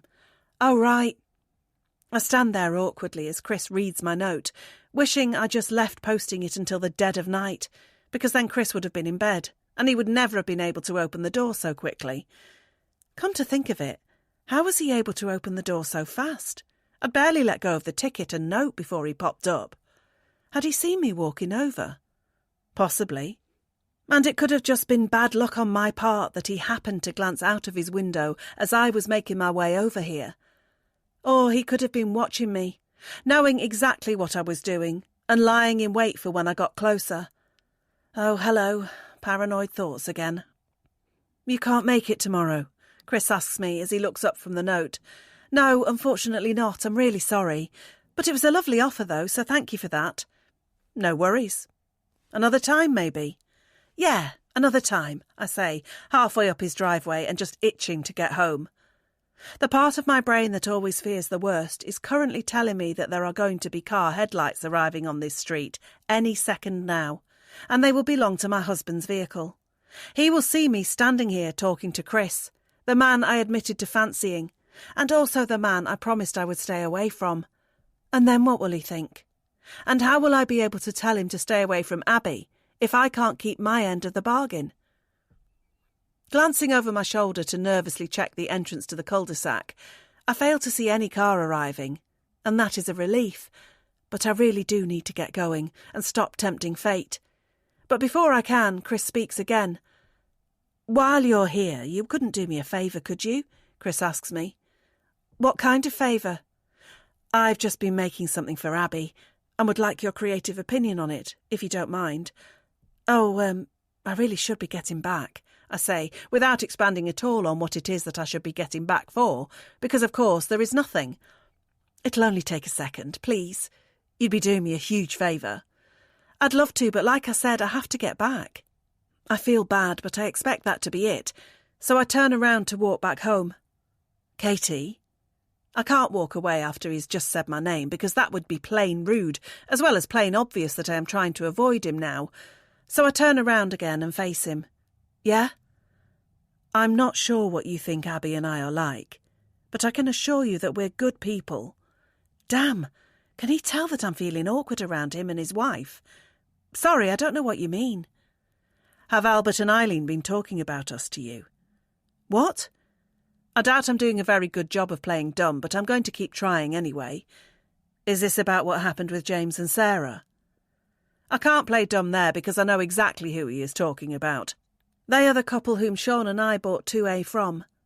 They are also the couple who split up after apparently breaking their marital vows with the couple at number 3. "I'm not sure what you mean," I try, but it's a poor attempt because I know my face is giving away my true thoughts. Look, I'm not proud of the part Abby and I played in the breakdown of their marriage, but we're not bad people, and we didn't make either of them do anything that they didn't want to do. And Abby and I have suffered too. I'm not sure if you could tell, but we're not as close as we could be after what happened. I'm tempted to say that's probably to be expected when married couples stray, but I don't, deciding instead that I'll stick with my fairly useless tactic of still trying to play dumb. But I am surprised by Chris's honest admission, and I am even more surprised by what he says next. "I bet Albert and Eileen warned you about us, didn't they?" Chris asks me, and I'm not sure how I'm going to be able to get away with not answering that one. I begin, but Chris obviously knows, and he nods his head. I'm not surprised. They got on well with James and Sarah, and they blamed us for them splitting up and moving out. They even came around here and had a go at us both. Albert and Eileen did. Yeah, they're such busybodies, always sticking their noses in other people's business. I tend to stay away from them as much as I can these days, but it's not easy to avoid people on a street as small as this one. I know exactly what he means. Look, I just want you to know that you have nothing to worry about. Abby and I are no threat to you and Sean. I can see how much you guys love each other, and I'm sure nothing would ever get in the way of that. I didn't need Chris to give an endorsement of my relationship, but I appreciate it nonetheless. I also feel bad about the way I have been lying and being closed off with him, in trying to avoid him and declining the exhibition invite, now that he has just been so open and honest with me. Maybe he is right. Maybe Albert and Eileen should stick to their own business and not worry about other people's. You said you had something you wanted to show me, I say, figuring this might be a good way to show that I'm not just taking the word of my elderly neighbours over the words he has just said to me right here on his driveway. Chris's face lights up when he realises that I am offering to do him that favour he just asked of me, and he beckons me inside quickly, because apparently he needs to show me this thing and put it away again before his wife gets back from the gym. Having followed him into his house and into the kitchen, I see what it is that he wanted to show me. It's a drawing, and I presume it's supposed to be of Abby. The problem is, it's not very good. "What do you think?" he asks me as I look down at the picture on the table. "I've been doing a drawing class online, and I'm trying to have a picture ready for her birthday next week. Is it any good?" It's a decent attempt, I almost say, but I'm not sure I'd call it good. I think it's got potential, I offer, but I guess that doesn't cover up my real thoughts. I knew it was rubbish. I should never have bothered. No, I didn't say that. But you're thinking it, I can tell. You're a terrible liar. I knew that the second you told me nothing was wrong earlier. I see the wry smile on Chris's face and I can't help but laugh, because he has rumbled me. But it's enough to ease the awkward tension between us after what we have discussed tonight, and so much so that I tell him that I will help him out and have a go at painting Abby, and if it goes well, he could give that to her as a birthday present instead. Chris is thrilled at my suggestion, and accepts the offer before I tell him that I really must get going. Then I leave his house and feel relieved not to see Sean's car on our driveway yet, as I do. I make it home and close my front door before kicking off my shoes and hanging my coat on the hook. Then I think about what just happened. Chris was vulnerable with me and admitted to his past mistake. He also suggested I shouldn't listen to Albert and Eileen because they liked the last couple who lived here and therefore blame Chris and Abby for them leaving. So what does all this mean? Are Chris and Abby really as dangerous as we were told? Or could they just be our friends after all? And should I tell Sean about what has just happened? I guess I should. No secrets, remember. But maybe I'll edit the story a little. Maybe I'll tell him everything except the part where Chris admitted his and Abby's mistake with James and Sarah, as if it was a regret and something that would never happen again. That's because I'm not sure I want Sean to know that. If he does, he might think it's okay to be friendly with Abby again, and despite how I have just been with Chris, I still feel jealous when it comes to his wife. I guess I don't see Chris as a threat anymore, but for some reason I still see Abby as one. Call it female intuition, or perhaps just plain paranoid envy, but I'll still ask him to stay away from her to be on the safe side. But as for Chris and I, would it do any harm if we were friends? I have just offered to paint a picture for him, so I guess that's a friendly thing to do. I'll have to think about that one. I can think about it while I'm painting his wife. 26. Sean. I'm really not happy about having to come home from a busy Wednesday in the office to get the ladders out of the garage and climb up to check on the guttering again. But that's what I'm going to have to do because Katie has told me that there seems to be another blockage up there again after she noticed problems during the heavy rainfall today.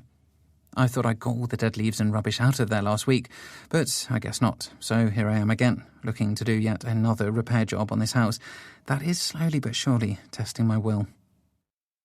If it's not the blocked gutters, then it's the burnt lawn, and if it's not the burnt lawn, then it's the broken window and the smashed pot plants. Propping up the ladders against the side of my house, I decide to climb up and make a quick check on the guttering before I get any tools out of the shed because, hopefully, I might not need any and it will be a few minutes' work with just my hands. I'm about halfway up the ladder when I look to my left at where my newly installed camera is supposed to be positioned and pointing at the garden. But to my shock, the camera is not there. All that remains of it is the wire coming out from the brickwork. It's as if the camera's been ripped off the wall completely. What the hell? I say, as I lean over and inspect the situation, but there really isn't that much to see, just a wire hanging uselessly where there was once a fairly expensive piece of equipment instead. I don't believe this, I say, as I shake my head and grit my teeth. This has to be Jackson. He must have seen me put the camera up and thought he would take the opportunity to come around and take it back down again. It was obviously him who broke the plant pots and him who threw the brick through the kitchen window, and he knew he needed to get rid of the camera so that he was free to carry out more damage on my property without consequence. I'm being directly targeted here, and it's time it stopped. The problem is that Jackson is no longer next door. I saw Ian packing up the car this morning and presumably heading out for another stint on the oil rigs, and that means Jackson will have gone back to his mother's house. I presume he will have taken my camera as his parting gift. Number 1 is presently empty, which means I can't go round there and confront Ian or his vandal of a son. All I can do is wait until they return, whenever that may be. That's annoying, but it is what it is. At least things should calm down around here. I seriously doubt anything else will happen now until Jackson is back, and at least that's something. Realising that there isn't much I can do about the camera now, I carry on with the task at hand by climbing up the final few rungs of the ladder and looking into the guttering. But it seems I'm due a little good news because there is nothing up here that suggests a blockage. I'm not sure what Katie saw earlier, but it must just have been excess water running off the end of the house during the storm, rather than an issue with the gutters again. It's about time I had something go my way when it came to this house, so I'm not going to be disappointed about not having to do any DIY work this evening after all. All that remains for me to do now then is climb back down off these ladders, put them away in the garage and go inside for my dinner. But before I do, I take the opportunity of being at my high vantage point to look over into my neighbours' gardens. Turning in the direction of number 2 first, I look down over Albert and Eileen's immaculate garden and marvel at the colourful array of flowers on display, as well as how Albert has been able to get such perfect lines in the grass from the last time he cut it. I'm not sure how either of them came to be so good in the garden, but it obviously helps being retired and having more time on their hands than the average person, and I guess my time will eventually come when I get to leave my job behind and give more hours to my little slice of nature. As well as the pristine flowers and grass, I see the table and chair set on the patio, and that must be where Katie sat when she was next door for a cup of tea and some shortbread last week. She told me that Eileen had taken her out into the back garden where they had chatted, and it looks like it would have been lovely. But I've probably snooped on their garden enough for one night, and I'd hate for Albert or Eileen to catch me looking from up here, so I turn around and look the other way, this time in the direction of number 1. I don't have to worry about being caught looking here because I know that the house is empty, so I take my time and take in the view. This garden is definitely not as nice as the old couple's, but it's not bad considering that Ian is away half the time.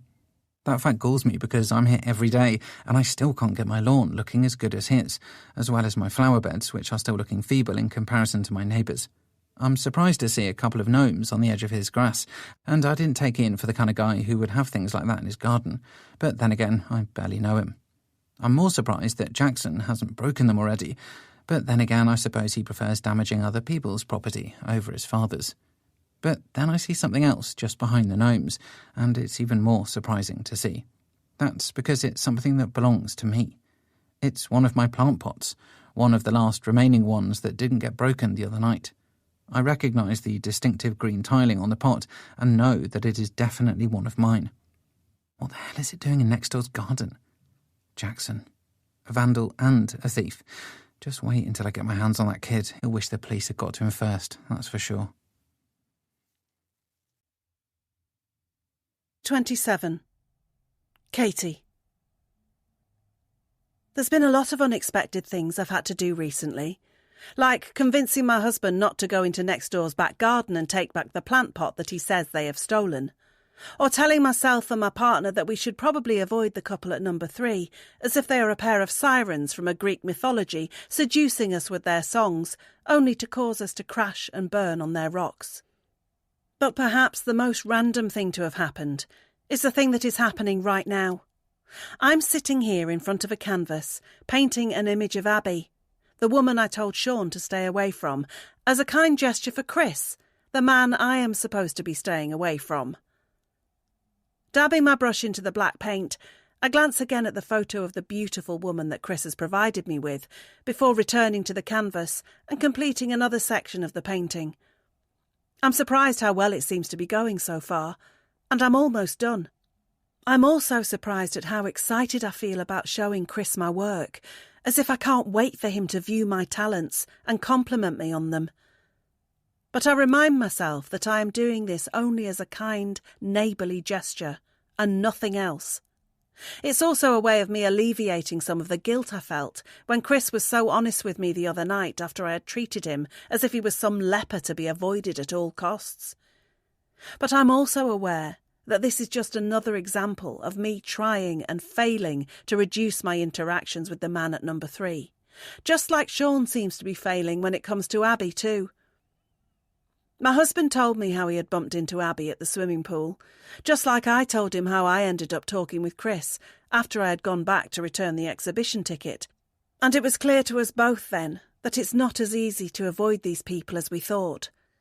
But I had also told Sean about how Chris had been remorseful about what had happened with the previous owners of our house, and how it seemed like he had learnt his lesson and would not make a repeat of past mistakes. Sean was a little sceptical, but to be honest, he was less bothered about the people at number 3 when we spoke than he was about the people at number 1. He is still very much on the warpath after discovering that not only has his camera been taken away, but one of our plant pots has ended up next door. He blames Jackson, and then he blames Ian by association, and I know he can't wait until they both come back home so he can have it out with them. I'm urging him to be calm and cautious, and reminded him what happened to a previous occupant of this house in Greg, who got angry with Ian and ended up with a restraining order, but it remains to be seen what will happen when Ian and Jackson return. There's not much stopping my husband when he gets a bee in his bonnet, just like there isn't much stopping me when I get the creative urge to paint, and I definitely have that urge now. My paintbrush is positively flying over the canvas as I continue on this piece for Chris, and Abby's image is starting to form more and more as I go.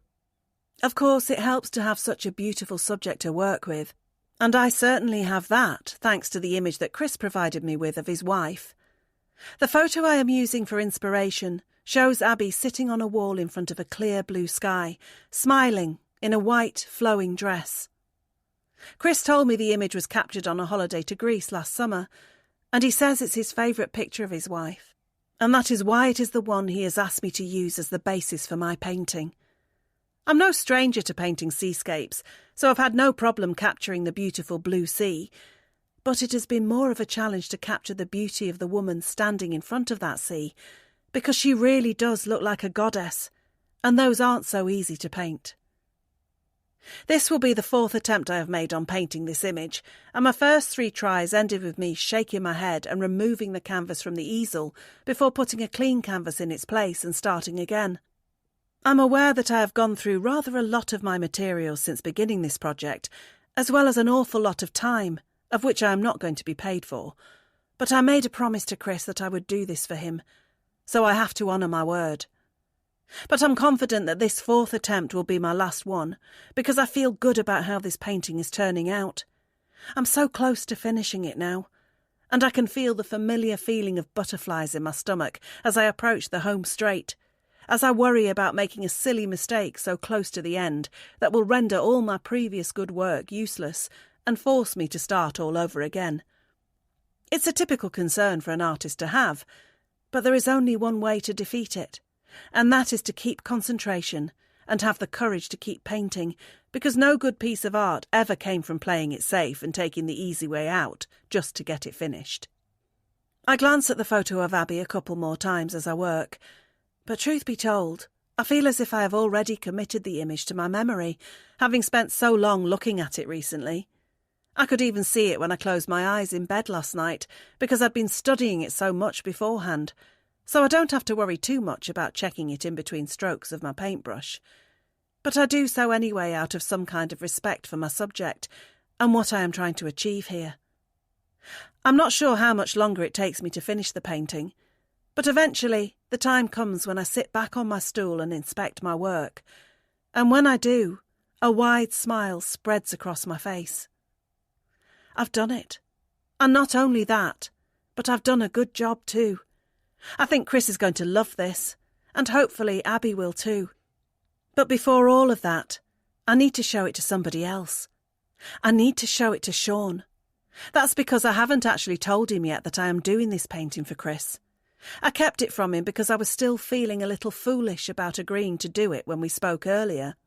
So I withheld the information at the time. Sean was so worked up about Jackson and what he may or may not have done that I didn't want to drop it on him then. But I will have to tell him. I can't keep this a secret, nor is there any reason why I should. I've done nothing wrong. This is just a favour for a neighbour. A neighbour I'm supposed to be avoiding. But if Sean is refusing to listen to me when I tell him to stay away from Ian and Jackson when they get back, then why should I stay away from Chris, who seemed so honest and genuine with me when we spoke outside his home the other night? And why should I listen to Albert and Eileen too? I'm an adult, and I can make my own mind up about things. And besides, it's been fun to paint this picture, and why should I deny myself that pleasure as an artist? Studying the painting for any small errors that I might have made, I relax when I am sure there are none. It's definitely finished, which means it's definitely time to show it off to other people. But as I sit there and think about it, I'm not sure who I'm most nervous about showing it to, Sean or Chris. Sean might ask me why I've done it, and he might even get a little jealous, and that would be bad. But Chris might tell me that it's rubbish and that I've let him down, and for some strange reason, that almost seems just as bad too. It shouldn't do, should it? Surely I should be more worried about my husband's opinion than my neighbours'. So why aren't I? 28. Sean. I've always been proud of my wife for following her passion of being an artist. That's why I've always been happy enough to leave her to pursue her craft while I've been going out into the world to do a slightly less inspiring job. There have been ups and downs with her chosen career, from lack of sales to issues with getting the right equipment, but that can happen in any business, and we have both learnt to take the rough with the smooth. But in all the time that she has been painting professionally, one thing has always stayed the same. She has always been shy in showing me her work. No matter how much I show an interest and ask her to see what she's been up to, she very rarely lets me into her workspace to show me what she's been doing. So much so that it's been a long time since I even asked to see any of her paintings. I just assumed she'd say no anyway. That's why it was a surprise to come home from work this evening and hear Katie tell me that she had a painting she'd like to show me. I'm in shock, I say, as I follow her up the staircase. I can't remember the last time you showed me one of your paintings. Katie laughs, a little nervously, I note, but says nothing as we reach the upstairs landing and head for the spare bedroom, a room in which I have barely set foot in since we moved in here and my wife claimed it as her studio. I presume the nervous laughter is because she's anxious about showing me the fruits of her labour, and I can understand that because I assume most creatives are very precious about their work and are constantly living in fear of what other people might think of it. But she has nothing to worry about, because I'm sure that I'm going to love whatever it is she's painted. And even if I don't, I'll just be a good husband and say I love it anyway. Katie opens the door to the spare bedroom slowly, as if having doubts about letting me in here to see her work after all. And I wish she'd hurry up because I'm starving, and the sooner we're done here, then the sooner we can get started on making dinner. But then I see what it is that she's showing me this evening, and when I do, all thoughts of food go out of my mind and are replaced instead by a mixture of awe and surprise. "What do you think?" she asks me as she stands beside her painting of a beautiful brunette woman sitting on a wall in front of a clear blue sea. "Wow. It's stunning, I say, and I mean every word. I knew my wife was talented, but this is something else. Really, you think so? Are you kidding? It's amazing. Katie seems relieved by my seal of approval, but I'm being serious.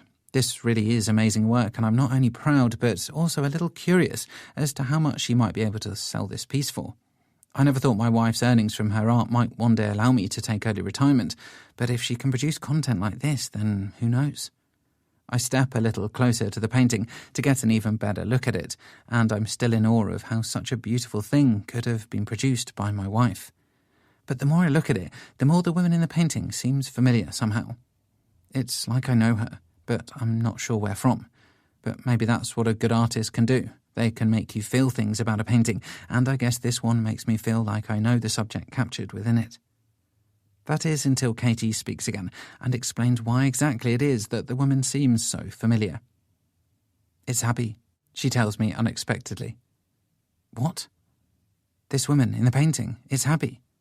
I look away from the perfect portrait and back at my wife beside me. Why have you painted her? Because Chris asked me to. What? When? The other day, when I went round to return the ticket. You didn't mention anything about a painting. I know, and I should have done, but I wasn't sure if I was definitely going to do it then or how it would turn out. I didn't expect it to end up being my best ever painting. It's your best ever? By a mile? I look back at the painting, and now that I know it's Abby, I can definitely see her in it, her posture, her confidence, her smile.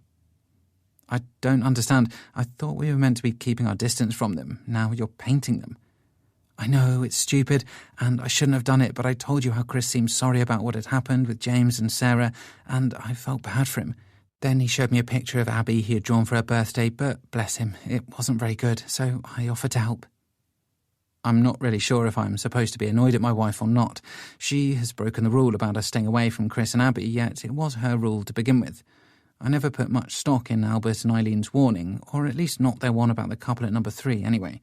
I've been more bothered about Ian and Jackson and the damage being caused on my property, but maybe this is the bigger problem. So what are we saying now, that we can see Chris and Abby again? I don't know, I'll just give him the painting and see how it goes, but maybe they're not as bad as we think. Fine, whatever, I say with a shrug before turning and heading out of the bedroom.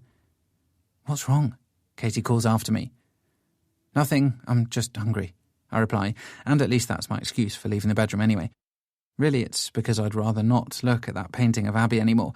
That's because I feel strangely drawn to it, as if it's somehow making her seem even more beautiful than she does in real life. I'll be glad when it's out of this house and in theirs. Is everything okay? Katie asks me before I can make it all the way downstairs. Yeah, it's fine. Why wouldn't it be? I don't know. I thought you might be mad at me for what I've done. I'm not. Promise? Yeah. I smile at my wife, and I guess I mean it. It's just a painting, and it's just a favour for Chris. It's not that big a deal. My wife is a great artist, and she should be proud of her work, as should I, and I am. I just wish I could get that image of Abby on that sea wall out of my head. It feels like it's stuck in my head now. Just like the image of her at the pool the other day is too. 29. Katie. I knock on Chris's front door with a mixture of excitement and dread.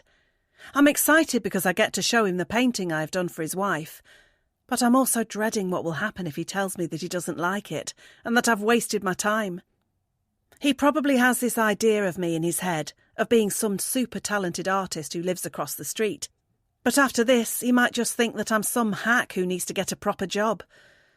I guess I'll find out soon enough.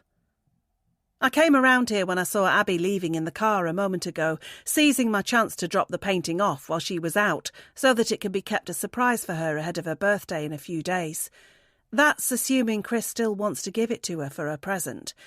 And I guess I'll find out if that is the case when he opens the door and lays his eyes on the painting.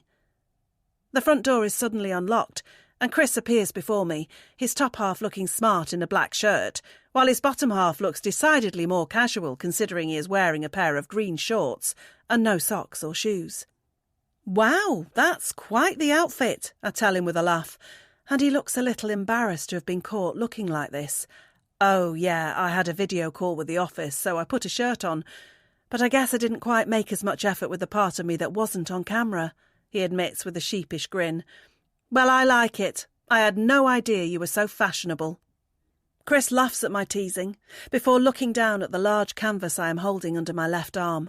But he won't be able to see the whole painting yet, because I've covered it in a protective coat, which will be unzipped when the picture is somewhere safer than out here on the street.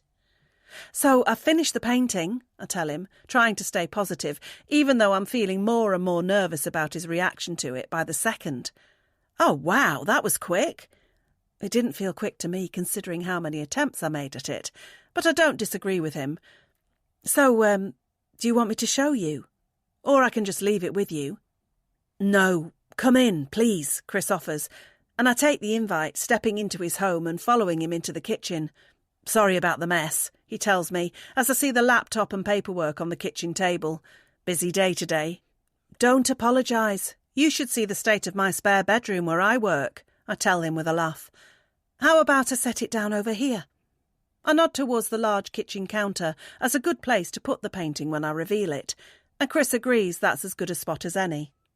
With the painting on the counter, I put a hand on each zipper of the protective coat and prepare to reveal my picture to its potential new owner. In a couple of seconds, I will be able to tell whether he likes it or not. And really, it is he and his wife who will be the most important critics. I know Sean told me that he thought I had done a great job of this portrait, but he's not the one who will have to live with it. Presumably it will hang on a wall somewhere in this house, so it's more important that Chris and Abby like it more than my husband does. I guess it's time to find out. Pulling on the zippers, I peel back the coat and pull the painting out until all of it is on show for Chris to inspect. He takes a step closer towards it as he gets his first look at it, and I find myself holding my breath as I try and gauge his first reaction. It's only when I see the smile spreading across his face that I find myself exhaling again. "This is wonderful," he cries as he runs a hand over the image on the canvas. "It's perfect." It's an extremely positive reaction, just like I got from Sean, and I guess I don't need to worry anymore. I really have done a good job. "Thank you so much for this. Abby is going to love it," Chris tells me. "I can't wait to give it to her." "You're welcome," I say, feeling all the tension leaving my body and being replaced by relief. "I have to pay you for this," Chris suddenly says, walking away from the counter and going over to his wallet on the kitchen table. "No, don't be silly. I told you it was a present." "But you've gone to a lot of trouble, and it's your job, so you should get paid." "No, seriously, it was my pleasure. I had fun, and I didn't expect anything for it." Chris looks at me with his hand in his wallet, presumably trying to figure out if I'm being sincere, or if I'm just being polite and really would like some money for my troubles. But he must see that I mean it, because he closes his wallet again and puts it back on the table. "OK, if you won't accept money, then you will have to accept something else instead," he tells me as he steps closer. "There's another exhibition coming up at the gallery. I'll get us both tickets. And this time, I'm not going to take no for an answer." I could refuse, just like I did last time, but unlike then, I don't feel like I want to. Besides, I've earned this. I did work hard on the painting, and while I don't want paying for it, it would be nice to get something, and a ticket to an art exhibition will more than suffice. Of course, I'll have to run it by Sean first to make sure he doesn't have any problems with it, but I'm sure it will be fine. I think we've moved on from the part where we were treating Chris and Abby like a danger to be avoided.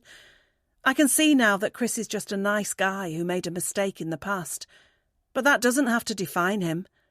I'm sure Abby is the same. And who hasn't made a mistake in the past? I know that Sean has made a few, and so have I. That's why I accept the ticket to the exhibition right there and then. And that's why this moment can be looked back on with hindsight as being the latest mistake I made in my life. And the biggest so far. 30. Sean. There's not a much more mundane job to do around the house than taking out the bins for the weekly collection, but that's what I'm doing right now as I drag my wheelie bin down to the end of the drive in anticipation of the collection tomorrow morning. It's only when I'm turning back to my house that I see Albert doing the same thing next door, and he gives me a wave as he spots me too. "Evening," he says as he drags his bin near to where I have left mine, and I feel like I should offer to help him with his manual task because it seems like the right thing to do, considering I'm the much younger man. But I don't, mainly because I don't want to feel patronising to him, but also because I have the feeling that he would just turn down my offer anyway and carry on doing it himself. He must do it himself every week anyway, so he can obviously manage. "Good evening, how's it going?" I ask, preferring to be inside by now, but doing my neighbourly duty of making small talk whenever I bump into one of the people I live beside. It's actually been a while since I saw Albert, and come to think of it, I might not have actually spoken to him since the night he came around, just after we had first moved in. That was the same night he gave us the tip-off about the other residents on this cul-de-sac, and maybe that explains why I haven't exactly been in a rush to catch up with him since.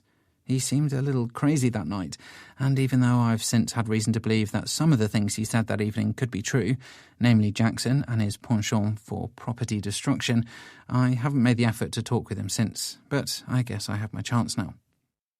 "I can't complain," Albert tells me once he has deposited the bin at the end of his driveway and taken a deep breath from the exertion. "How are things with you guys? Arlene told me about the brick that went through your window. I hope everything's okay. We saw the police visit your house, but we didn't want to pry."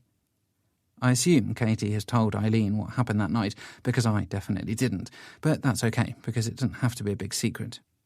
"Yeah, that was a bit of a shock, I admit. Do the police know what happened?" "No," I say with a shake of the head. "Has anything like that ever happened to you?" I'm probing because I want to see if Albert is going to suspect Jackson of throwing the brick, just like I do. "I can't say it has, but like I told you before, we have had trouble in our back garden. Broken furniture, things going missing. And you know who caused all that trouble?" "Jackson." Albert nods. "I mentioned my suspicions to the police that night," I tell him, "but they said I couldn't make accusations without any evidence, so they didn't look into it." "Yeah, evidence is the thing that has always stopped us from getting anywhere too."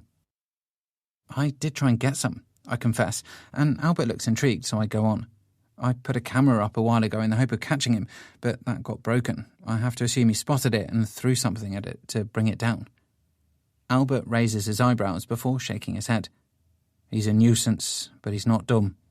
Yeah, I'm just waiting for his dad to get back from the rigs again, so he's round again, but surprise, surprise, there's been no trouble in our garden since Jackson went away." Albert nods his head as if this is something he already knew, and I guess it is. I might be fairly new to this situation with Jackson, but he's been putting up with it for years. "How are things with our other neighbours?" Albert asks me, changing the subject from the people at number 1 to the people at number 3. I know what he'll be trying to get at here, which is to find out if we are following his advice of staying away from Chris and Abby as much as possible, but I'm not sure what I can say there. How do I tell him that instead of following his advice, I've instead been swimming with Abby while my wife has painted a portrait of her as a gift for Chris? Not to mention the dinner date we had with them, or the time Abby came round and shared a bottle of wine with me while Katie was out of town. Things are going okay, I say, hoping to just leave it at that. But Albert is old enough and smart enough to know when somebody is holding back on him, and he furrows his brow before speaking again. "Look, feel free to tell me and Arlene to mind her own business if you want to, but before you do, I'll tell you this. You're playing with fire if you get close to that couple. And what happens when you play with fire?" I know the answer is that you get burnt, but I don't say it because it doesn't need to be said. I just stare at Albert until he says goodnight and shuffles away back up his driveway. I keep watching him until he goes inside and closes his front door before making a move myself, but before I re-enter my home, I glance over at number 3 across the street. The lights are on inside and the car is on the driveway, presumably meaning that both Chris and Abby are home. Then I look at number 1 and see the empty driveway and the dark windows with the curtains closed and know that Ian and Jackson are gone. 4 different neighbours posing 2 very different problems. I really didn't expect this cul-de-sac to be as interesting as this.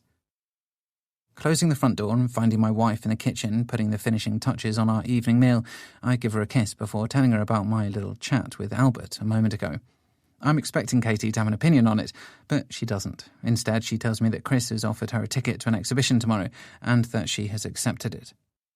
Wait a minute, let me get this straight. You had a go at me for being alone with Abby, but it's okay now for you to be alone with Chris. We'll be in a busy gallery in the middle of the day. That's a little different to being alone together in a house on a Friday night with a bottle of wine. That's not the point. One minute you're telling me we need to stay away from Chris and Abby, the next you're painting them a picture and going to events. So what does this mean? I can hang out with Abby again now? I didn't say that. So it's one rule for you and another for me. No, that's not what I mean. Well, what do you mean? Katie looks like she has something she wants to say, but she holds back on delivering it. What is it? I ask, pressing her on it. Come on, what do you want to say? Katie tries stalling again by pretending to be busy with the boiling saucepan of pasta, but I tell her to leave it and ask her again about what is really going on here. Why is it okay for you to be around Chris, but it's not okay for me to be around Abby? I didn't say that. But you're making it clear that that's the case, so why is it? I don't know. Yes, you do. Come on, spit it out. Because I'm worried about her. What do you mean? I'm worried that I can't trust her around you. But I'm supposed to trust Chris around you, aren't I? He feels bad for what he did to James and Sarah. But he still did it. At least he's shown some remorse. I don't know if Abby has. What does it matter what they do anyway? As long as we don't do anything, then it's okay, isn't it? That's when the penny drops, and I realise what my wife is really trying to say here. It's not just Abby whom she doesn't trust. It's me as well. You think I might be tempted? I say, shaking my head. You think that you can control yourself around Chris, but I might not be able to around her. That's it, isn't it? No, I didn't say that. But it's what you're thinking, and it's the only thing that makes sense. You feel like you and Chris could be friends, but that Abby and I can't because something might happen. I don't believe this. I storm out of the room, ignoring my wife's calls to come back into the kitchen, but I'm too angry about this to stay and hear what she has to say. Not once have I done anything to give my wife reason to worry about my loyalty to her, yet she thinks I'm the risky one out of the two of us. How dare she? I'm not the one painting pictures for presents and accepting tickets to events, but you know what? If Abby invites me somewhere, then I'm going to go. I don't care what Katie says. She can trust me or not, but it won't change who I am and what I can do in my own free time. Katie keeps calling after me as I climb the stairs, telling me that dinner is ready and that I should come back, but I've lost my appetite, and I'm not turning around. Instead, I enter the bathroom and lock the door before turning on the shower and tearing off the tie that has been hanging limply around my neck all day. Then I strip off and get in the shower, feeling the hot water on my skin, and it's almost as hot as the anger that is bubbling within me. I'm mad at my wife for thinking I can't be trusted, and I'm also mad because deep down, I know that she might have a point. 31. Katie. The gallery is filled with the sound of quiet chatter and the clinking of champagne flutes as I enter with Chris alongside me. We've just handed our tickets to the well-dressed man on the door, and now we are inside this exhibition and eager to see the various works of art that are on display here. I knew I should have worn a tie, Chris confesses to me as he notices most of the other men in attendance here this afternoon are wearing one themselves. Don't be silly, you look fine, I tell him, and he does. Then I make a quick check on the other women in the room to make sure that I look just as acceptable. Thankfully, I feel like I do, because while I haven't made quite as much effort as some of the ladies here today, I am more than passable in this red dress that I pulled out from the back of my wardrobe, especially for this fairly exclusive occasion. I haven't worn this dress in years, more from a lack of having a suitable event to wear it to rather than anything else, so it feels a little strange to be sporting it now. But it still fits me well, and I know that because I spent half an hour looking in the mirror earlier, making sure it did. And it certainly feels good to be dressed up again. Being a work-from-home artist means I very rarely have the need to get changed into anything more flattering than an old t-shirt and a pair of jogging bottoms. But this is a nice change of pace. It definitely felt a little weird glancing in the mirror and seeing myself looking so good. And I think it even took Chris by surprise too, because I noticed his raised eyebrows when he first saw me earlier. Not that I've spent too much time thinking about his reaction to my outfit today. Champagne? I turn to see the pretty waitress standing beside me with a tray full of champagne flutes, and I am tempted to take a glass of fizzy bubbles. But then I remember that it is still early in the day. But Chris seems to have no qualms about starting on the strong stuff now, and he picks up a glass before thanking the waitress. I decide to join him and take my own glass before she moves on to the next ticket holders loitering nearby, and the pair of us both take a sip before turning our attentions to the first painting on display. "What do you think?"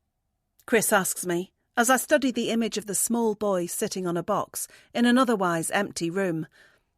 "I like the colours they've used," I say, casting my allegedly expert eye over the artwork. "But I'm not exactly sure what it's supposed to represent." "Yeah, me neither. I just hope the artist used her imagination and doesn't actually know some boy who lives on a box in an empty room."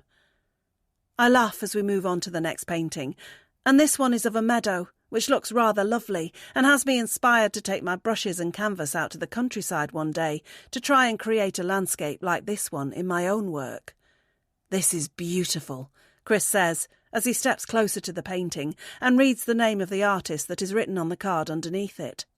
"I agree," I say in between sips of my champagne. "Whoever painted this is very talented." I expect Chris to perhaps nod before we move on to the next painting, but he doesn't. Instead, he turns to me and asks me why I haven't entered any of my work in exhibitions like this. "You're just as talented as these artists are, if not more," he tells me, seemingly being sincere. "That painting you did of Abby could easily be hanging in here today for people's enjoyment." "Oh, please, I'm not that good," I say, but Chris doesn't seem to agree. "You shouldn't put yourself down. You have a gift, and I think you should be doing much more with that gift than what you are currently doing." "What do you mean?" "I mean that an artist like you shouldn't be sitting at home all day painting out of your spare bedroom. You should have a proper studio, and your work should be displayed for the public to see more often, instead of on some website that nobody is ever going to find." He's being quite blunt with me, but I don't tell him to stop. "You have so much potential, and you need to capitalise on it. You know what your problem is?" I shake my head. "You see yourself as a struggling artist who depends on the support of her partner, but you need to see things as they really are. You have an ability that very few people have, and it's one that can far surpass anything Sean can hope to achieve in his workplace. You need to stop thinking of yourself as a poor painter toiling away at home and start dreaming of how far you could really go with this." It's quite the pep talk. And if I'm honest, it was the last thing I was expecting when I came here today. I just thought we'd wander around the gallery for a bit, check out some paintings and make small talk. I definitely didn't expect Chris to give me this kind of intervention, where he effectively says that I am squandering my talents and wants me to push myself more. Come to think of it, I've never really had anybody speak to me about my career in this way before. Sean has never said these kinds of things to me, and I guess he assumes I'm happy enough just doing what I'm already doing. But am I? In a way, yes. But I do have ambitions of having my own studio one day, and it would certainly be a thrill to see some of my work on show in a gallery at some point, for some of my peers to comment on. It seems like Chris can see that in my future, and I'm flattered that he does. It doesn't mean it's guaranteed to happen, of course, but it's nice that he thinks it could. And it's clear that I need to believe in myself more, if I'm ever going to get there. I thank him for his kind words and nod my head, as if in agreement, before taking another sip of my champagne, because putting that in my mouth means that I don't have to say anything else as we move on to the next painting. I do that because I'm not sure what it is that I would say. I'm still thinking about what Chris has said to me, and the more I do, the more I see that he is right. I am limiting myself by just sitting in my spare bedroom and keeping most of my paintings to myself. Maybe it is time to expand. But that will take money, and that means it will involve risk. I wonder what Sean will think about that.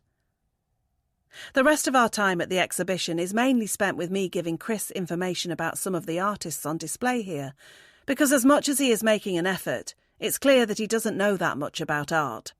Certainly not as much as I do anyway. But he is obviously doing this today more for me than for him, and it's a thank you to me for the painting of Abby that I did for free. I'm grateful for that, because I have a wonderful time. And so much so that I am surprised when I hear the event organiser inform us all that the exhibition will be ending in 5 minutes' time. I had been rather hoping to see the last couple of paintings that I hadn't got to yet, as well as perhaps have one more cheeky glass of champagne, but I guess we better start making a move for the door. They say time flies when you're having fun, and this has certainly been fun. But just as I think it's coming to an end, Chris grabs us both another glass of champagne each and tells me to down it. I think he's joking until he drinks his own. And then I see that he's actually up for some mischief. And then he proves it when he suggests finding a bar to go to for another drink in. 32. Sean. It's not often my boss tells me and my fellow employees that we can take the rest of the day off and go home early, but that's what's happened today, and it's why I have a spring in my step as I walk towards my front door at the early time of 3:30 in the afternoon. I was surprised to get the offer from my employer, and I'm sure Katie will be surprised too when I walk through the door and let her know that I'm home. I know she was attending the art exhibition with Chris at lunchtime today, but she should have been back hours ago, so I expect she's upstairs in the spare bedroom painting again. I've done my best to not show how annoyed I am about the whole situation with Chris and Abby since the little argument I had with my wife about it, because nothing good can come from it. Instead, I've decided to let Katie do whatever she wants, and that way I'll be free to do whatever I want to. It's her jealousy of Abby that caused her to want me to stay away from her, but I'm not going to act jealous about Chris and make her stay away from him. That way, she can't make me stay away from Abby in future either, should I wish to spend time with her at any point. Of course, the logical solution to all of this is that the four of us organise things when we're all present, so that way there will be no opportunity for anybody to start getting jealous. And that's why I've had the idea of suggesting to Katie that we finally get around to inviting Chris and Abby over for dinner soon. I'll bring it up with her right now, just as soon as I get inside. As I put my key in the lock, I make sure to glance over at number 1 to double-check that the house is still empty, and sure enough, it is. Ian and Jackson aren't back yet, so I will have to wait a little longer to resolve my problem there. But that's okay. I'm enjoying them being away because it means there's been no dramas in the back garden, and long may that continue. Entering my home, I call out to Katie to let her know that it's me so that she doesn't get a big fright when she hears the door opening. But she doesn't call back to me, so I presume she didn't hear me. Taking off my suit jacket and shoes, I climb the stairs and call out to her again, wondering as I go if she has her headphones in her ears because she sometimes likes to work with music playing. That must be the case today because she hasn't responded to my second call either, and she would definitely have heard that one normally because I'm at the top of the stairs now, so I head towards the spare bedroom and knock before I enter. There's still no noise from within as I walk into the room, and that's when I see that Katie isn't here. Her stool is unoccupied, the paintbrushes are lying idle, and the canvas on the easel in front of all the equipment is blank. Taking my phone out of my pocket, I call her number, but she doesn't pick up, so I send her a quick text, letting her know that I'm home and asking where she is. Then I go to leave the room, but just before I do, I notice the painting that is propped up behind the door. It caught my eye because I recognised the landscape depicted within it, and I crouched down to get a closer look. The painting shows a car on a driveway in front of a house, and I recognise the house as being number 3 on this cul-de-sac. I also recognise the person who is standing beside the car. It's Chris, and Katie has certainly done a good job of capturing his image, but why has she painted him? Walking away from the painting and towards the window, I look outside, and sure enough, I see the exact view of number 3 from here as the one in the picture, which suggests to me that Katie was looking out of here as she was painting it. Presumably, Chris was out there working on his car at the time, and that was why she used that in the image. Does it bother me that my wife is painting another man? I guess it does, or I wouldn't be feeling like I am right now. Walking out of the bedroom, I decide that I'm going to grab my gym gear and go for a workout to let off some steam. But before I do, I try Katie on her phone again, eager to know where she is. That's because I'm wondering if she is still with Chris now, even though the exhibition was supposed to end in the early afternoon, and she had told me that she was coming home straight afterwards. But Katie fails to answer again, and I'm still no nearer to knowing where she is. But right now, I'm imagining she is still with our neighbour, and that's why I have the idea of doing something that would only be fair in the circumstances.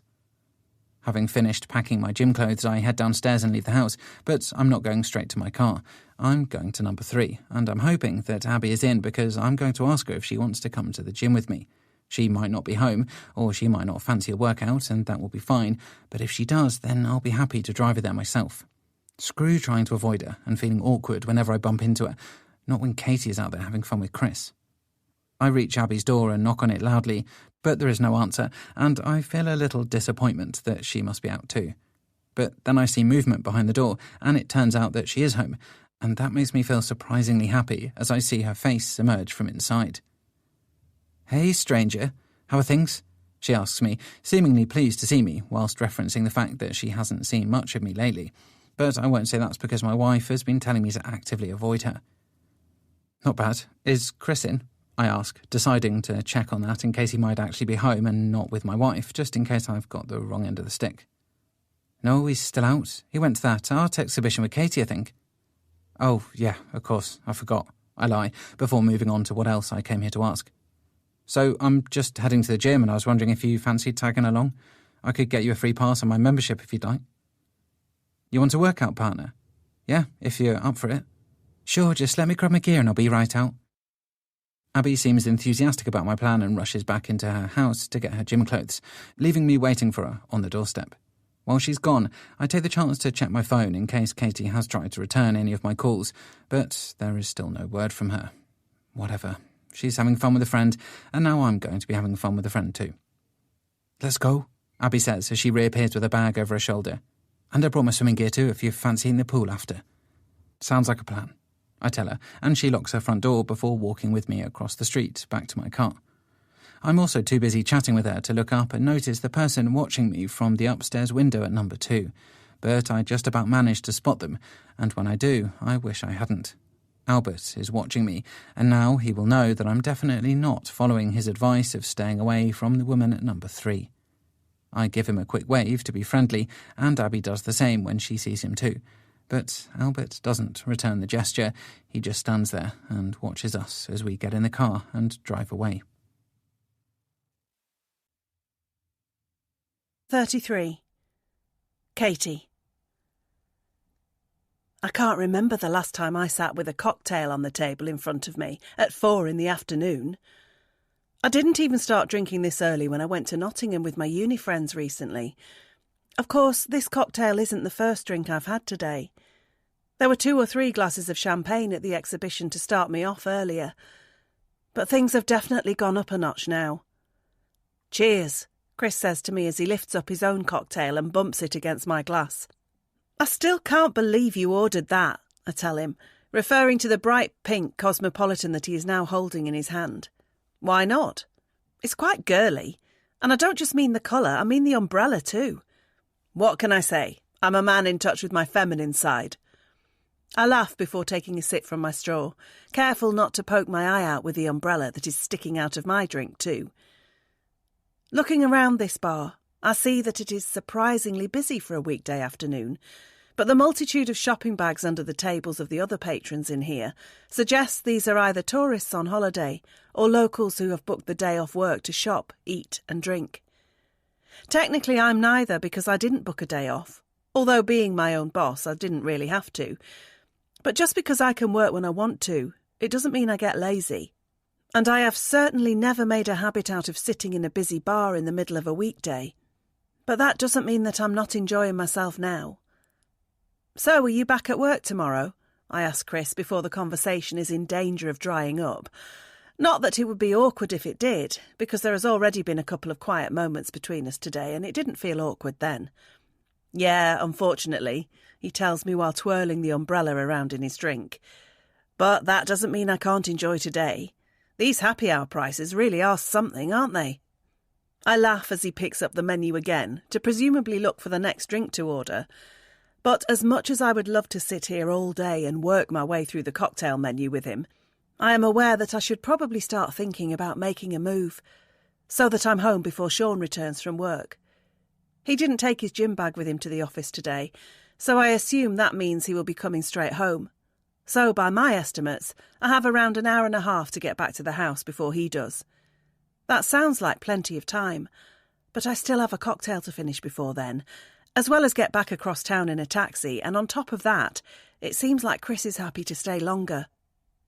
"I think I'll have to get going after this one," I tell him, before he can go ordering us any more beverages. "Really? But there's still another hour to run on happy hour yet." He just seemed disappointed. And I'm not sure if it's because he's having a good time, or just because he's got the taste of alcohol now and wants to keep going while he can. Not that it really matters. "Yeah, sorry, but Sean will be home soon." "So?" "Well, he'll be expecting me to be at home." "Why? Can't you go out and have a social life?" "Don't be silly, of course I can. It's just he knows the exhibition finished a few hours ago, so he'll wonder where I am. Then give him a quick call and let him know. I'm not really keen on doing that, and I think Chris can tell. There's not still a problem, is there? He asks me. What do you mean? I mean, with you guys and spending time with me and Abby. I told you that there was nothing to worry about. No, of course not, that's not it. I try, but it's a bad lie and he knows it. Forgive me if I come across as a little blunt, but Sean shouldn't be worrying about you having a drink with a male friend, just like you shouldn't be worrying about him spending time with a female friend either. You're grown-ups and you're married, not a couple of teenagers who could break up at the drop of a hat. No, it's not that, honestly. Then what is it then? Why are you so anxious about getting home before Sean? I don't know. Look, if you're not having a good time with me, then I won't be offended if you leave. Honestly, it won't be the first time I've ended up drinking alone, and I'm sure it won't be the last. No, I am having a good time. Then why leave? Let's get another drink. The night is still young, or rather the day is still young, because I can still see sunlight out there. He gestures towards the large windows behind me, and I laugh as I turn and look at the daylight out there. It's weird to be feeling tipsy when the sun's not even gone down yet. OK, fine, one more drink, I concede with a smile. I'm off to the ladies. Don't order anything too crazy for me. I can't make any promises, Chris replies, and I laugh as I leave my seat and take my handbag into the toilets. I take out my mobile phone as soon as I am inside one of the cubicles, because I'm aware that I haven't checked it all afternoon, and there might be a missed message or two on there. But I'm not expecting what I see when I look at the screen. That's because there are a couple of missed calls from Sean, as well as a text message asking me where I am. I don't understand. How can he know that I'm not at home if he's still at work? Unless he came home early. But that's unlikely. He's always in the office until at least 5. I'm unsure as to how my husband could possibly know that I'm not at our house, but I decide to find out, pressing the button to call him in the hopes that he will pick up and enlighten me. But he doesn't, and even though I try again, there is still no answer. Damn it! I decide to send him a message to let him know that I'm okay, but I don't mention where I am and who I am with. It makes me feel as if I'm up to no good and have a secret to hide, which I don't really because I've done nothing wrong. But I'm still aware that Sean isn't keen on the idea of me hanging out with Chris if he isn't allowed to hang out with Abby. That's why I don't mention anything about that and keep my message short and sweet. I press send before flushing the toilet and leaving the cubicle, and by the time I have washed my hands and returned to the table, there is a fresh cocktail waiting for me. Don't worry, it's not one of the strong ones, Chris tells me, and I smile as I retake my seat while making sure to leave my phone out so I can keep an eye on it for any incoming calls or messages from Sean. But before I can take a sip of my new drink and spend any more time wondering how Sean could know that I'm not home, Chris picks up his own phone from the table and holds it towards me so that I can see what is on the screen. You don't have to worry about Sean, he tells me as my eyes read the text message in front of me. Abby just sent me this. She's on the way to the gym with him. I finish reading the message and it backs up what Chris has just told me. Abby has texted him to say that she is with my husband. And while I'm not sure how that is possible considering that he should be at work, that's the least of my worries. Why is Sean with Abby again? Is it because he knows I'm with Chris and he's feeling annoyed? I don't know, but I've suddenly lost my appetite for my cocktail. That's because I feel as though I've made a complete mess of things here. I've gone from saying we should avoid Chris and Abby to a situation where we are almost spending more time alone with them than we are together. What would Albert and Eileen say? And is this how James and Sarah were before they were unfaithful and blew up their marriage? I should leave and go home, and I should get Sean to come home too. Maybe everything is okay, or maybe Chris and Abby are up to their old tricks again and everything is going right to plan. Cheers, Chris says to me as he lifts up his new cocktail and waits for me to join him again. Here's to new friends. I smile weakly as I touch my glass against his. New friends. It sounds so innocent, doesn't it? But according to Albert and Eileen, there's nothing innocent about this at all. And maybe now it's too late for me to stop what is already in motion. I can control myself around Chris, no matter how many drinks I have had with him today. But what about Sean? Will he be able to stay strong if Abby makes a move? particularly if he thinks I'm out here having fun with her husband. I suddenly feel sick, and it has nothing to do with this drink. I feel sick because I'm worried that I've spent so long trying to keep Sean from Abby that I've now ended up pushing him right towards her. 34. Sean. I was pretty confident that I would win when this race started, but I'm not anymore. That's because I can see Abby ahead of me and she's definitely going to reach the other end of the pool before me. I thought I was a decent swimmer, but she swims like a fish. But I won't concede defeat yet. I'll keep going because the only thing worse than losing is giving up. Needless to say, Abby puts me out of my misery a few seconds later by touching the edge of the pool and confirming that our race is over. I follow behind her a few seconds later, much more out of breath than she is, as I put my arms on the side of the pool and suck in some oxygen. "Good race?" she says to me kindly, but I know that it wasn't. She was way too quick for me, and I feel silly for even suggesting the idea of the two of us competing. "I'll get you next time." I try, but it hardly sounds like the most confident statement in the world when I'm sucking in air at the same time. Abby laughs and wishes me luck before turning around and suggesting we go again, but there's no way I can face swimming another length today, so I shake my head and instead gesture towards the changing rooms where a nice hot shower will be waiting for me. Abby sees what I mean, which is basically that I'm far too unfit to do any more exercise today, but before she can let me skulk away with my tail between my legs, she has another idea. "How about a quick stint in the sauna?" she asks me, and I see her looking over at the wooden door on the other side of this pool area. I've never actually used the sauna since I've been coming to this gym, and I'm not really a big fan of using them anywhere because of how uncomfortably hot they can be. I know that's the whole idea of them, but after some intense exercise, I've never seen the fun in forcing myself into a tiny room filled with hot, dry air. But obviously Abby does. "It's one of the best things to do after a workout," she tries to convince me, but I'm not sold. "I'm not sure. I always feel a little claustrophobic in a sauna," I tell her, and it's true. There's just something about the tiny wooden benches condensed into a small square area in a dark, parched room that makes me want to get the hell out of there as soon as I've gone in. The thing with saunas is that it's all in the mind. It's supposed to be an uncomfortable place. That's the challenge of it. The rest of the gym is for the physical test, but the sauna is more about the mental one. I'm just about to ask her if she is some kind of motivational guru when she hauls herself up out of the water and onto the pool edge, leaving me still bobbing around below her. "Come on, it'll be fun, I promise," she tells me as she peels off her swimming cap to allow her long dark hair to fall down her bare back. Then she turns and walks towards the sauna, her bare feet padding lightly across the wet tiled floor. I know I could just get out and go into the changing rooms, but Abby will be disappointed in me, and I don't want that, so I pull myself out of the water too before following her toward the wooden door. As I go, I notice a couple of the other guys in this pool area checking out Abby as she walks ahead of me, and I even see one of them give me a nod as if he approves of my companion and respects me for being with her. It's a silly, stupid thing, but then those words could describe most guys, I guess. Abby holds the sauna door open for me as I catch her up, and seconds later I'm leaving behind the cool, clear air of the pool area for the stifling, lowly lit air of the sauna. It feels as if all the air has been sucked out of my lungs as I enter the tiny room and look around at the wooden benches, all of which are unoccupied, meaning Abby and I will be the only ones in here.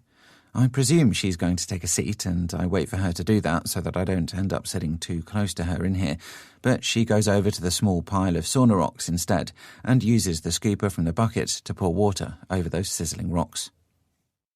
I know this is done to increase the temperature in here because the steam from the hot rocks will mix with the dry air in the room, but in my opinion it was already more than hot enough in here to begin with, but I guess Abby likes it hotter. I take a seat on one of the wooden benches as far away from the hot rocks as I can get and tell myself that I need to last at least 5 minutes in here or I'll look like a wimp. Fortunately, there is a clock on the wall in here, so I can keep an eye on that to gauge how well I'm doing for time as this sauna session begins. Abby finishes what she's doing with the hot rocks and comes to join me over on the same bench, her bare legs only inches from mine now as she sits beside me and lets out a long, deep breath. "I love it in here," she confesses. "Sometimes it feels like the most peaceful place in the world." I thought the most peaceful place in the world was on the sofa with a big bag of crisps. I reply, and she laughs. I don't know, sometimes I feel like home isn't the best place to truly relax. That sounds like quite a deep statement from Abby, and while I'm not exactly sure what she's getting at in her personal life, I feel as if I can relate to what she's just said.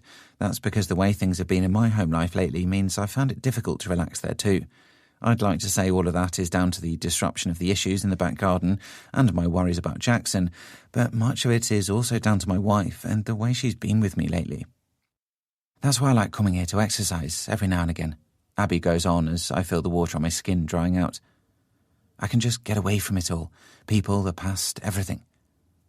I wonder if she's referring to Chris as well as what happened with James and Sarah before that. But of course, I'm not going to say anything because it would be awkward enough at the best of times without being in a tiny wooden box set to 100 degrees. How are things with you and Katie? Abby suddenly asks me. Yeah, fine, I reply, not entirely convincingly, but Abby must buy it because she nods and seems a little envious. You guys seem pretty solid. So do you and Chris? Yeah, well, appearances can be deceiving. I'm not sure what she means by that, and I'm not sure that I want to find out either. I'm starting to sweat in here now, and I'm not entirely sure that it's all down to the hot rocks and the water vapour. Maybe I should think about getting out. It's only been 2 minutes, but I'm not sure anything good can come from the next 3 if I stick around and Abby keeps talking like this. Then I notice Abby is looking at me, and I turn to see her face. It's gloomy in here, as most saunas are, but I can still make out her dark hair and her delicate features. And she seems to be studying mine too. I want to say something just to break the silence, but I'm not sure what. Abby doesn't seem to have anything to say either. She just keeps looking into my eyes. Then down at my lips. The door to the sauna suddenly swings open, sending a cooling jet of air into this stifling room, and I turn to see an overweight man waddling in to join us. That's my cue to get out of here quickly and get up from the bench and tell Abby that it's too hot for me in here. She says she'll meet me in the reception area after we've showered, and I nod my head as I leave the sauna and return to the cool pool area. It feels good to have the cold air on my skin again after those intense few minutes, but I'm aware it's not just the change in temperature that has made me relax again. It's because I've extricated myself from that slightly tricky situation just then. What would have happened if that guy hadn't come into the sauna when he did? Would Abby have tried to kiss me? But as I reach the changing rooms and locate my locker, I know the most important question is the one I really don't want to know the answer to. Would I have kissed her back? 35. Katie. I pour myself a 3rd glass of water from the kitchen tap before drinking it all and taking a deep breath. This is my attempt at sobering up before Sean gets home, because I definitely overdid it on the drinks today. And while I'd like to say that was Chris's fault, I know there is no one to blame for overindulging but me. I could have said no to another drink at any point and come home, but instead I ended up staying out much longer than I anticipated and drinking far more than I thought I would do too. That resulted in me having to have the window down in the taxi on the way home because I was feeling a little nauseous. And it's also why I am now chugging water like there's a drought coming before my husband gets back and sees the state that I'm in. I check the clock on the wall and notice that it's gone 7 o'clock, and even though I know Sean is at the gym with Abby, I really would have expected him back by now. While his failure to return is giving me more time to get some water into my dehydrated system, it is also causing me to feel anxious about what could be keeping him out so long. I'm just about to pour myself some more water when I hear the sound of a car door closing at the front of the house. So I put my empty glass down on the counter and head into the living room to check the driveway. I assume it is Sean getting back at last, but to my surprise, our driveway is still empty. Looking around, I notice that the sound must have come from the car at number 1, because it looks like Ian has just arrived home again, and he has Jackson with him too. I watch as the pair of them go into their house, and I know that Sean has been waiting for them to get back so that he can talk to them about our plant pot being in their garden, as well as all the other strange things that have been going on around here recently. But my husband isn't home yet, and the longer he is out, the more I will worry that something is happening between him and Abby. Checking my phone for messages or calls, I see that there is still no word from Sean, and it's been a few hours now since he tried to get in touch with me. If only I had answered his calls earlier, then he might not have gone out with Abby. Or rather, if only I hadn't gone for drinks with Chris after the exhibition, then I would have been home when Sean got back, and we'd probably be sitting down to a nice dinner together now. Instead, I'm standing here at this window, looking out onto the dark street, and wondering if my husband is having a better time with our neighbour than he would do if he came home. There's suddenly a flash of light across the cul-de-sac, and I see car headlights approaching. This must be Sean. And sure enough, I see the car turning onto our driveway.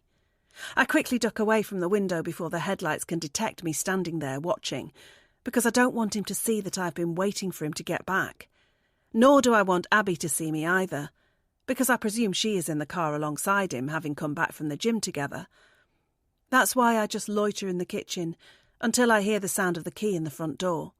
And a few seconds later, I enter the hallway to see my husband with his gym bag slung over his shoulder. "Hey," I say as I approach him, doing my best to seem sober. "Oh, hey," he mutters as he drops his bag and locks the door, and that wasn't quite the greeting I was hoping to get from him. "How was the gym?" I ask him before he can head upstairs. "How do you know I went to the gym?" "Chris told me. Abby sent him a message." "Oh, right. Did you have fun?" "It wasn't really fun. We were working out." "You know what I mean. Did you have nice chats?" "Yeah, it was fine." I've known my husband long enough to know when he's not in the mood for talking to me, and he definitely isn't in the mood now. But that's too bad because I want to keep conversing, if only for my own benefit rather than his. "I'm sorry I missed your calls earlier. I didn't know that you'd be finishing work so early." "Don't worry about it, as long as you were having fun with Chris." "Yeah, we went for a drink after the exhibition." "Just one drink?" He studies my face, and I fear that despite my attempts with the water, I still look drunk. "Well, a couple of drinks," I confess, and Sean gives me a wry smile. "So much for us avoiding those two then, eh?" "Well, you just went to the gym with Abby. Only because you were out with her husband. I came home to see you, not her, but you were out with him." "I'm sorry, but we're just friends, just like me and Abby." "Then what are we arguing about?" "I don't know." Sean and I stare at each other across the hallway, and even though we're only a few yards away from one another, it feels like there is a much bigger difference between us right now.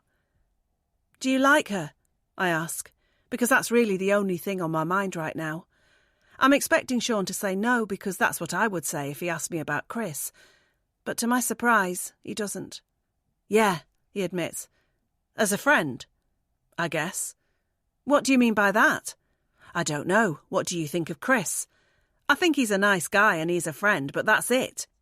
"Why are you painting him then?" "What?" "I asked you, why do you have a painting of him upstairs?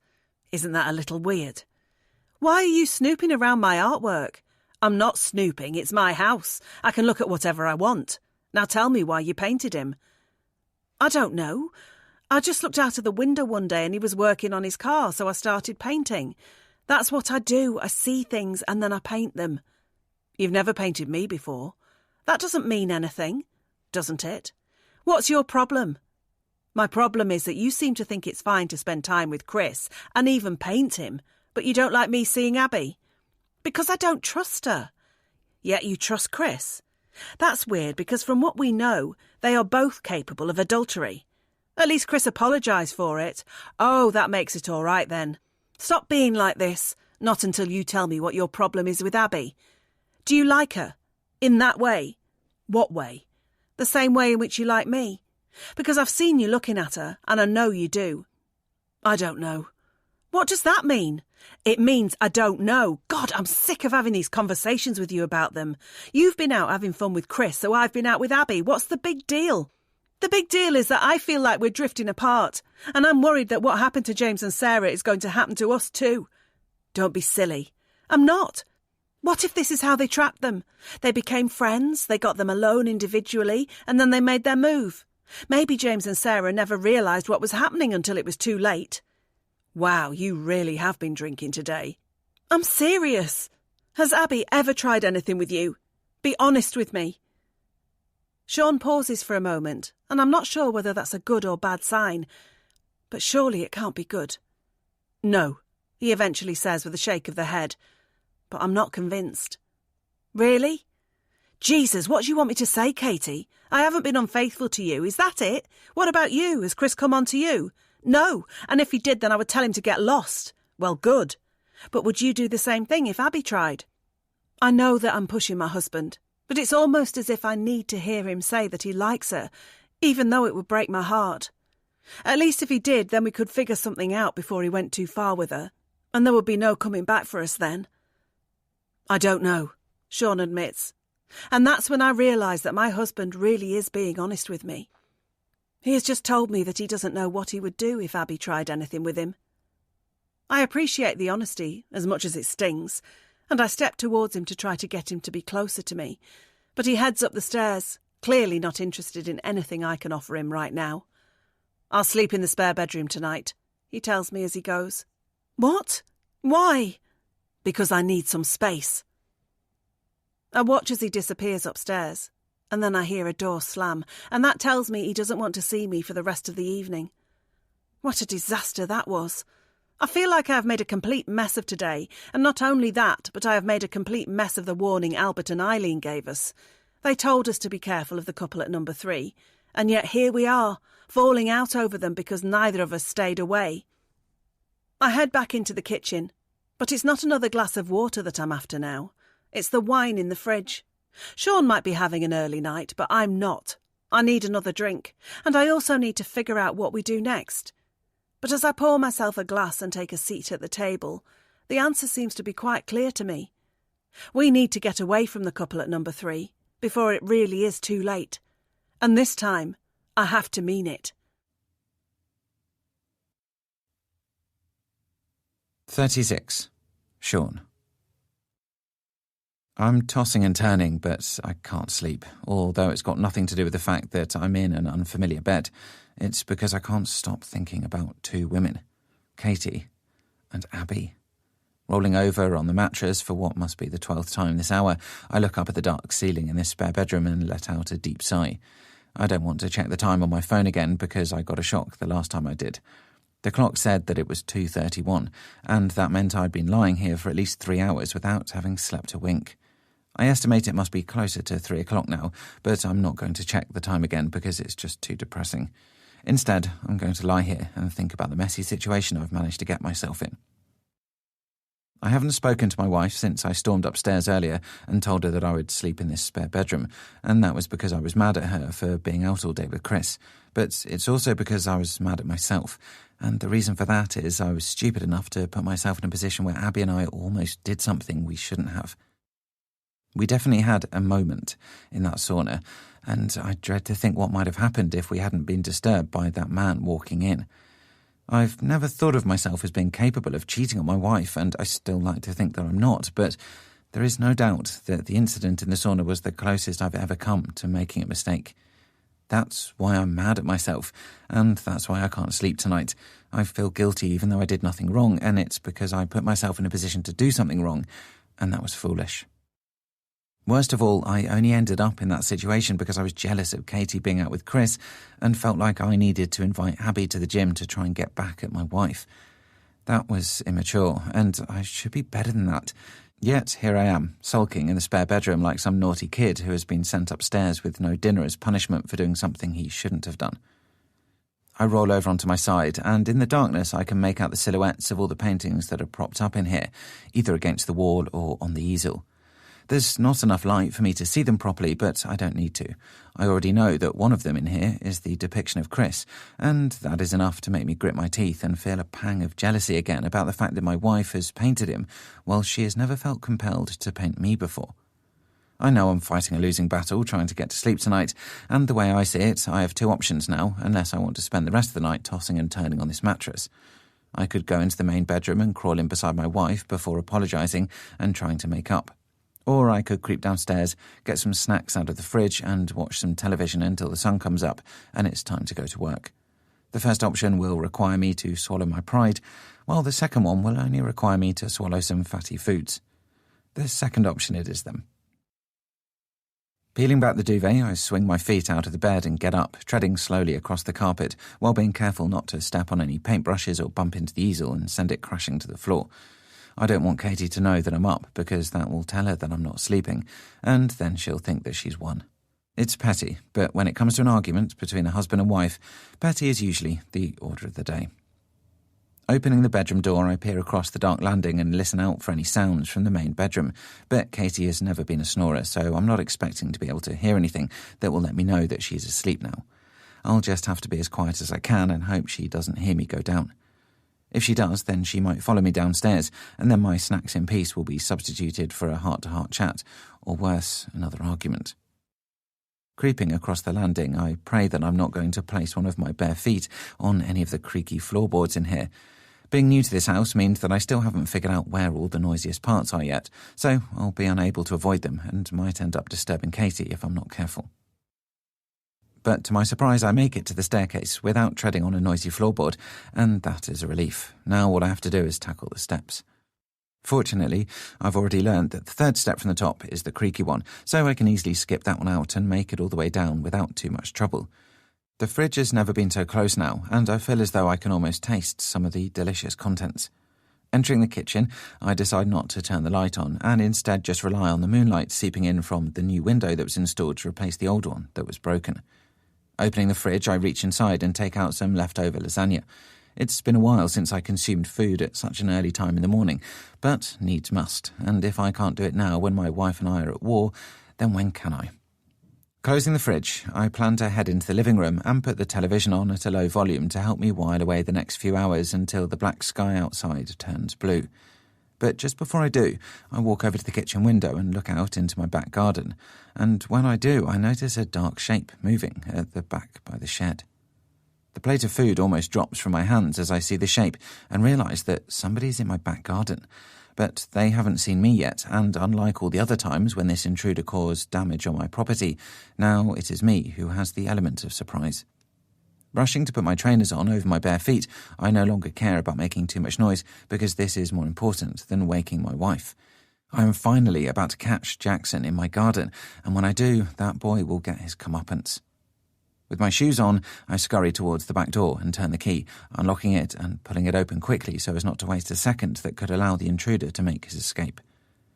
No sooner is the door open than I see the figure run away from my shed and head for the fence, but I give chase, determined not to let him get away this time. He's wearing a balaclava, and I'm half expecting him to climb over the fence and into his garden, but he doesn't, and instead the dark figure disappears into the row of conifers by the back fence. I'm not sure how he plans to make his escape by going that way, because there is no way out there, so I'm feeling confident about catching him as I sprint towards the conifers and prepare to enter them. But when I do, I don't see the intruder anymore. All I do see is a broken fence panel lying on the ground, which is obviously how they made their escape. "Hey!" I call out, angry about the broken fence, as well as frustrated at Jackson giving me the slip once again. But this time I'm not having it, and I turn around and run towards the front of my house, figuring that I'll catch the little beggar out before he can make it back to his bedroom in time. Rushing towards Ian's house, I pound my fists on his door when I get there, no doubt startling the man because it's the middle of the night, but determined not to waste any precious time in which Jackson might be able to worm out of this one. I have no idea what he was doing around my shed in the dead of night, but I presume he was preparing to steal something or break something, and either way, he had no right to do so. I see a light go on in the house on the other side of this door, but I keep banging until Ian opens it. When he does, I see that he looks as dazed and confused as anybody would be if they were woken up at 3 a.m. by loud knocking on their front door. "What the hell's going on?" he asks me when he sees me standing before him in my pyjamas with running shoes on my feet. "Your son was in my garden just then. I chased him out and he broke the fence panel. Where is he?" "What the hell are you talking about?" "Jackson, where is he?" I go to step into the house, but Ian prevents me from doing so with a firm hand across my chest. "Your son was on my property again. I've had enough of it, and it's time to do something about it." "And what do you think you're going to do?" The question from Ian is a loaded one, because as angry and as desperate as I am to get to Jackson, he seems just as angry and desperate to protect him, and it's clear that I'm going to have to go through him before I get to his pesky offspring. If only I hadn't argued with Katie last night, and if only I had been able to enjoy some restful sleep, then I might have handled the next few seconds a little better, but that wasn't the case, so I made a right mess of it. I pushed Ian back and tried to get into his house again in a bid to find Jackson, but Ian responded by pushing me back out and sent me tumbling back out of the door. I should have stayed there, but I didn't, and I tried again, this time more forcefully. I took a swing at Ian and hit him on the left cheek, but not as hard as he hit me a second after that. The next thing I know, I'm sitting on the drive with my hand over my bloodied nose, while Ian goes back inside to call the police. 37. Katie. It was 3:30 in the morning when I was woken up by the doorbell. My eyes scarcely believed the time on the alarm clock on my bedside table, nor did my ears believe that somebody was trying to pay a visit at such an ungodly hour. But they definitely were, and the second ring on the door confirmed it. I feel exhausted as I haul myself up and out of bed and throw on my dressing gown and slippers. But before I go downstairs to answer the door, I go into the spare bedroom to make sure that Sean is awake too. We might be fighting right now, but I could still use his help in dealing with whoever is outside the house, in case it is somebody dangerous. Although if it is, I doubt they would bother knocking first. But when I check the spare bedroom, I find that Sean isn't in the bed. Has he already got up to get the door? Sean? I call out into the house, but I get no response. And now I'm getting nervous. First the doorbell in the middle of the night, and now I can't find my husband. What the hell is going on? Sean? I cry again as I hear the doorbell go for the third time, while peering down from the top of the stairs. I'm anxious about answering the door, considering that it's the middle of the night, but whoever it is doesn't seem to be leaving, and I can't get my husband to do it for me if he isn't here. In the end, my curiosity overpowers my fear, and I go downstairs to open the door.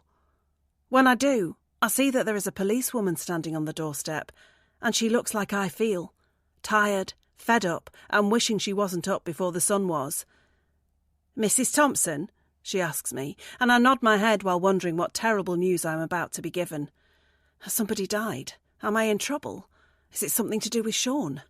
What's happened? I ask when I see the 2 police cars parked on the cul-de-sac behind her. Both vehicles have their blue lights flashing, and while there is no sound to accompany them, they are bathing the other houses on this street in blue, and no doubt waking everybody up with their brightness. "It's your husband, Sean," the policewoman says, and my heart skips a beat. "What's happened to him? Is he okay?" "Yes, he's okay. Well, he's got a bloody nose, but he'll live. But we're going to be taking him down to the station for questioning." "What are you talking about?" I look towards the cars again, but I can't see my husband out there, although now my eyes are adjusting to the light. I can see Ian talking to another officer on his driveway. "Your husband has been involved in a physical altercation with your neighbour, Mr. Mitchell," the policewoman tells me. "And at the moment, Mr. Mitchell wants to press charges for trespassing and assault."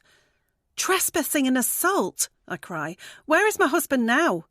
"He's in the back of the car over there." The policewoman points to the second of the 2 vehicles, but I still can't make out my husband, so I step outside. "I want to speak to him," I say as I hurry down the driveway in my slippers. "Sean!" The policewoman scurries after me as I rush towards the car where my husband is apparently incarcerated, and I notice that Albert and Eileen are standing on their porch, looking out at the surprising scene as I go. "Is everything okay?"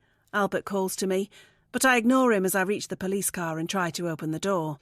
"Wait, you can't do that," a male police officer tells me, and I turn to see it is the one who was speaking with Ian a moment ago. "I want to speak to my husband. Sean!" I can see him in the back of the car now, and I can also see the blood above his top lip, which backs up what the policewoman told me about him being involved in a physical altercation tonight. He looks hurt, and I have no idea why. "OK, you can talk to him quickly, but we have to take him to the station," the officer tells me, and he opens the back passenger door on the car, so there is now no barrier between Sean and I. That's when I see that my husband is in handcuffs, and this suddenly gets more real than it already was. "Sean, what the hell is going on?" "Jackson was in our back garden again. I chased him away and then came round here to tell his dad, but he hit me." "I hit you because you were trying to get in my home," Ian suddenly shouts from behind me, having heard my husband's side of the story. "And my son was not in your back garden, he was in bed." "Bullshit," Sean cries again. But I don't think swearing is going to help get my husband out of handcuffs now. "You need to let him go, he's done nothing wrong," I plead with the policewoman, but she shakes her head and then gestures to the other officers on the cul-de-sac that it's time to get going. You can come down to the station if you like, but we won't have any further updates for you until we have spoken to your husband, the officer tells me, before closing the back door on the back of the car and putting the barrier between Sean and I again. I can't believe this, I say, and I turn to Ian to see if I can make him stop this from happening. I'm sorry for whatever my husband did, but he doesn't deserve to be arrested. Please, tell them to stop. But Ian remains stone-faced as he stands on his driveway with his arms folded across his chest, and then I spot his son standing in the doorway behind him. This is your fault, I scream at the teenager. You wouldn't leave us alone, and now look what's happened. Ian tells his son to go back inside, and he follows him in, but that only makes me angrier, because they are getting to go back to their warm beds, while my husband is being taken into police custody. I hear the engines on the cars start and turn back to see both vehicles driving away. Sean's bloodied face peers at me from the back window of the second vehicle, and I feel like crying as I watch him taken from the street. I keep watching until the blue flashing lights fade from view, and then I turn back to my house with the intention of getting changed and getting down to the police station as quickly as possible to try and get Sean out of there. But when I do, I see Chris and Abby hurrying across the street towards me. Is everything okay? Chris asks me, and I shake my head, feeling like I'm on the verge of tears. They've arrested Sean, I say, and I hear Abby gasp.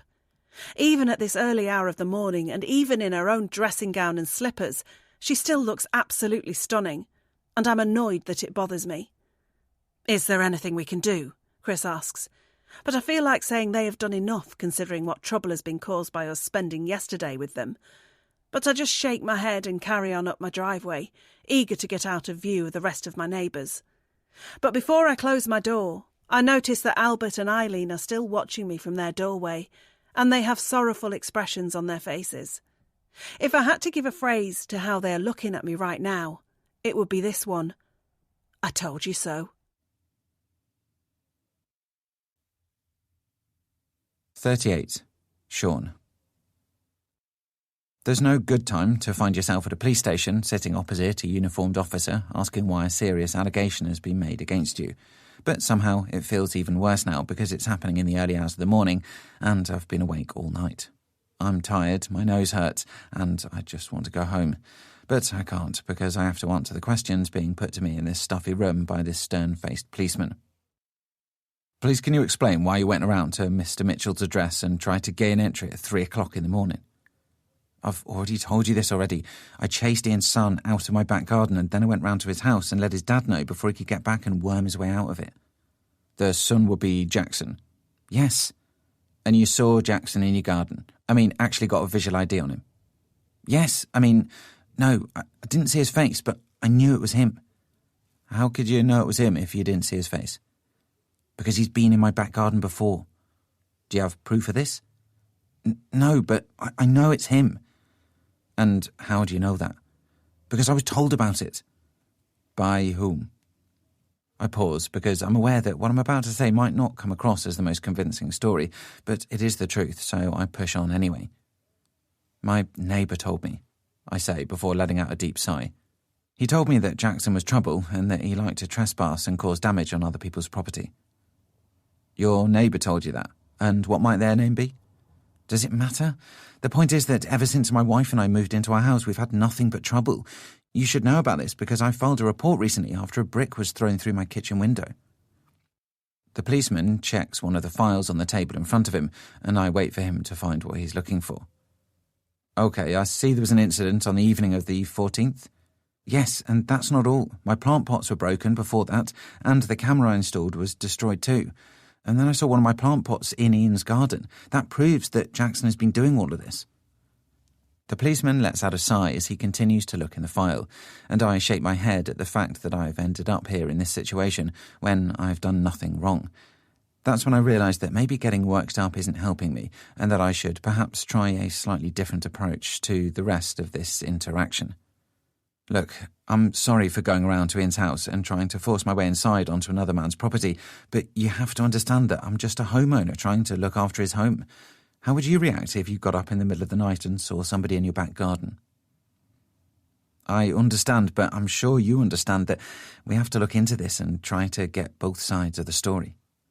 Of course, I reply with a sigh, and I sit back in my chair because I realise that this isn't going to be a quick and simple process.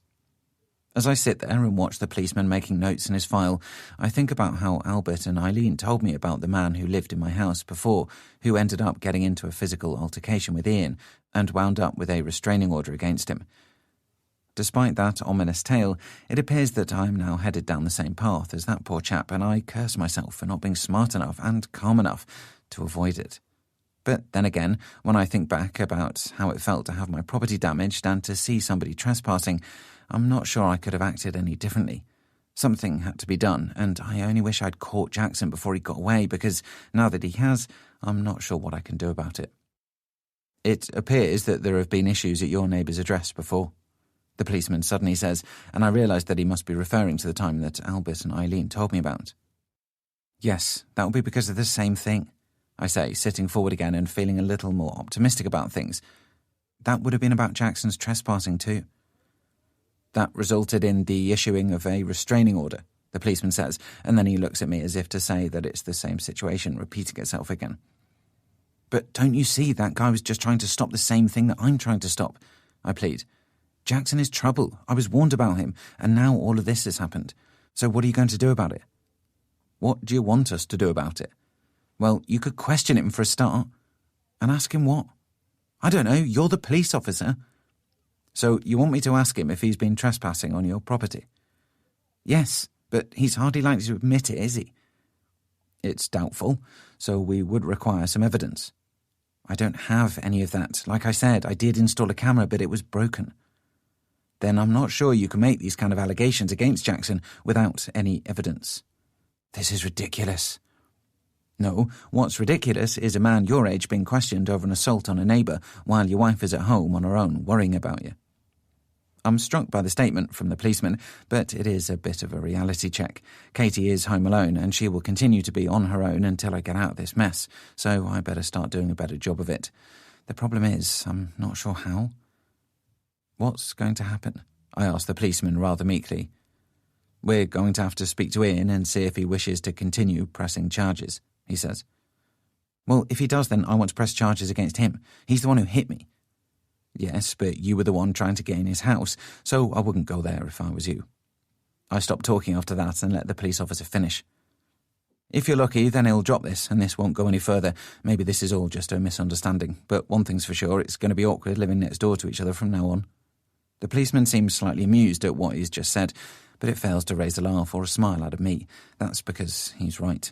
Things are going to be awkward when I go back to the street, and not just with those who live at number 1. I'm sure my other neighbours saw the police car taking me away a few hours ago, and I can only imagine what they are thinking of me at this time. But I shouldn't care about Albert and Eileen, nor should I care about Chris and Abby. All that matters is what my wife thinks of me, and right now I can't imagine that it's anything good. 39. Katie. It's been a few days since I was rudely awoken in the middle of the night to find out that my husband was being taken to a police station for questioning. Thankfully, there have been no more rude awakenings since, just a lot of effort on my part to build back the relationship with Ian so that he would drop the charges and give Sean the chance to keep a clean record. That seems to have worked, because Sean is home, and Ian has told me he will leave it at that, providing my husband stays away from both him and his son for the rest of the time we live here. I have assured him that he will, and hopefully that is the end of it. But this doesn't mean that I have taken Ian and Jackson's side. Far from it. I believe my husband when he tells me that the teenager is trouble, and I have no doubt that Sean would never have acted in the way he did if he didn't have good reason to. But there comes a time when one has to bite down on their tongue and do what's best for them, and that's what I've done now. If Sean got a restraining order, or worse, a criminal record, then he could lose his job, and he might not be able to find another one. So I'm glad I seem to have diffused the situation, at least in that regard anyway. But there is still plenty of work to be done in mending my own relationship with my troubled husband. Sean is in the back garden now, hauling the lawnmower over our terrible grass, and I'm taking the opportunity while he is busy to pop next door and have a word with Eileen. I know she is in because I looked out of an upstairs window a moment ago and saw her sitting on her patio chair, so I know she will answer when I knock on her front door. Sure enough, she does, and she invites me inside with a warm smile and the offer of a cold drink on this hot day. By the time I accept the drink from her, I'm already sitting on her patio, looking out once again over her beautiful garden, and I wonder if it would be worth me asking Eileen if she could send Albert round to give Sean a hand with ours. But then she tells me that her husband is out fishing, so I guess I won't bother. "How is everything, dear?" Eileen asks me as she eases herself into her seat beside me and takes a sip of her lemonade. "I understand you've been having a rough time of things." "That would be the understatement of the year," I reply as I put my delicious lemonade down and look to the woman beside me. "I need your help." "You do?" "Yeah. It's about me and Sean." "Oh, okay." Eileen takes the chance to put her drink down too, as she obviously senses this is going to be a serious chat and not just a friendly catch-up between two neighbours. "How long have you and Albert been married for now?" I ask her, as I listen to the sound of Sean's lawnmower still going over the garden fence. 51 years, she tells me, and I give a respectful nod. "So that must mean you know the secret to a long and happy marriage then," I say, and I look to Eileen with hope in my heart that she will tell me that she does, and not only that, but she can furnish me with that secret too. But she just laughs and shakes her head. "Oh dear, it's not as simple as that. There is no secret, just a lot of hard work." "What do you mean by that?" "Well, when you've been married to someone for as long as I have, you can't expect every day to be a bed of roses. There are always going to be ups and downs, silly arguments, disagreements, awkward silences, the occasional cross word that you wish you could take back. But that is all part of it. And I like to think that the good times more than outweigh the bad." "But what if it's more than just an argument or a disagreement? And what if something is said that can't be forgotten?" "What do you mean?" I pause before replying because I know that when I do answer it, then Eileen might have a very different view on me and my marriage for as long as we are neighbours. But I came here for her advice, and I can't expect to get the full benefit of that without giving her the full story.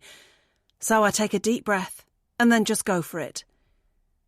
"Sean and I didn't really follow your advice when it came to Chris and Abby," I say, but her sympathetic smile tells me she already knew that without me having to confess it. "What's happened?" "Nothing like that," I reply quickly, in case she is thinking that one of us has already strayed. "It's just that I've been spending time with Chris and really enjoying it, and I know Sean has been doing the same with Abby. The problem is we don't seem to be very happy when we spend time with each other." Eileen nods her head like some wise old sage, which I'm hoping she is, otherwise I wouldn't be here bearing my soul like this. "It's only natural that you would be attracted to them. They are both good-looking people, and they know it. And it's only natural that you would get along so well because you're a similar age, and I assume you have some things in common." I nod my head, and Eileen keeps going. "The problem comes when you feel like you are looking forward to seeing one of them more than your own partner. And by the sounds of it, you seem to be getting that way, right?" I hesitate to nod my head again, but it is the honest answer, so I eventually do so. "I know he likes Abby," I say with grave acceptance. "He almost admitted as much the other night. But I also know that he wouldn't do anything if things were great between us, and I always thought they were, right up until we moved here." "You haven't had the easiest of starts here," Eileen muses. "I see Jackson has been up to his old tricks again." "Yeah, and Sean was lucky not to get more than a warning after the other night. But I'm worried about what he might do if anything happens again. Sometimes I think it might just be for the best if we were to move." I pick up my lemonade glass and take another sip, but the zesty flavour does little to boost my mood. I hear the lawnmower stop on the other side of the fence and presume that Sean has finished cutting the grass now. That means he'll be heading inside soon, and then he will wonder where I have got to. "I should be getting back," I say before finishing my drink and going to stand. "Thanks for the lemonade and the chat." "You're welcome, dear," Eileen tells me, and she follows me through her home as I walk back in the direction of the front door. But before I can open it to leave, she puts a wrinkled hand on my arm and looks me right in the eye. "You asked for the secret of a happy marriage, and I said there wasn't really one," she says to me. But I might have been a little hasty there. I think there is something that is important, and it has helped guide me through my marriage with Albert. In fact, it can be applied to any area of life, not just relationships. What's that? I ask, feeling as if I might be about to be given the key to everlasting happiness, although I doubt I'll be lucky. You should always trust your instincts, Eileen tells me with a serious expression. They are very rarely wrong. With that, she opens the door and allows me to leave, and I do just that, walking up her driveway and then across onto my own, while replaying her last words to me over and over again in my head. She wants me to trust my instincts, and I don't think anybody could call that bad advice. So what are my instincts telling me now? By the time I walk back into my own house, I have a pretty good idea, and now I know what I have to do. I'm going to cook a meal for Sean this evening, and then I am going to tell him exactly what my instincts are telling me. 40. Sean. The smell of home-cooked food is wafting out from the kitchen, and I can hear music playing in the dining room, all of which leads me to think that Katie is preparing a special dinner for us. I'd have been happy enough with a piece of toast and a cup of tea tonight because I'm not really in the mood for sitting down at the table and making a big deal out of the evening meal, but my wife obviously has other ideas. I can't remember the last time we had a proper meal together, and maybe that's why she is cooking something up tonight. Recent meals have basically consisted of sitting on the sofa in front of the television and barely making conversation while we eat, but tonight looks like it's going to be returned to more traditional ways, and I suppose that can only be a good thing. Entering the kitchen, I see Katie dishing up what appears to be a very appetising bowl of pasta, before my eyes are drawn to the bottle of red wine she has already uncorked. "What's the occasion?" I ask her as I take a couple of glasses out of the cupboard. "I just thought it'd be nice to talk over a proper meal," she replies, and I smile because I have to agree. 5 minutes later, and we are seated at the dining room table with our food in front of us, a flickering candle in between us and the dulcet tones of Barry White floating all around us. This feels more like a first date than a meal between a married couple, or maybe it's a desperate attempt at a reconciliation. I guess time will tell. "This is great," I say after tucking in and getting a taste of the perfectly cooked pasta. "Thank you." "You're welcome," Katie replies, but I'm sure I'm not the only one who can't help thinking things are a little formal and forced between us right now. But not only has it been a long time since we had a meal like this together, but it's also been a while since our conversations were free-flowing. To highlight that, I'm just about to mention the weather when Katie thankfully takes the lead and steers our interaction in a more interesting direction. "What do you think about moving?" she asks me, putting down her knife and fork and looking me right in the eye to show me how serious she is about what she's just said. "What do you mean?" "I mean selling up and moving house, going somewhere new." "Why would we do that?" "I don't know. I just think that things aren't great between us at the moment, and all our problems started when we moved here, so maybe if we move away, then things will go back to normal." That's quite a drastic thing to do to get us back on track. "Do you think we're off track?" "I didn't say that, you did." I put down my knife and fork too, and it looks like neither of us will be eating again until we've talked this over. "I'm just worried about us," Katie says, and while I am too, I'm not keen on the idea of moving house so soon after we've got here. "I know, but moving's not the right thing to do. It's a lot of effort and we'll probably lose money on the sale." "Right now, money is the least of my worries." "What are you worrying about?"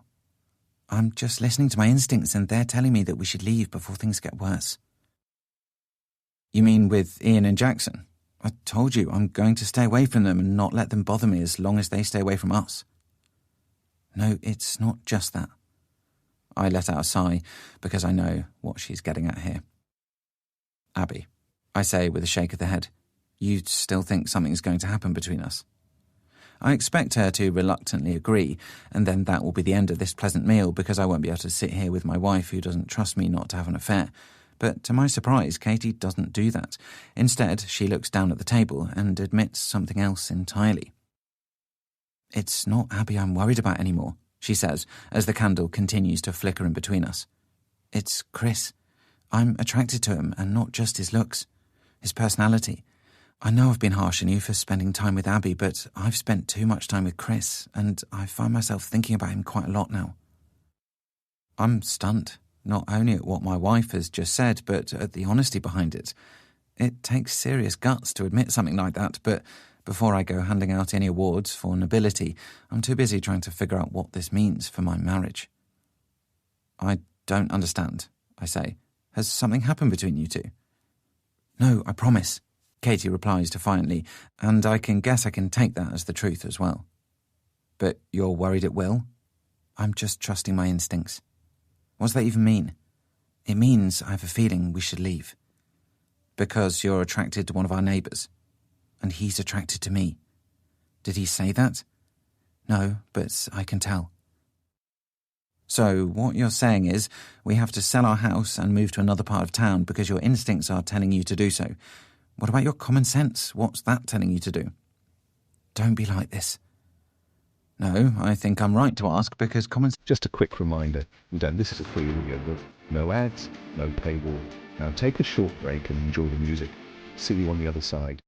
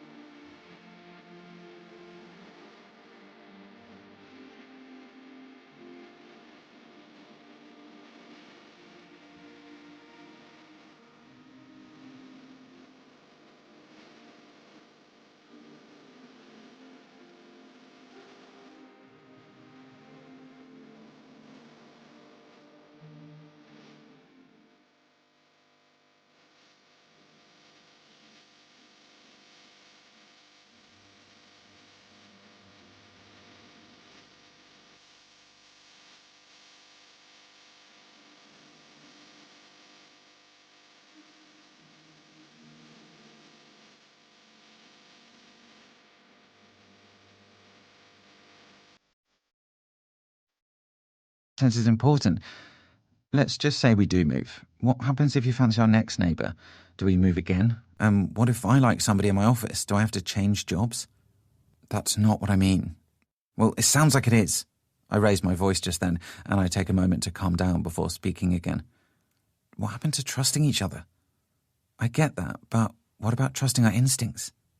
Why are you so obsessed with your instincts all of a sudden? Because Eileen told me that was the key to a lasting marriage. What are you talking about now? I asked Eileen for her advice because she's been married for so long. You went to our neighbour about our marriage problems. Don't you think you should have been keeping that between us? I just wanted some outside perspective. I think we've had enough outside perspective since we've been here. Albert and Eileen's warnings, Ian and his nightmare of a son, and Chris and Abby and their ultra-friendliness that has done nothing but driven a wedge between us. Katie looks frustrated at what I've just said, but now it's my turn to be honest with her. I don't know how many times I have to promise you that I won't cheat, but I can't make that promise for you. If you think you can't be around Chris, then that's your problem, not mine. And while I appreciate your honesty, I don't appreciate the fact that you think moving house is the solution. I just don't want to end up like James and Sarah. I know that. And I don't want you to end up with a criminal record, which almost happened. Okay, I get that, but forget our neighbours for a second and just think about this house. Do you like it? Of course I do. Then we should stay. I don't know. Why did we move here? I ask, deciding to go for a change of pace to seal the deal. You know why we moved here, Katie replies. Yes, I do, but I want you to say it. We moved here because we were planning to start a family. Exactly. So, don't you think we should get started on that? Katie seems surprised by what I've just said, but I show her I'm serious by getting up out of my seat and holding out my hand for her to take. She does, and then I blow out the candle before leading her out of the dining room and up the stairs to the bedroom, where we spend the rest of the evening making up with each other in a much more enjoyable way than just eating pasta and drinking wine. 41. Katie. So last night's dinner went well, insomuch as it allowed Sean and I to do some making up, although the food didn't really have much to do with it in the end. We ended up spending more time in the bedroom than the dining room. But the important thing is that I feel we're in a much better place in our relationship now. However, that doesn't mean that I got my own way. Not entirely, anyway. I took Eileen's advice and listened to my instincts. and they told me that we should leave this house before things got worse. Then I relayed that information to Sean, but he wasn't quite so keen on the idea of us selling the house that we have barely finished moving into. I could see his argument, because moving home at any time is a big stress involving lots of upheaval, never mind doing it so soon after the last move. But I had been wondering if he would see things from my point of view and agree to the idea. However, he did not, and we are staying. For now, anyway. But I still feel a little on edge about things with our neighbours and wonder if we might come to look back on last night's decision to stay as the beginning of the end for our marriage. Let's hope not. I want many more nights like last night, and I hope Sean does too. My husband is at work right now, and that means I should be as well. But instead of being holed up in our spare bedroom painting, I am in the kitchen doing a spot of baking. For someone who loves to try their hand at being a chef, I haven't done half as much cooking or baking since I moved into this house. But I'm starting to change that now, both with last night's meal and with today's attempt at making some sultana buns that I know Sean will absolutely love to come home to later today. But I'm not just baking for my husband. I'm baking for the neighbours. Seeing as how Sean and I recommitted to staying in this house last night, I figured it's as good a time as any to prove to our neighbours that we belong on this street. And not only that, but we can fit in. That's why I have made extra buns, and I am planning to deliver them to the doorstep of the 3 other houses on this cul-de-sac, so that I can spread a little neighbourly warmth and goodwill. Lord knows this place could do with some. Putting 4 buns into 3 small containers, I leave a dozen buns for Sean and I to cool down on the kitchen counter, before picking up the 3 containers and heading for the door. Feeling as if I am some kind of Samaritan of the baking world, I then head for number 1 to deliver my first batch of goods. Knocking on the door, I expect it to be Ian who answers, but to my surprise, it is Jackson. "Oh, hello," I say, wondering why the teenager isn't at school right now, considering that it's the middle of a weekday. "Hey, I'll just get my dad," the teen replies with a weary voice, and he looks like he's just woken up, which he may very well have done. "No, it's fine, I'm just dropping off these," I say, and hand him the first container. "What is it?" "Sultana buns. I hope you like them." "Oh, right, cool." "Enjoy," I say breezily, before walking away and leaving the sleepy teen to close his front door and go back inside, where he will presumably scoff the buns and get straight back into bed. But I don't care what he does, as long as he appreciates the goodwill gesture. He might not have been very kind to us and our property since we moved in, but that could be because we haven't been very kind to him. He might just see us as nameless targets who he has no emotional connection to, but if I can change that with some friendly gestures, then he might think twice about getting up to no good. Basically, I'm hoping that the way to a teenager's heart is through his stomach. Crossing the street and reaching number 3, I decide not to hang around too long here, so as not to get into a conversation with Chris or Abby. Instead, I just place the second container on the doorstep, knock on the door and then hurry away, hoping that I'll be across the street again before they answer it. It works because I'm almost at Albert and Eileen's house before I hear a door open behind me, and then Abby shouts, "Thank you," across the street to me. "You're welcome," I say before turning back around to show that I don't have time to chat. And then I make my final stop-off of the day. It's Eileen who answers the door here, and she looks thrilled at the prospect of being given some buns to go with her tea later today. "Thank you, dear, that's very kind," she says as she accepts my last container, "and Albert will be very happy too." "You're welcome," I say before turning to leave. But just before I do, Eileen has something to ask. "How is everything going, dear? Did you come to a decision about what you were worrying about?" I know she's referring to what we spoke about in her garden yesterday, and the whole trust your instincts thing, but I feel like she has a right to know because she was helpful enough to offer her advice yesterday when she didn't have to. "Yeah, I had a long think about things and a good chat with Sean," I say, deciding not to mention that our chat turned into something a little more physical. "And we've decided to stay." Eileen smiles. "That's lovely, dear. We would have missed you. And your baking, of course." I laugh before giving her a wave and heading back to my home, smiling all the way as I go.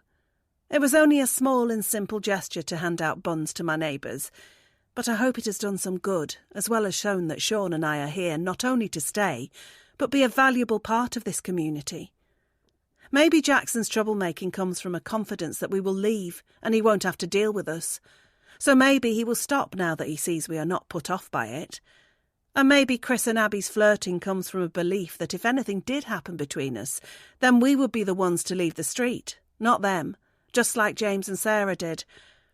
But we're not going anywhere. Sean has decided that. And as I close my front door and head back into my beautiful kitchen that smells of baked buns, I am glad that he was able to change my mind on the matter. This is our home, and nothing is going to come between us and that. 42. Sean. I'm feeling satisfied right now, and it has nothing to do with all the leftover buns I've gorged myself on since I got home from work. Instead, my good feelings are down to the fact that I was able to talk my wife out of the drastic idea of moving house as a response to all the things that have been going on with us lately. Leaving the street was the last thing that I wanted to do, and it was surely the last thing our bank manager would have wanted us to do, because we would definitely have lost money overall if we'd moved house again so soon after buying. I know this place isn't perfect, but like I said to Katie the other night, we came into this home with the intention of not only being here for a long time, but also starting a family in it too. And that is the plan we are now going to stick with.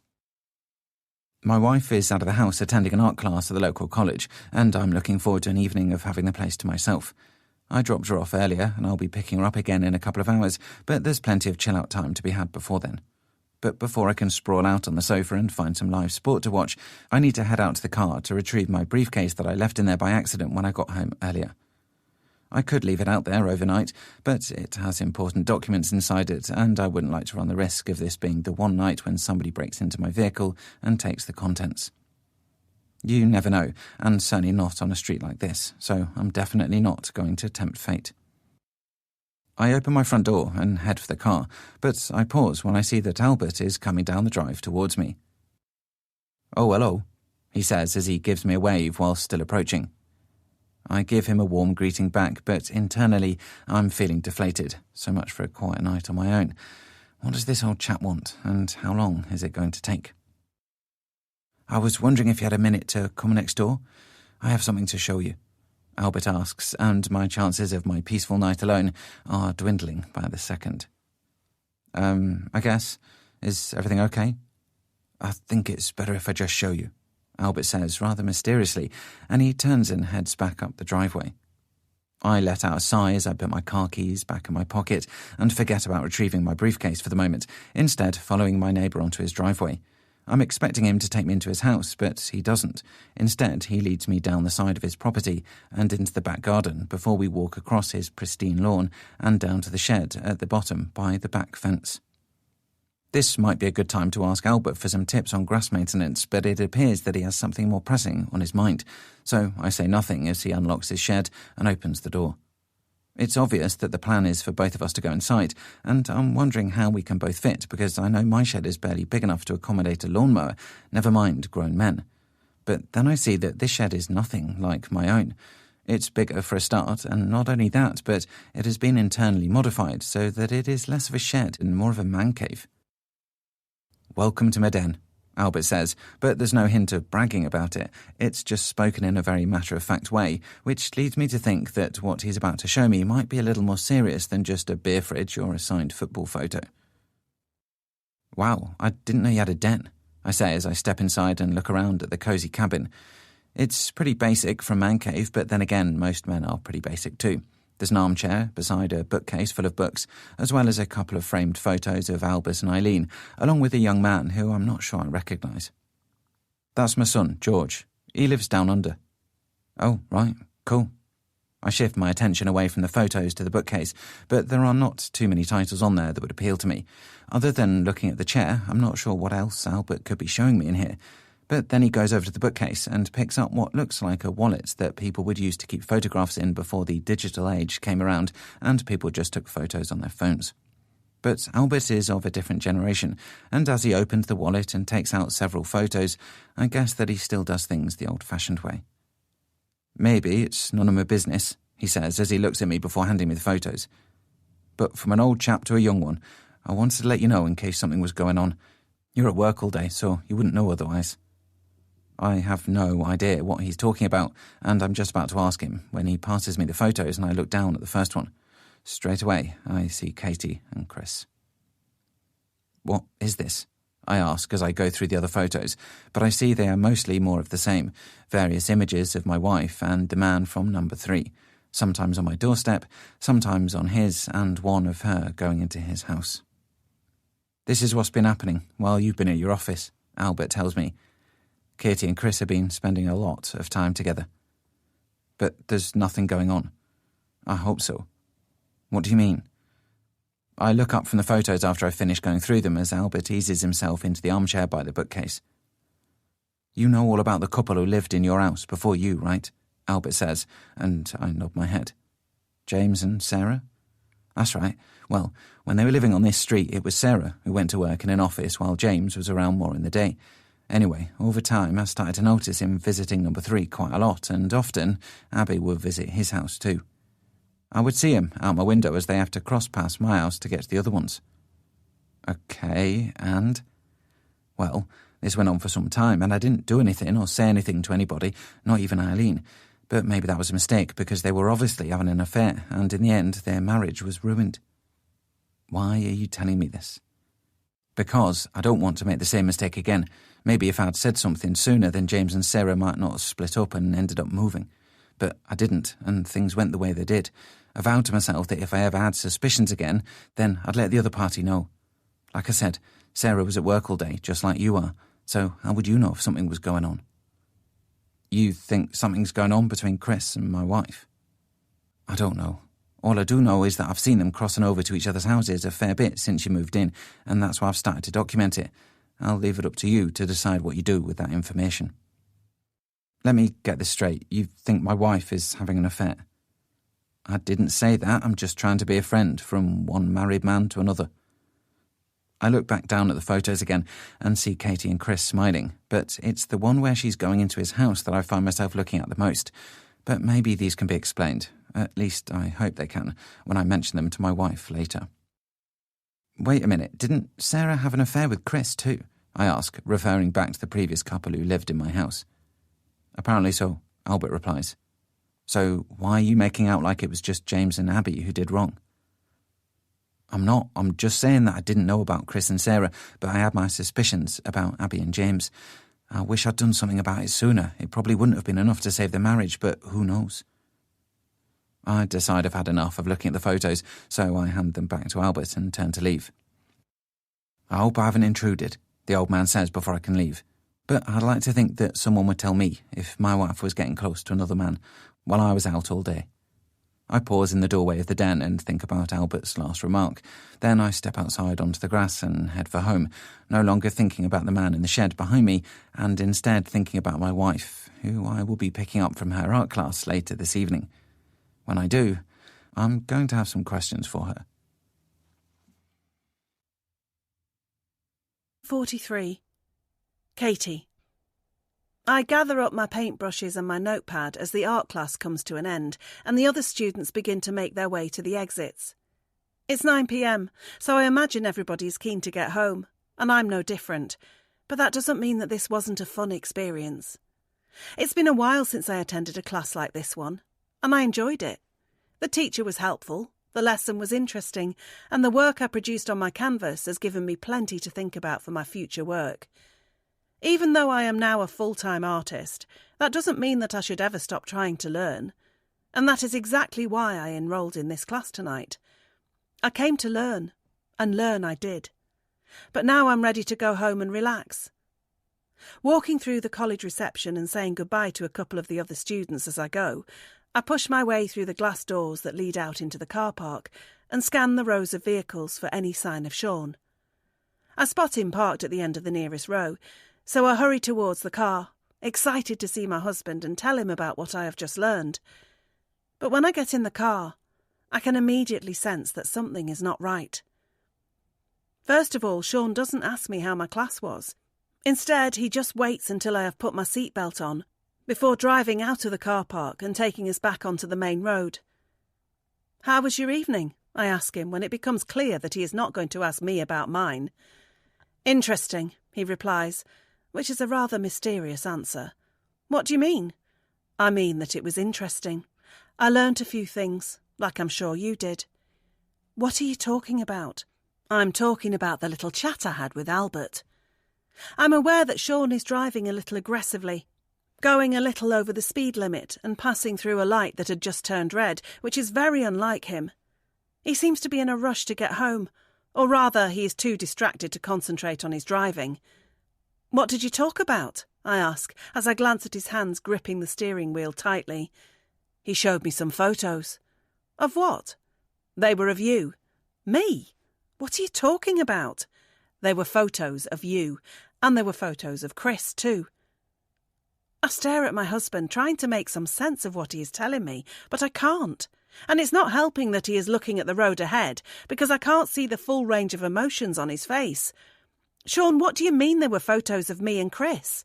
I mean, that's exactly what they were. Photos of the two of you together, at our house, at his house. Apparently you've been going back and forth quite a bit while I've been at work.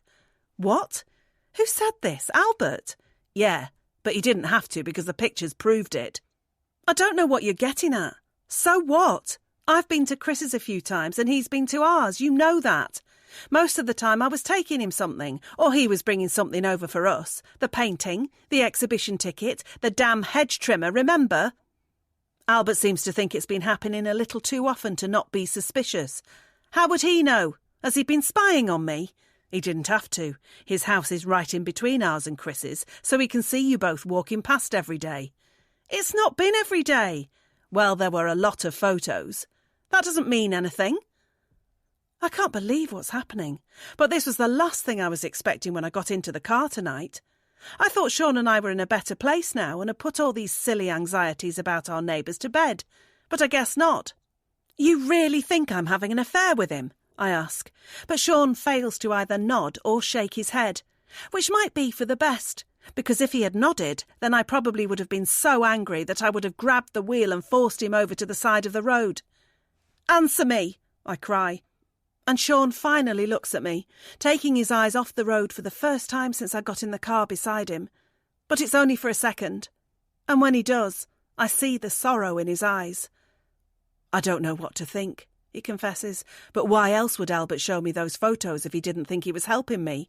Because he's a busybody with nothing better to do. Can't you see that? Eileen is the same. They're lovely people, but they've stuck their nose in so many times they're only making things worse now. Sean turns back to the road as I throw my hands up in exasperation. Tell me this. If I was having an affair with my neighbour, then why would I be the one who suggested moving? I ask him, and I feel like I might have him there. I don't know. Because you were terrified of the truth coming out and wanted to move before it did? I can't believe my husband's response. Is he joking?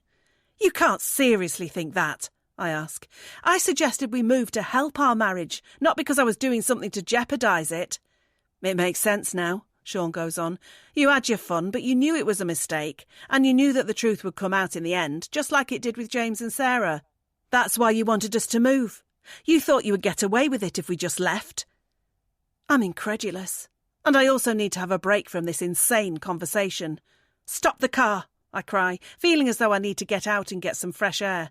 No, we're almost home, Sean replies, but I don't care. I said stop the car. I'm not sitting here next to you if you think I'm the kind of person who would have an affair. Sean looks at me but still keeps driving.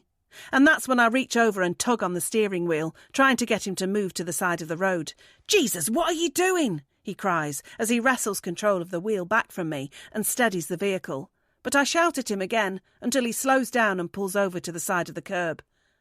I open my door as soon as we have come to a stop and take off my seatbelt, feeling as though I'm suffocating with every second that I spend in this enclosed space. What are you doing? Sean asks me as I get out.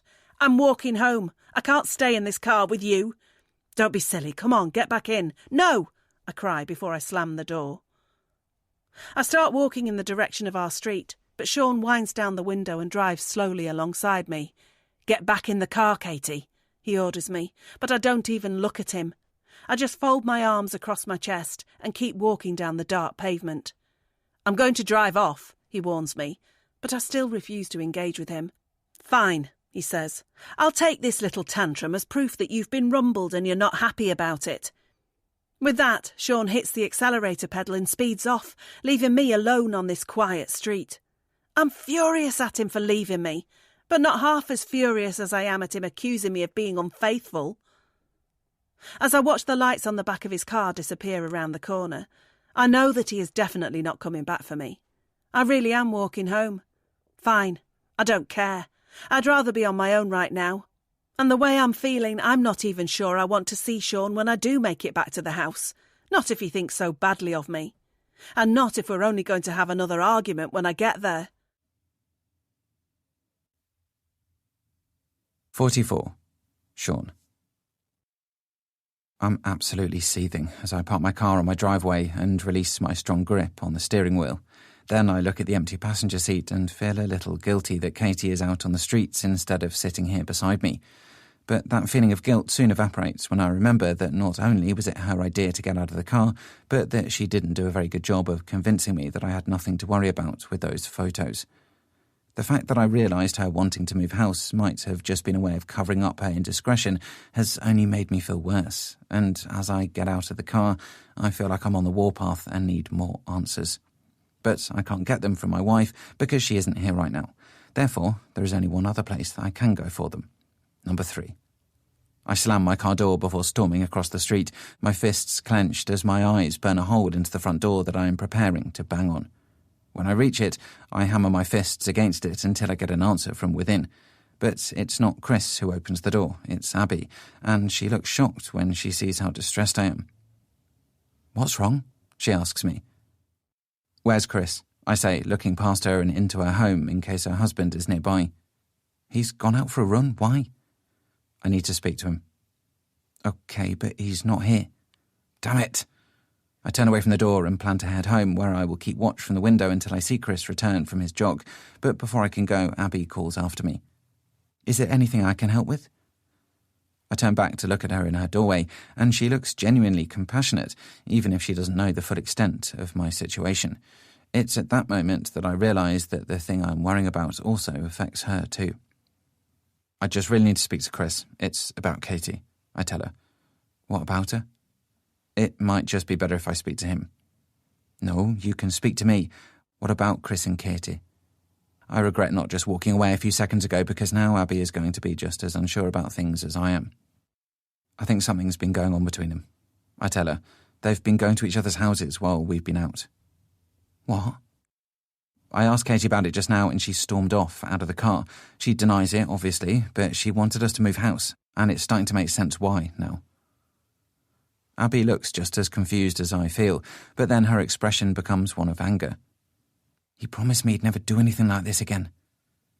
I get that she's referring to his past and Sarah, and even though she has a past of her own with James, I can see why this new betrayal would sting. I feel bad for myself, but I feel bad for her too, and that's why I return to the door to check that she's okay. "I need a drink," she tells me before going back into her house, but she leaves the door open, and I assume that's because she doesn't mind if I stay. I see her disappear into her kitchen before I hear the sound of glasses being taken out from a cupboard. Then she pops her head back around the kitchen door and tells me that I'm welcome to wait here until Chris returns if I'd like to. It's either this or going back to my empty house and waiting on my own, and why should us two be left alone when it's Katie and Chris who have caused this mess? That's why I enter the house and close the front door before joining Abby in the kitchen, where she hands me a glass of wine. I see her disappear into her kitchen before I hear the sound of glasses being taken from a cupboard. "We'll get to the bottom of this as soon as he gets back," Abby tells me, and I nod my head before following her into the living room and taking a seat beside her on the sofa. I do my best not to get caught looking at the photos of Abby and her husband on the mantelpiece, because that could make this awkward situation even worse, and instead just stare into my wine glass and shake my head. "You know, Katie used to worry about me and you," I say to Abby as she takes a sip. "Maybe she was tricking me into thinking I was the only one capable of doing something I shouldn't." "Don't think like that. I don't know what to think." I take a long sip of my wine and look back to Abby beside me. "Of course I liked you. Katie was right to be a little jealous, but I would never have done anything to hurt her. But now I just feel foolish for doing the right thing while she's been doing this." "It's not your fault. Whatever's happened, it isn't your fault," isn't it? No, of course not. Take it from somebody who knows what it's like to make a mistake. The only person to blame is the person who made that mistake, not the partner. I suppose. It's the truth. What I did with James was my mistake, just like what Chris did with Sarah was his mistake. If anything has happened with Chris and Katie, then it's on them, not us. I nod my head and take another sip of wine, feeling its calming effect already starting to work on me. Thanks for this, I say. It's much better than drinking alone. No problem. We're friends, right? She smiles at me, and I can't help but smile back. Abby always has a way of making me feel good around her, much like Katie had the same way. You're a great guy, and whatever happens, you'll get through this, Abby says, and now our eye contact isn't breaking. Our faces are quite close, and it wouldn't take much to bring them closer. And that's when I let my confused emotions get the better of me and go in for a kiss. What are you doing? Abby cries as she pulls away from me and gets up off the sofa. I'm sorry, I don't know, I reply rather pathetically. Get out. Wait, Abby, just go before Chris gets back. But I need to speak to him. You should have thought about that before you tried to kiss me. I'm sorry, I'm all mixed up with everything that's going on. So am I, but that doesn't mean you can do that. I know, it was a mistake, I'm sorry.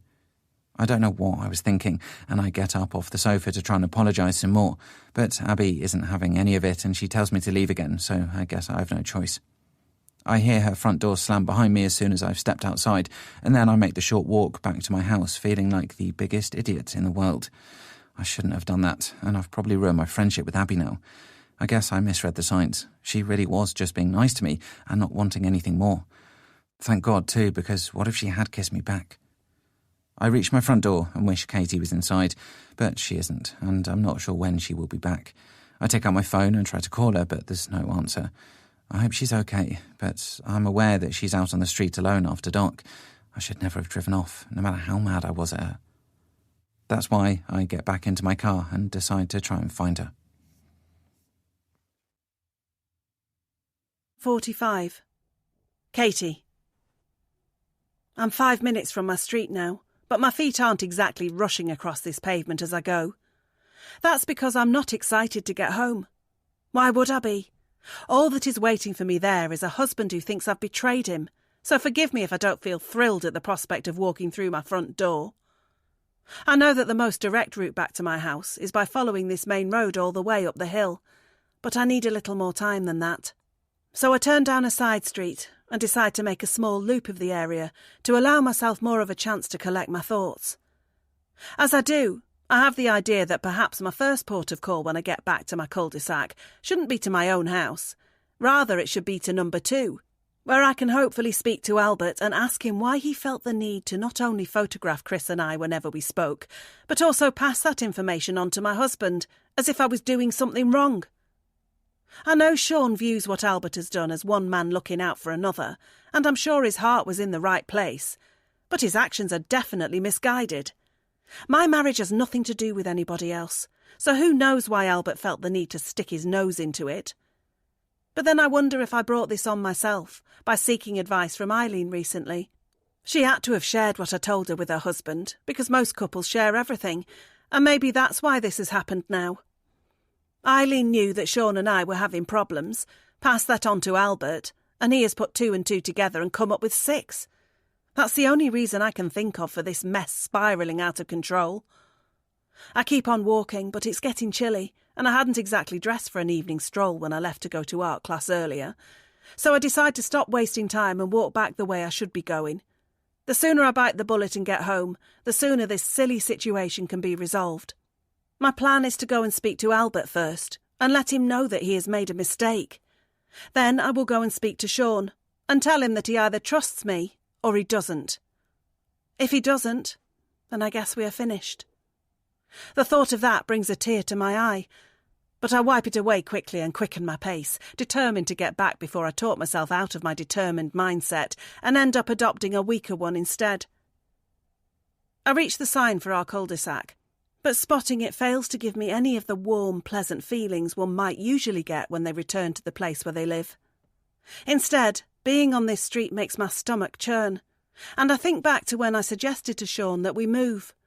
That was what my instincts told me, And like Eileen said when she gave me her advice, instincts should always be trusted. Walking up the road, I pass number 1 as I go, and I notice that the curtains are still open in the living room, allowing me to have an unobstructed view right inside to see where Ian and Jackson are sitting on the sofa, watching television. They don't see me, and I look away quickly in case they glance up, but at least it looks like they are having a more peaceful night than I am. Next up is my house, which I'm planning to skip in order to go and speak to Albert, but I stop when I notice that Sean's car isn't on the drive. He should have been back by now after he drove off and left me on the street, but he's not. Where could he be? I look around as if I'm magically going to see his car somewhere else on here, but there's no sign of it. So I can only imagine where he might be now, driving around aimlessly perhaps. Or maybe he's gone and checked himself into a hotel after feeling like he's too mad at me to sleep in the same house. Whatever he is doing, I remind myself that I have done nothing wrong and keep my belief that the truth will come out in the end. It's as I am standing on my driveway wondering where my husband might be when I lose my confidence in going around to number 2 and having a go at Albert for what he has done. Maybe it's because he is elderly, or maybe it's because I'm just too soft for my own good. But I decide that I will speak to him in the morning. But I'm aware that the reason for my change of mind might also be because I've realised that my husband is not in the house now, like I thought he would be. So suddenly the prospect of going inside doesn't seem quite as daunting. I walk to the front door, but then curse out loud when I realise that I didn't bring a house key out with me this evening. I didn't see the need because Sean was collecting me, but that was before we ended up going our separate ways. Damn it, I'm locked out. Looking back down the dark street at the main road at the end, I wonder how long Sean is going to be, and I suppose I better call him to find out. But then I suddenly remember that we have left a spare key underneath one of the bins that we store in the back garden, and I realise I will be able to get inside without my husband's help after all. Opening the gate and walking down the side of the house, I almost fail to notice the dark shape at the bottom of the garden, until it moves. I let out a loud scream as I realise that somebody else is in this back garden with me, and that's all it takes for them to rush for the hedges. But as they go, they pass through a patch of moonlight on the grass, and I see their grey hooded jacket beneath their face, which is covered by a balaclava. "Hey!" I cry, figuring this must be the person that has been tormenting us for weeks. But they are gone almost as quickly as I saw them, disappearing through the broken fence at the back of the garden, and leaving me standing alone, afraid and in shock. I don't know who that was, but I do know one thing. It wasn't Jackson. I just saw him sitting on the sofa with his dad next door, so there's no way he could have got around here so fast. That means the teenager isn't the one who's been causing the trouble around here after all. So who is it? 46. Sean. I've been driving around for almost half an hour now, but I haven't been able to find Katie out on the streets. Either she's home already or something's happened to her, and I just have to pray that it's the former. We might be at war at the minute, but I still want her to be okay. Pulling over to the side of the road, I decide to try her mobile phone one more time before I complete the short drive back home. But when I take my phone out of my pocket, I see that I have 5 missed calls from my wife. Damn it, I must have accidentally flicked the switch on the side of my device to set it to silent. Calling Katie back with a knot of anxiety in my stomach in case she was calling me because she was in trouble, I hope she'll pick up and at least let me know that she's okay. But she doesn't answer, and that does nothing to ease my concerns. Pulling away from the side of the road, I drive back home as fast as I can, within the speed limits, hoping that I just missed spotting Katie when I was driving around and that she is already back before me. When I reach our driveway, I see a light on inside the house, and that makes me feel a little better because it must be her. She's home, so at least she's safe. Now, there's just the small matter of dealing with all the problems we have. I enter the house, unsure of what I'm going to say to my wife or what she might have planned to say to me, but I wasn't expecting to find her sitting at the kitchen table writing cards. "There you are," I say as I approach the table. "I was driving around looking for you." "I used the spare key to get in," she tells me, without looking up from the table where she is continuing to write cards. "What are you doing?" "I'm writing invitations." "For what?" "A barbecue." "What barbecue?" "The one we're going to host this weekend." "What are you talking about?" Katie keeps writing as I sit down at the table opposite her, and she only stops when I reach out and take hold of the pen in her hand so she can't keep ignoring me. Finally, she looks up and stops what she's doing, and that's when I see the determined look in her eyes. I'm inviting all of our neighbours to a barbecue, and it's important they all come. You're doing what? You heard. I heard, but it doesn't make any sense. Why would you do something like that? We've got things to talk about, and do you really think I want to be in the same place as Chris?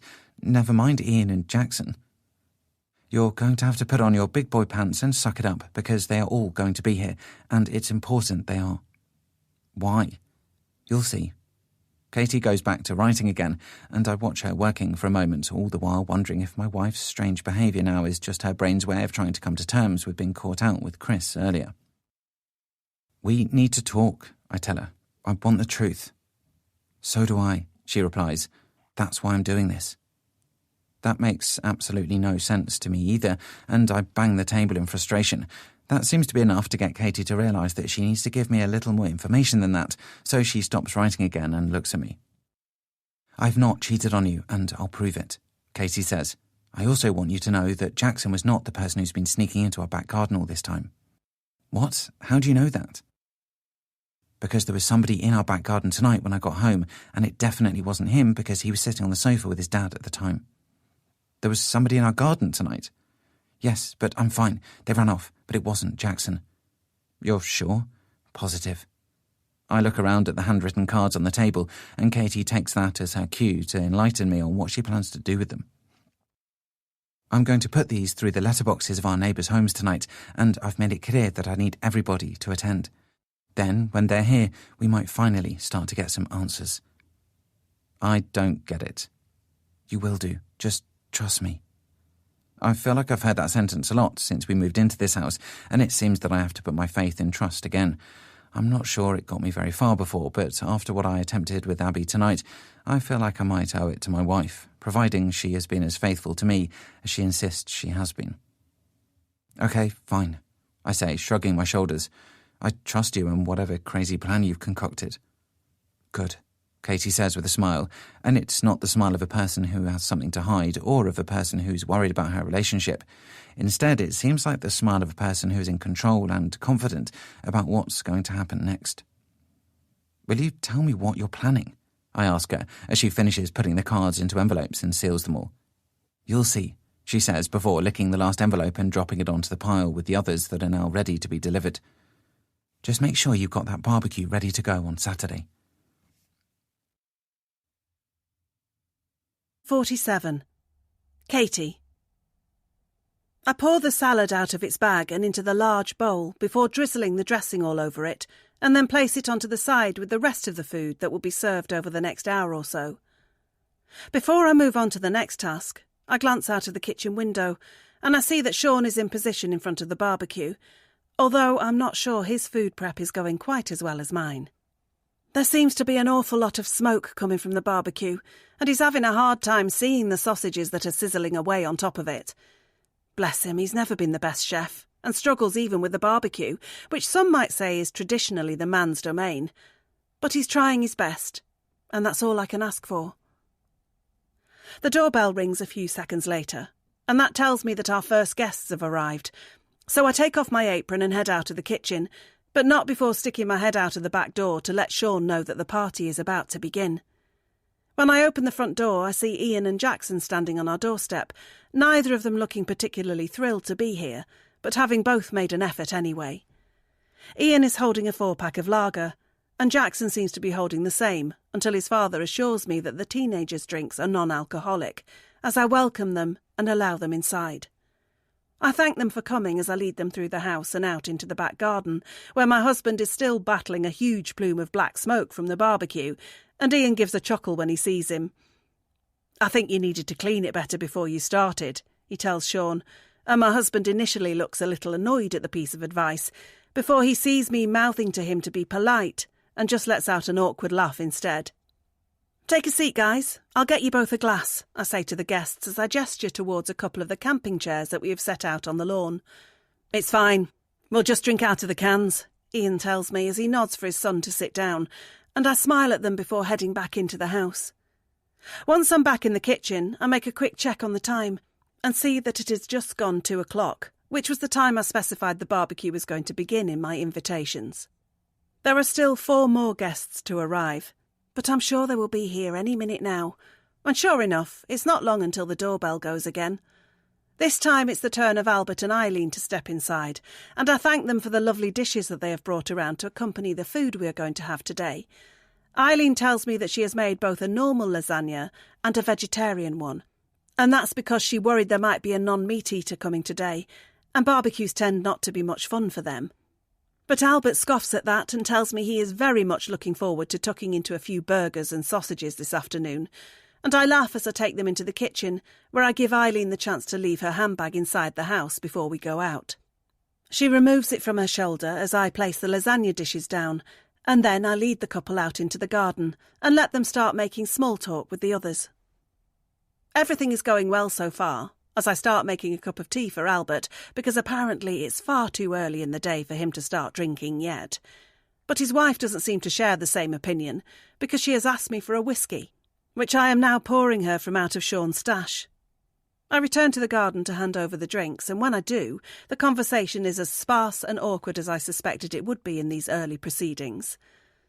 I approach my husband over on the smoky side of the garden and ask him how it's going. "Fine," he replies as he pokes and prods a couple of the sausages on the grill. "Don't forget to talk to everybody," I tell him with a wry smile, and he rolls his eyes before taking a swig from the bottle of beer that I furnished him with earlier.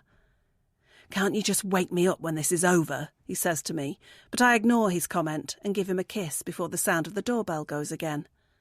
My husband instantly looks tense, and that's because he knows who is at the door. It will be the couple from number 3. And as much as he's not enjoying having Ian and Jackson here after their previous altercations, I know he's feeling even more awkward about having Chris and Abby in the house. "It's going to be okay," I tell him, before leaving the barbecue and going inside to answer the door. I take a deep breath before opening it, because of who is on the other side, but I need to push through this and get it over with. So I turn the handle and then put a smile on my face as I welcome Chris and Abby to the barbecue. Chris seems as pleased to see me as he usually is, but Abby seems a little off with me. But I don't let that distract me from what I have planned today. So I lead them through the house, accept the bottle of wine they have brought me, and then tell them to head out into the garden and take a seat, because the food should be just about ready now. They do as they are told, and I watch from the kitchen window as they say hi to the other guests, before I see Sean give an awkward nod towards Chris, while Abby just takes a seat and says nothing to anybody. Everybody is here, and this is what I was hoping for. Now it's time to get to work. 48. Sean. Well, this is just as uncomfortable as I thought it would be. I'm cooking for all of my neighbours, including the man who almost pressed charges against me for assault and trespassing, as well as the man I suspected of having an affair with my wife. And to top it all off, the woman who I almost kissed in a stupid moment of weakness is here too. And not only that, but she's now chatting with Katie. Talk about a complicated social gathering in the garden. My nerves feel as if they're as overcooked as these sausages on the grill in front of me, but despite my misgivings about this whole situation, my wife keeps urging me to trust her, so I guess that's what I must do. But I can't wait for this barbecue to be over. Maybe then some of this will start to make sense. "These sausages are lovely," Eileen says from her seat behind me. "Compliments to the chef." "Thank you," I say, and I wave my cooking tongs in the polite old lady's direction before doing my best not to burn the next batch. I think she's just been kind because I definitely burnt those sausages, but I'll take any compliment about my cooking any time, whether they are genuine or fake. I've been standing at the barbecue ever since our guests started arriving, and I'm planning on spending as long as I can here because it's giving me a great opportunity to avoid sitting with them and making small talk. I know Katie won't be impressed by my distinct lack of social skills so far, but this event was her idea, not mine, so I feel like I'm entitled to do whatever I can to get through it. Having my back to everybody is a good tactic to make this whole thing easier, as is the beer that I have to hand at the side of the barbecue too. But I realise I'm going to have to turn around and face everybody again when Jackson calls my name. "Hey, Sean," he says as I turn around to see him chewing a hot dog as he speaks. "Your grass is looking better now." I stare at the teenager and I can't tell if he's being sarcastic or not because I can never tell with him. All I can do is nod my head and say thanks before telling him that I've tried putting some new fertiliser on it, and it seems to be responding a little better than the last one I tried. Turning back to the barbecue, I think about how Katie was adamant that Jackson was not the person who's been sneaking into our garden, which would mean that he was not to blame for the broken plant pots, the broken window, and the damaged camera, as well as my plant pot that ended up in next door's garden, and that Ian was not able to explain when I asked him. My wife hasn't told me who else could have caused all that trouble, just that it isn't the teenager who lives next door, but until I get evidence of it being somebody else, then I will remain sceptical. Of course, if it is somebody other than Jackson, then it would mean that all the drama I caused next door when I was hauled away by the police was a silly mistake on my part, so it seems I will have a certain amount of pride to swallow if it does turn out to be somebody else. But until then, I'm remaining on my guard around the teenager, and indeed his father. "This wine is lovely," I hear my wife say, and I look over my shoulder to see that Chris has picked up the bottle he brought and is now showing her something on the label. Meanwhile, Abby is sitting quietly beside her husband, running her fork through the salad on her plate, and it doesn't look as if she has much of an appetite. I'll take that as more of a sign of her awkwardness at being here with me after I tried and failed to kiss her than the fact that my cooking is bad. But I make sure I turn around and look back at the barbecue before she can look up at me. I have no idea if she told Chris about what almost happened between us, but I have to assume not, because he hasn't come around to my house and had a go at me about it. I'm grateful for that, because it means that Katie still doesn't know about it, and I'm hoping that she never will. But I am curious as to how Chris explained himself to his wife when she would have asked him what was happening with Katie after I went to their house that night and made my claims about Chris and Katie's potential affair. Did Abby bring it up with him? Did they argue? Did he have an explanation? If so, I presume he has pleaded his innocence and begged for trust just like Katie did with me. But that's still an awful lot of unanswered questions, and the longer this barbecue goes on, the more I'm beginning to wonder what it is exactly that my wife has planned. It seems that I'm going to be left to wonder some more because it's only a few minutes later when Katie gets up from her seat and walks over to me before telling me that she has to go inside for a little while and that I'm to make sure that our guests are entertained until she gets back.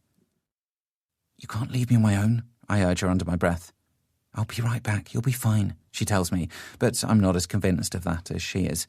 But she's already walking away before I can say anything else to her without everybody hearing me, so I'm left standing with the tongs in my hand, the crispy sausages below me, and our 6 neighbours looking at me and waiting for their host to initiate the next conversation. "So," I say, picking up my beer and racking my brains for something that we can all talk about for the next few minutes until my wife returns. "What do we think about this good weather we're having?" 49. Katie. I creep up the stairs as quietly as I can, even though I know that I have the house to myself. I can hear the voices in the garden where the barbecue is still in full swing, and I feel pleased that my husband has managed to keep the conversation going somehow amongst our guests, because the last thing I need is for people to get bored and start leaving early. They can't leave until I have done what I need to do, so I better be quick about it. Reaching the top of the stairs, I look along the landing at the 3 doors up here. They are all closed, so I'm just going to have to work through them one by one until I hopefully find what I am looking for. Opening door number 1, I see that this is the bathroom, and that tells me that this house has exactly the same layout as mine. I try to tell myself that the familiar layout can set me at ease and almost make me think that I am just walking around upstairs in my own place. But I'm not in my own place, so it isn't that simple. Looking around the bathroom, I don't see anything of interest, because all there is here are the usual fittings that one would expect in a room like this. I wasn't expecting to find what I was looking for in here anyway, so I move on to door number 2. I expect this to be the master bedroom because that's what would be behind the door in my house, and sure enough it is. I see the double bed, a couple of bedside tables and a large wardrobe, but there are no discarded items of clothing on display, unlike my own bedroom, which could definitely do with a tidy up.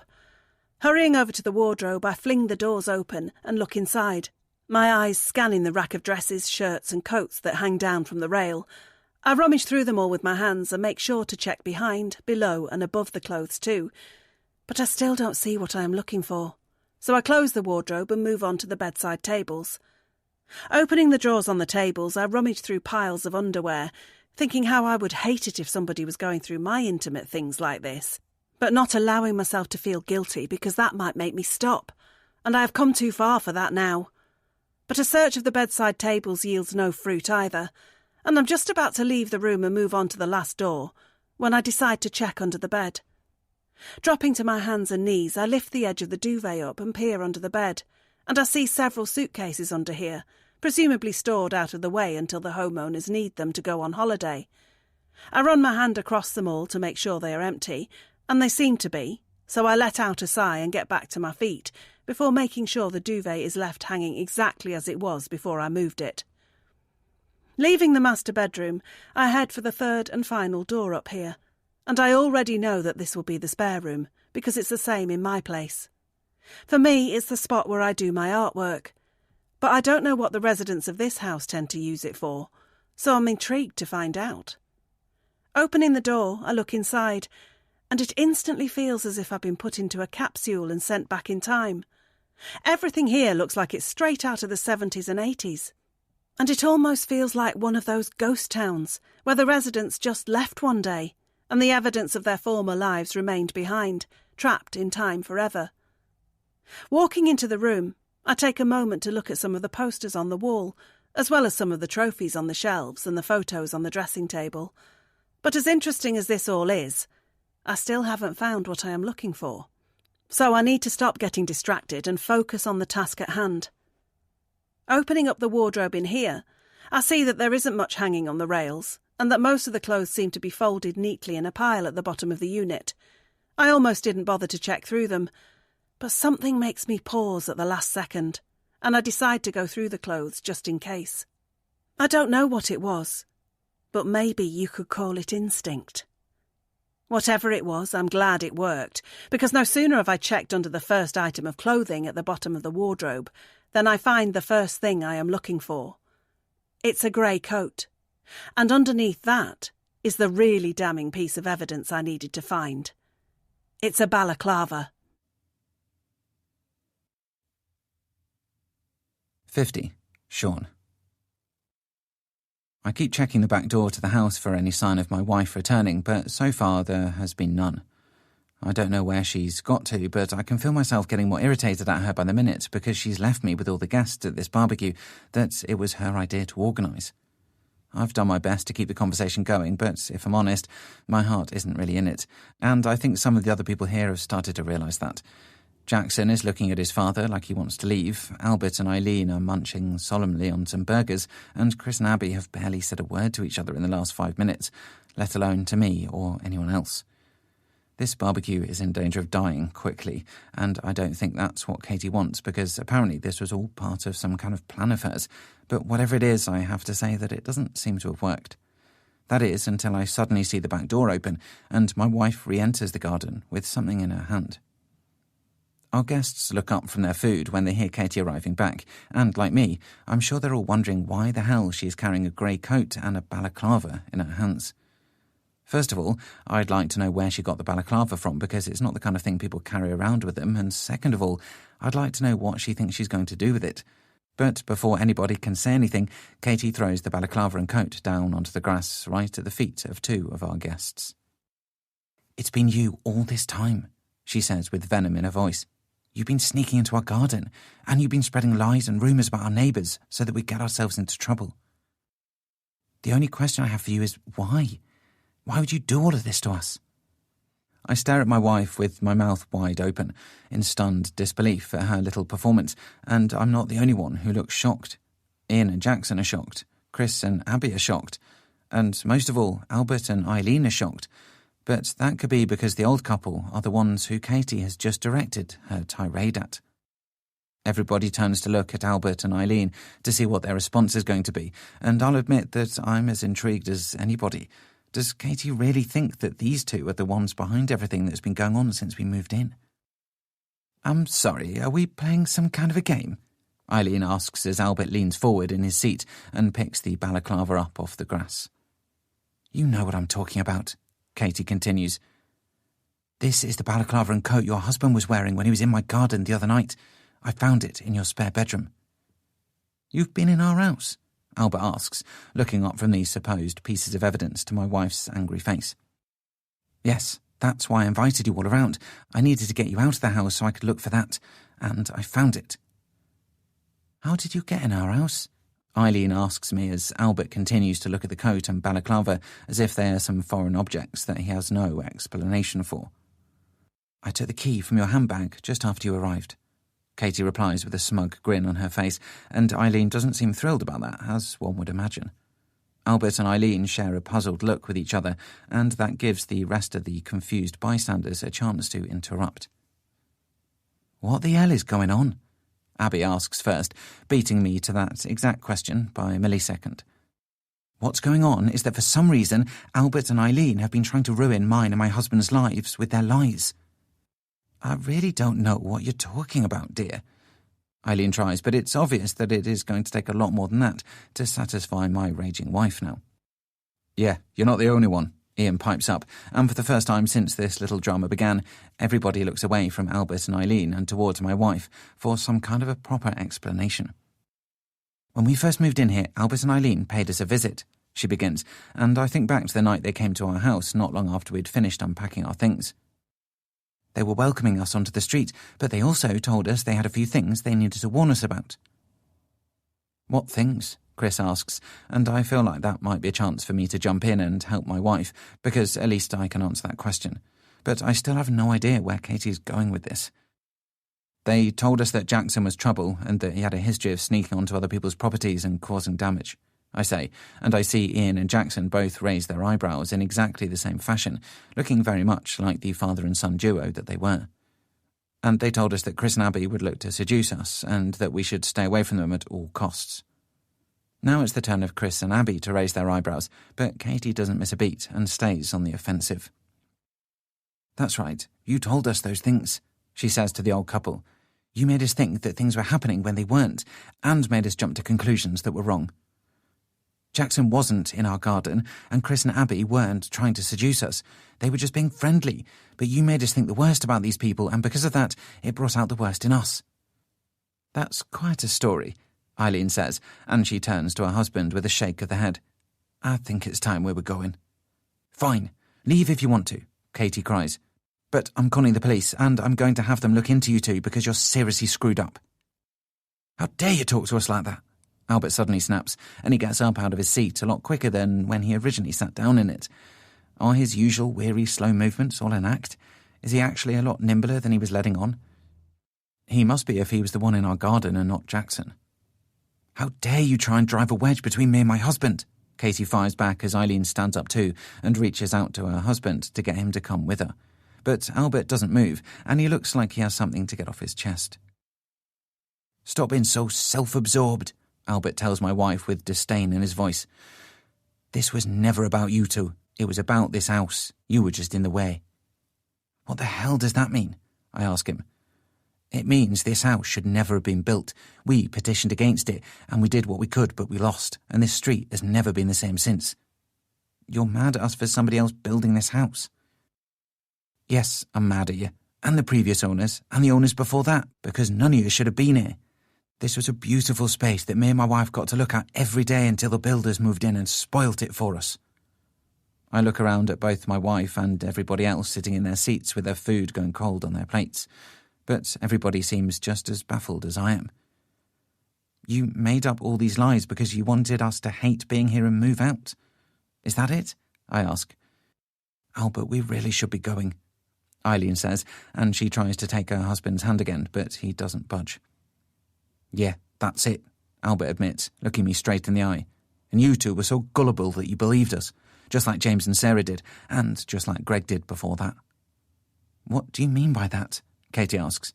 You did this with the others. Yes, we did, and they bought it all too, hook, line and sinker, Albert says, and he almost seems proud of himself. Greg went and got himself a restraining order, James and Sarah had an affair and broke up, and we got our way because they all moved out. Then it was your turn. What the hell have you done? Ian says as he gets to his feet and steps towards Albert, making the older man take a small step backwards. You spread rumours about my son so people thought he was trouble. That's why we've had so many problems over the years. Albert says nothing, so we all take that as a yes. Then it's the turn of Chris to stand up and start piecing his involvement in this together. "Why would you tell people that me and Abby would try and seduce them?" he asks. "Because it would instantly mean that everything you did to them from that point on would seem like flirting, and that would lead them to having all sorts of different thoughts that they never would have had if they thought you were just being friendly." "So that's why James and Sarah end up getting close to us," Abby says with disgust on her face. "They thought we liked them too, and it led to all of us making a mistake and cheating on our partners." "That was all your fault, but yes, we helped start the ball rolling," Albert replies. "What do you stand to gain from all of this?" Katie asks, and that's probably the best question so far because as crazy as all of this is, I still haven't been able to figure that one out. "Albert, come on, we need to go." Eileen tries again, and she goes to leave, but Jackson stands up and blocks her path, and she doesn't fancy her chances of forcing her way past an angry teenage boy. "No, it's okay. They have a right to know," Albert says, and he steps beside his wife to show that he is ready and willing to protect her from Jackson or anybody else who's angry with her. "Since this fourth house was built, we've been making it our job to try and get people to find a reason to leave again. We've been hoping that eventually the house will get such a bad reputation after all the quick sales that nobody will want it, and it will one day be torn down by the same useless council who agreed to build it." "You did all of this to get us to move out?" I ask, and Albert nods. "Why the hell didn't you just move if you couldn't stand this new house spoiling your view?" Abby asks, and Eileen suddenly feels compelled to answer that one. "Why should we move? We've been here for over 40 years. We've raised our son here. We're not the problem, this house is." Albert takes his wife's hand as she wipes away a tear with the other one, and it's obvious now just how much emotion is tied up in all of this for them. But I don't think that's quite going to garner them any sympathy from their hostile audience, and Katie just proves it a few seconds later. "I want you out of this house, and I want you off this street as soon as possible. Oh, I swear to God I'll kill you," my wife says, and I'd be impressed with her threat if I wasn't so afraid of it too.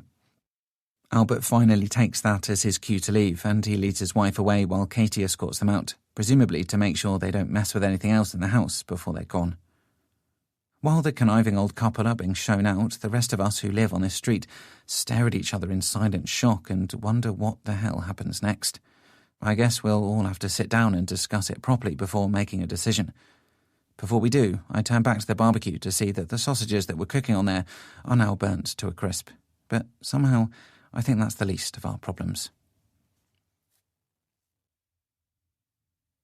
51. Katie. 5 months have passed since that dramatic day in our back garden when we had all our neighbours around for a barbecue. A lot has happened in that time, but the most important thing to occur is that a sold notice has just been fixed to the for sale sign outside number 2. Albert and Eileen have done what we requested of them and sold their house, and now they are finally leaving this street for good. After the scheming elderly couple left the barbecue that day, Sean and I spoke with the rest of our neighbours about everything that had happened. There were apologies, and even a few tears, as we all worked our way through our history on this street, and realised that so much of what had happened had been set in motion by the thoughts that Albert and Eileen had put in our heads. Ian and Jackson had never understood why their next-door neighbours would get angry with them and threaten violence, just like Chris and Abby had never known the full scope of why those who lived at number 2A always seemed to become enamoured with them and risk their relationships. We knew then that Greg, James and Sarah had just been victims of a cold and calculated game, and that Sean and I were very close to falling foul of it too. If I hadn't gone into the back garden for the spare key that night, so quickly after seeing Jackson at home, then I might never have started to figure it all out. But I did, and that's how I saw the grey coat worn by the intruder. It was the same grey coat that I had seen hanging on a hook in the hallway of Eileen's home when I had gone round to visit her. Then all I had to do was trace back all the problems we had to the night Albert and Eileen came to our house and gave us their friendly warnings, and I realised who the real problem was on this street. It's funny that we spent all the time we lived here worrying about those at number 1 and number 3, when it was the old sweet couple at number 2 who were really the threat. Sean and I battled feelings of jealousy and lust when it came to Chris and Abby, after being told that they would most likely be trying to seduce us. And Sean lost his temper and almost ended up with a criminal record after being led to believe that Jackson was the intruder in the garden. But all along it was Albert who was in our garden, and he even later admitted to being the one who had damaged our lawn so that it would never grow properly when we went around to speak to them later that night. He confessed that he had been so blinded with his hatred of our house that he was willing to do anything, big or small, to make it an awful place to live, so that over time nobody would want to live there anymore, and it might be knocked down again. It was a crazy plan. Ambitious but flawed, because he and his wife could never have known for sure that it would work in the long run. But they were certainly willing to try, and being retired they had plenty of time on their hands to do it. When Sean and I went round to Albert and Eileen's after the barbecue, we weren't just going for more answers. We went there to give them an ultimatum. Leave the street, or we would go to the police. Albert initially put up a fight and said that we lacked evidence, but Sean was in no mood to argue, and told the man that even if the police failed to get them, the other neighbours would. He said that as a collective, everyone else on this street would make Albert and Eileen's lives so miserable for the rest of their days that they would wish they had never moved there. And that seemed to do the job in convincing them that maybe it was time to sell up and buy in a different part of town. It might have seemed a little harsh to force an old couple out of the home that they had not only raised a child in, but spent most of their adult lives in themselves. But I only had to think of how close Sean and I came to breaking up after what they instigated, as well as the fact that it came too late for James and Sarah, who divorced, and Greg, who carries a stain on his record forever. But it's not just those of us who lived at number 2A that suffered.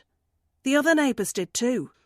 And it's hard not to believe that both Chris and Abby and Ian and Jackson have had their lives altered and affected by what Albert and Eileen did. Would Chris and Abby ever have betrayed each other if James and Sarah hadn't believed they were a couple of adventurous lovers and got too close to them for comfort? Maybe, but then again maybe not. And it's a fine line between two couples staying faithful to each other and one of them getting a divorce and selling their house. And what about Ian and Jackson?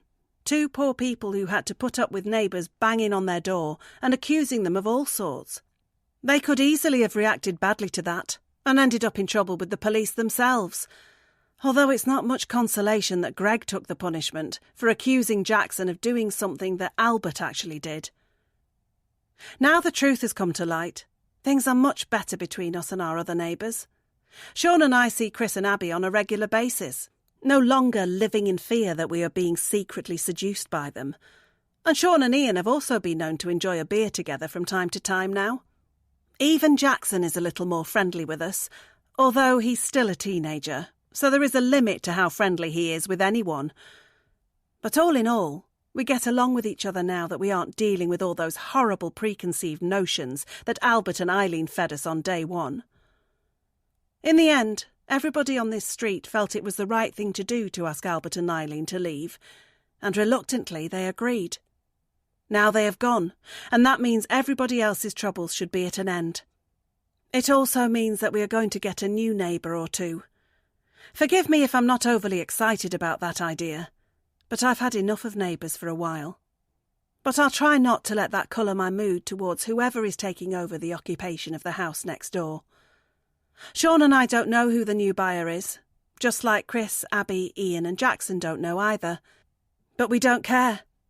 Whoever it is, they can't be any worse than the previous owners, that's for sure. Epilogue. I've almost finished unpacking my things into my new home when I hear the knock at the front door. I'm not sure who it is, but if I had to guess, I'd say it might be one of my new neighbours popping round to welcome me onto the street. Sure enough, when I open the door, I see two smiling faces standing before me.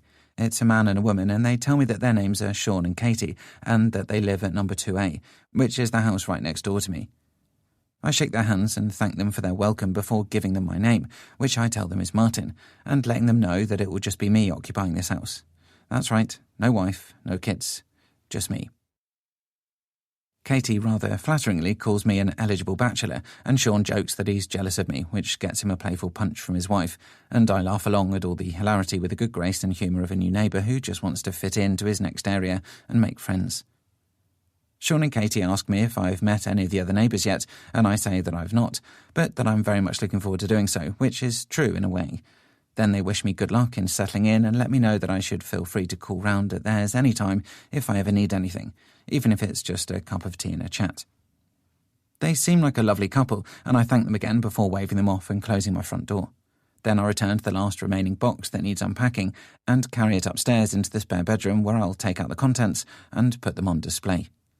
It feels strange being back in this room again after so many years, but it's almost exactly as I remember it, and that's because the previous owners have left this room in the same condition it's been in forever. It's those previous owners who are on my mind now as I open the box and take out the photo frame inside which shows the pair of them, smiling into the camera.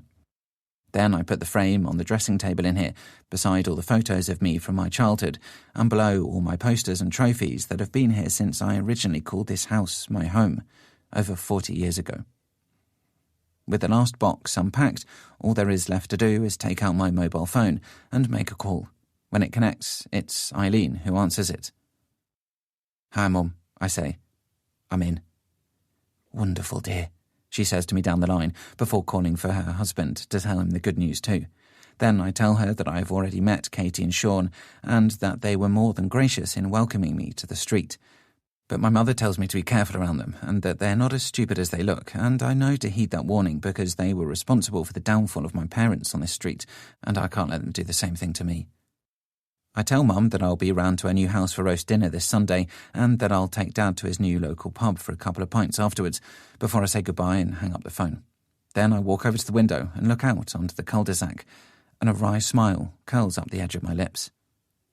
Having moved back all the way from Australia to be here, it's been quite the lifestyle change, but I'd do anything for my mum and dad, and that's why I agreed to their idea about me buying their old home. They were forced to sell it by the other residents on this street, but none of them has to know who they really sold it to. My parents have kept the house in the family, as it should be, and that means I can keep their plan alive.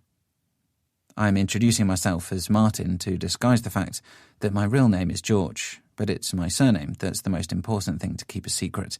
It's the same as Albert and Eileen's, of course, and it will give me away should anybody on this street discover it, so I'll just have to make sure they don't. As I stand at the window, I feel like this doesn't compare to Australia. It's actually better. That's because it's good to be home, and it's certainly going to be good to mess with my new neighbours. You've been listening to The Neighbours by Daniel Hurst, narrated by Deirdre Whelan and Adam Goodwin. Published by Quest, an imprint of W.F. Howes Limited. This work is copyrighted 2021, Daniel Hurst. This recording is copyrighted 2022, W.F. Howes Limited.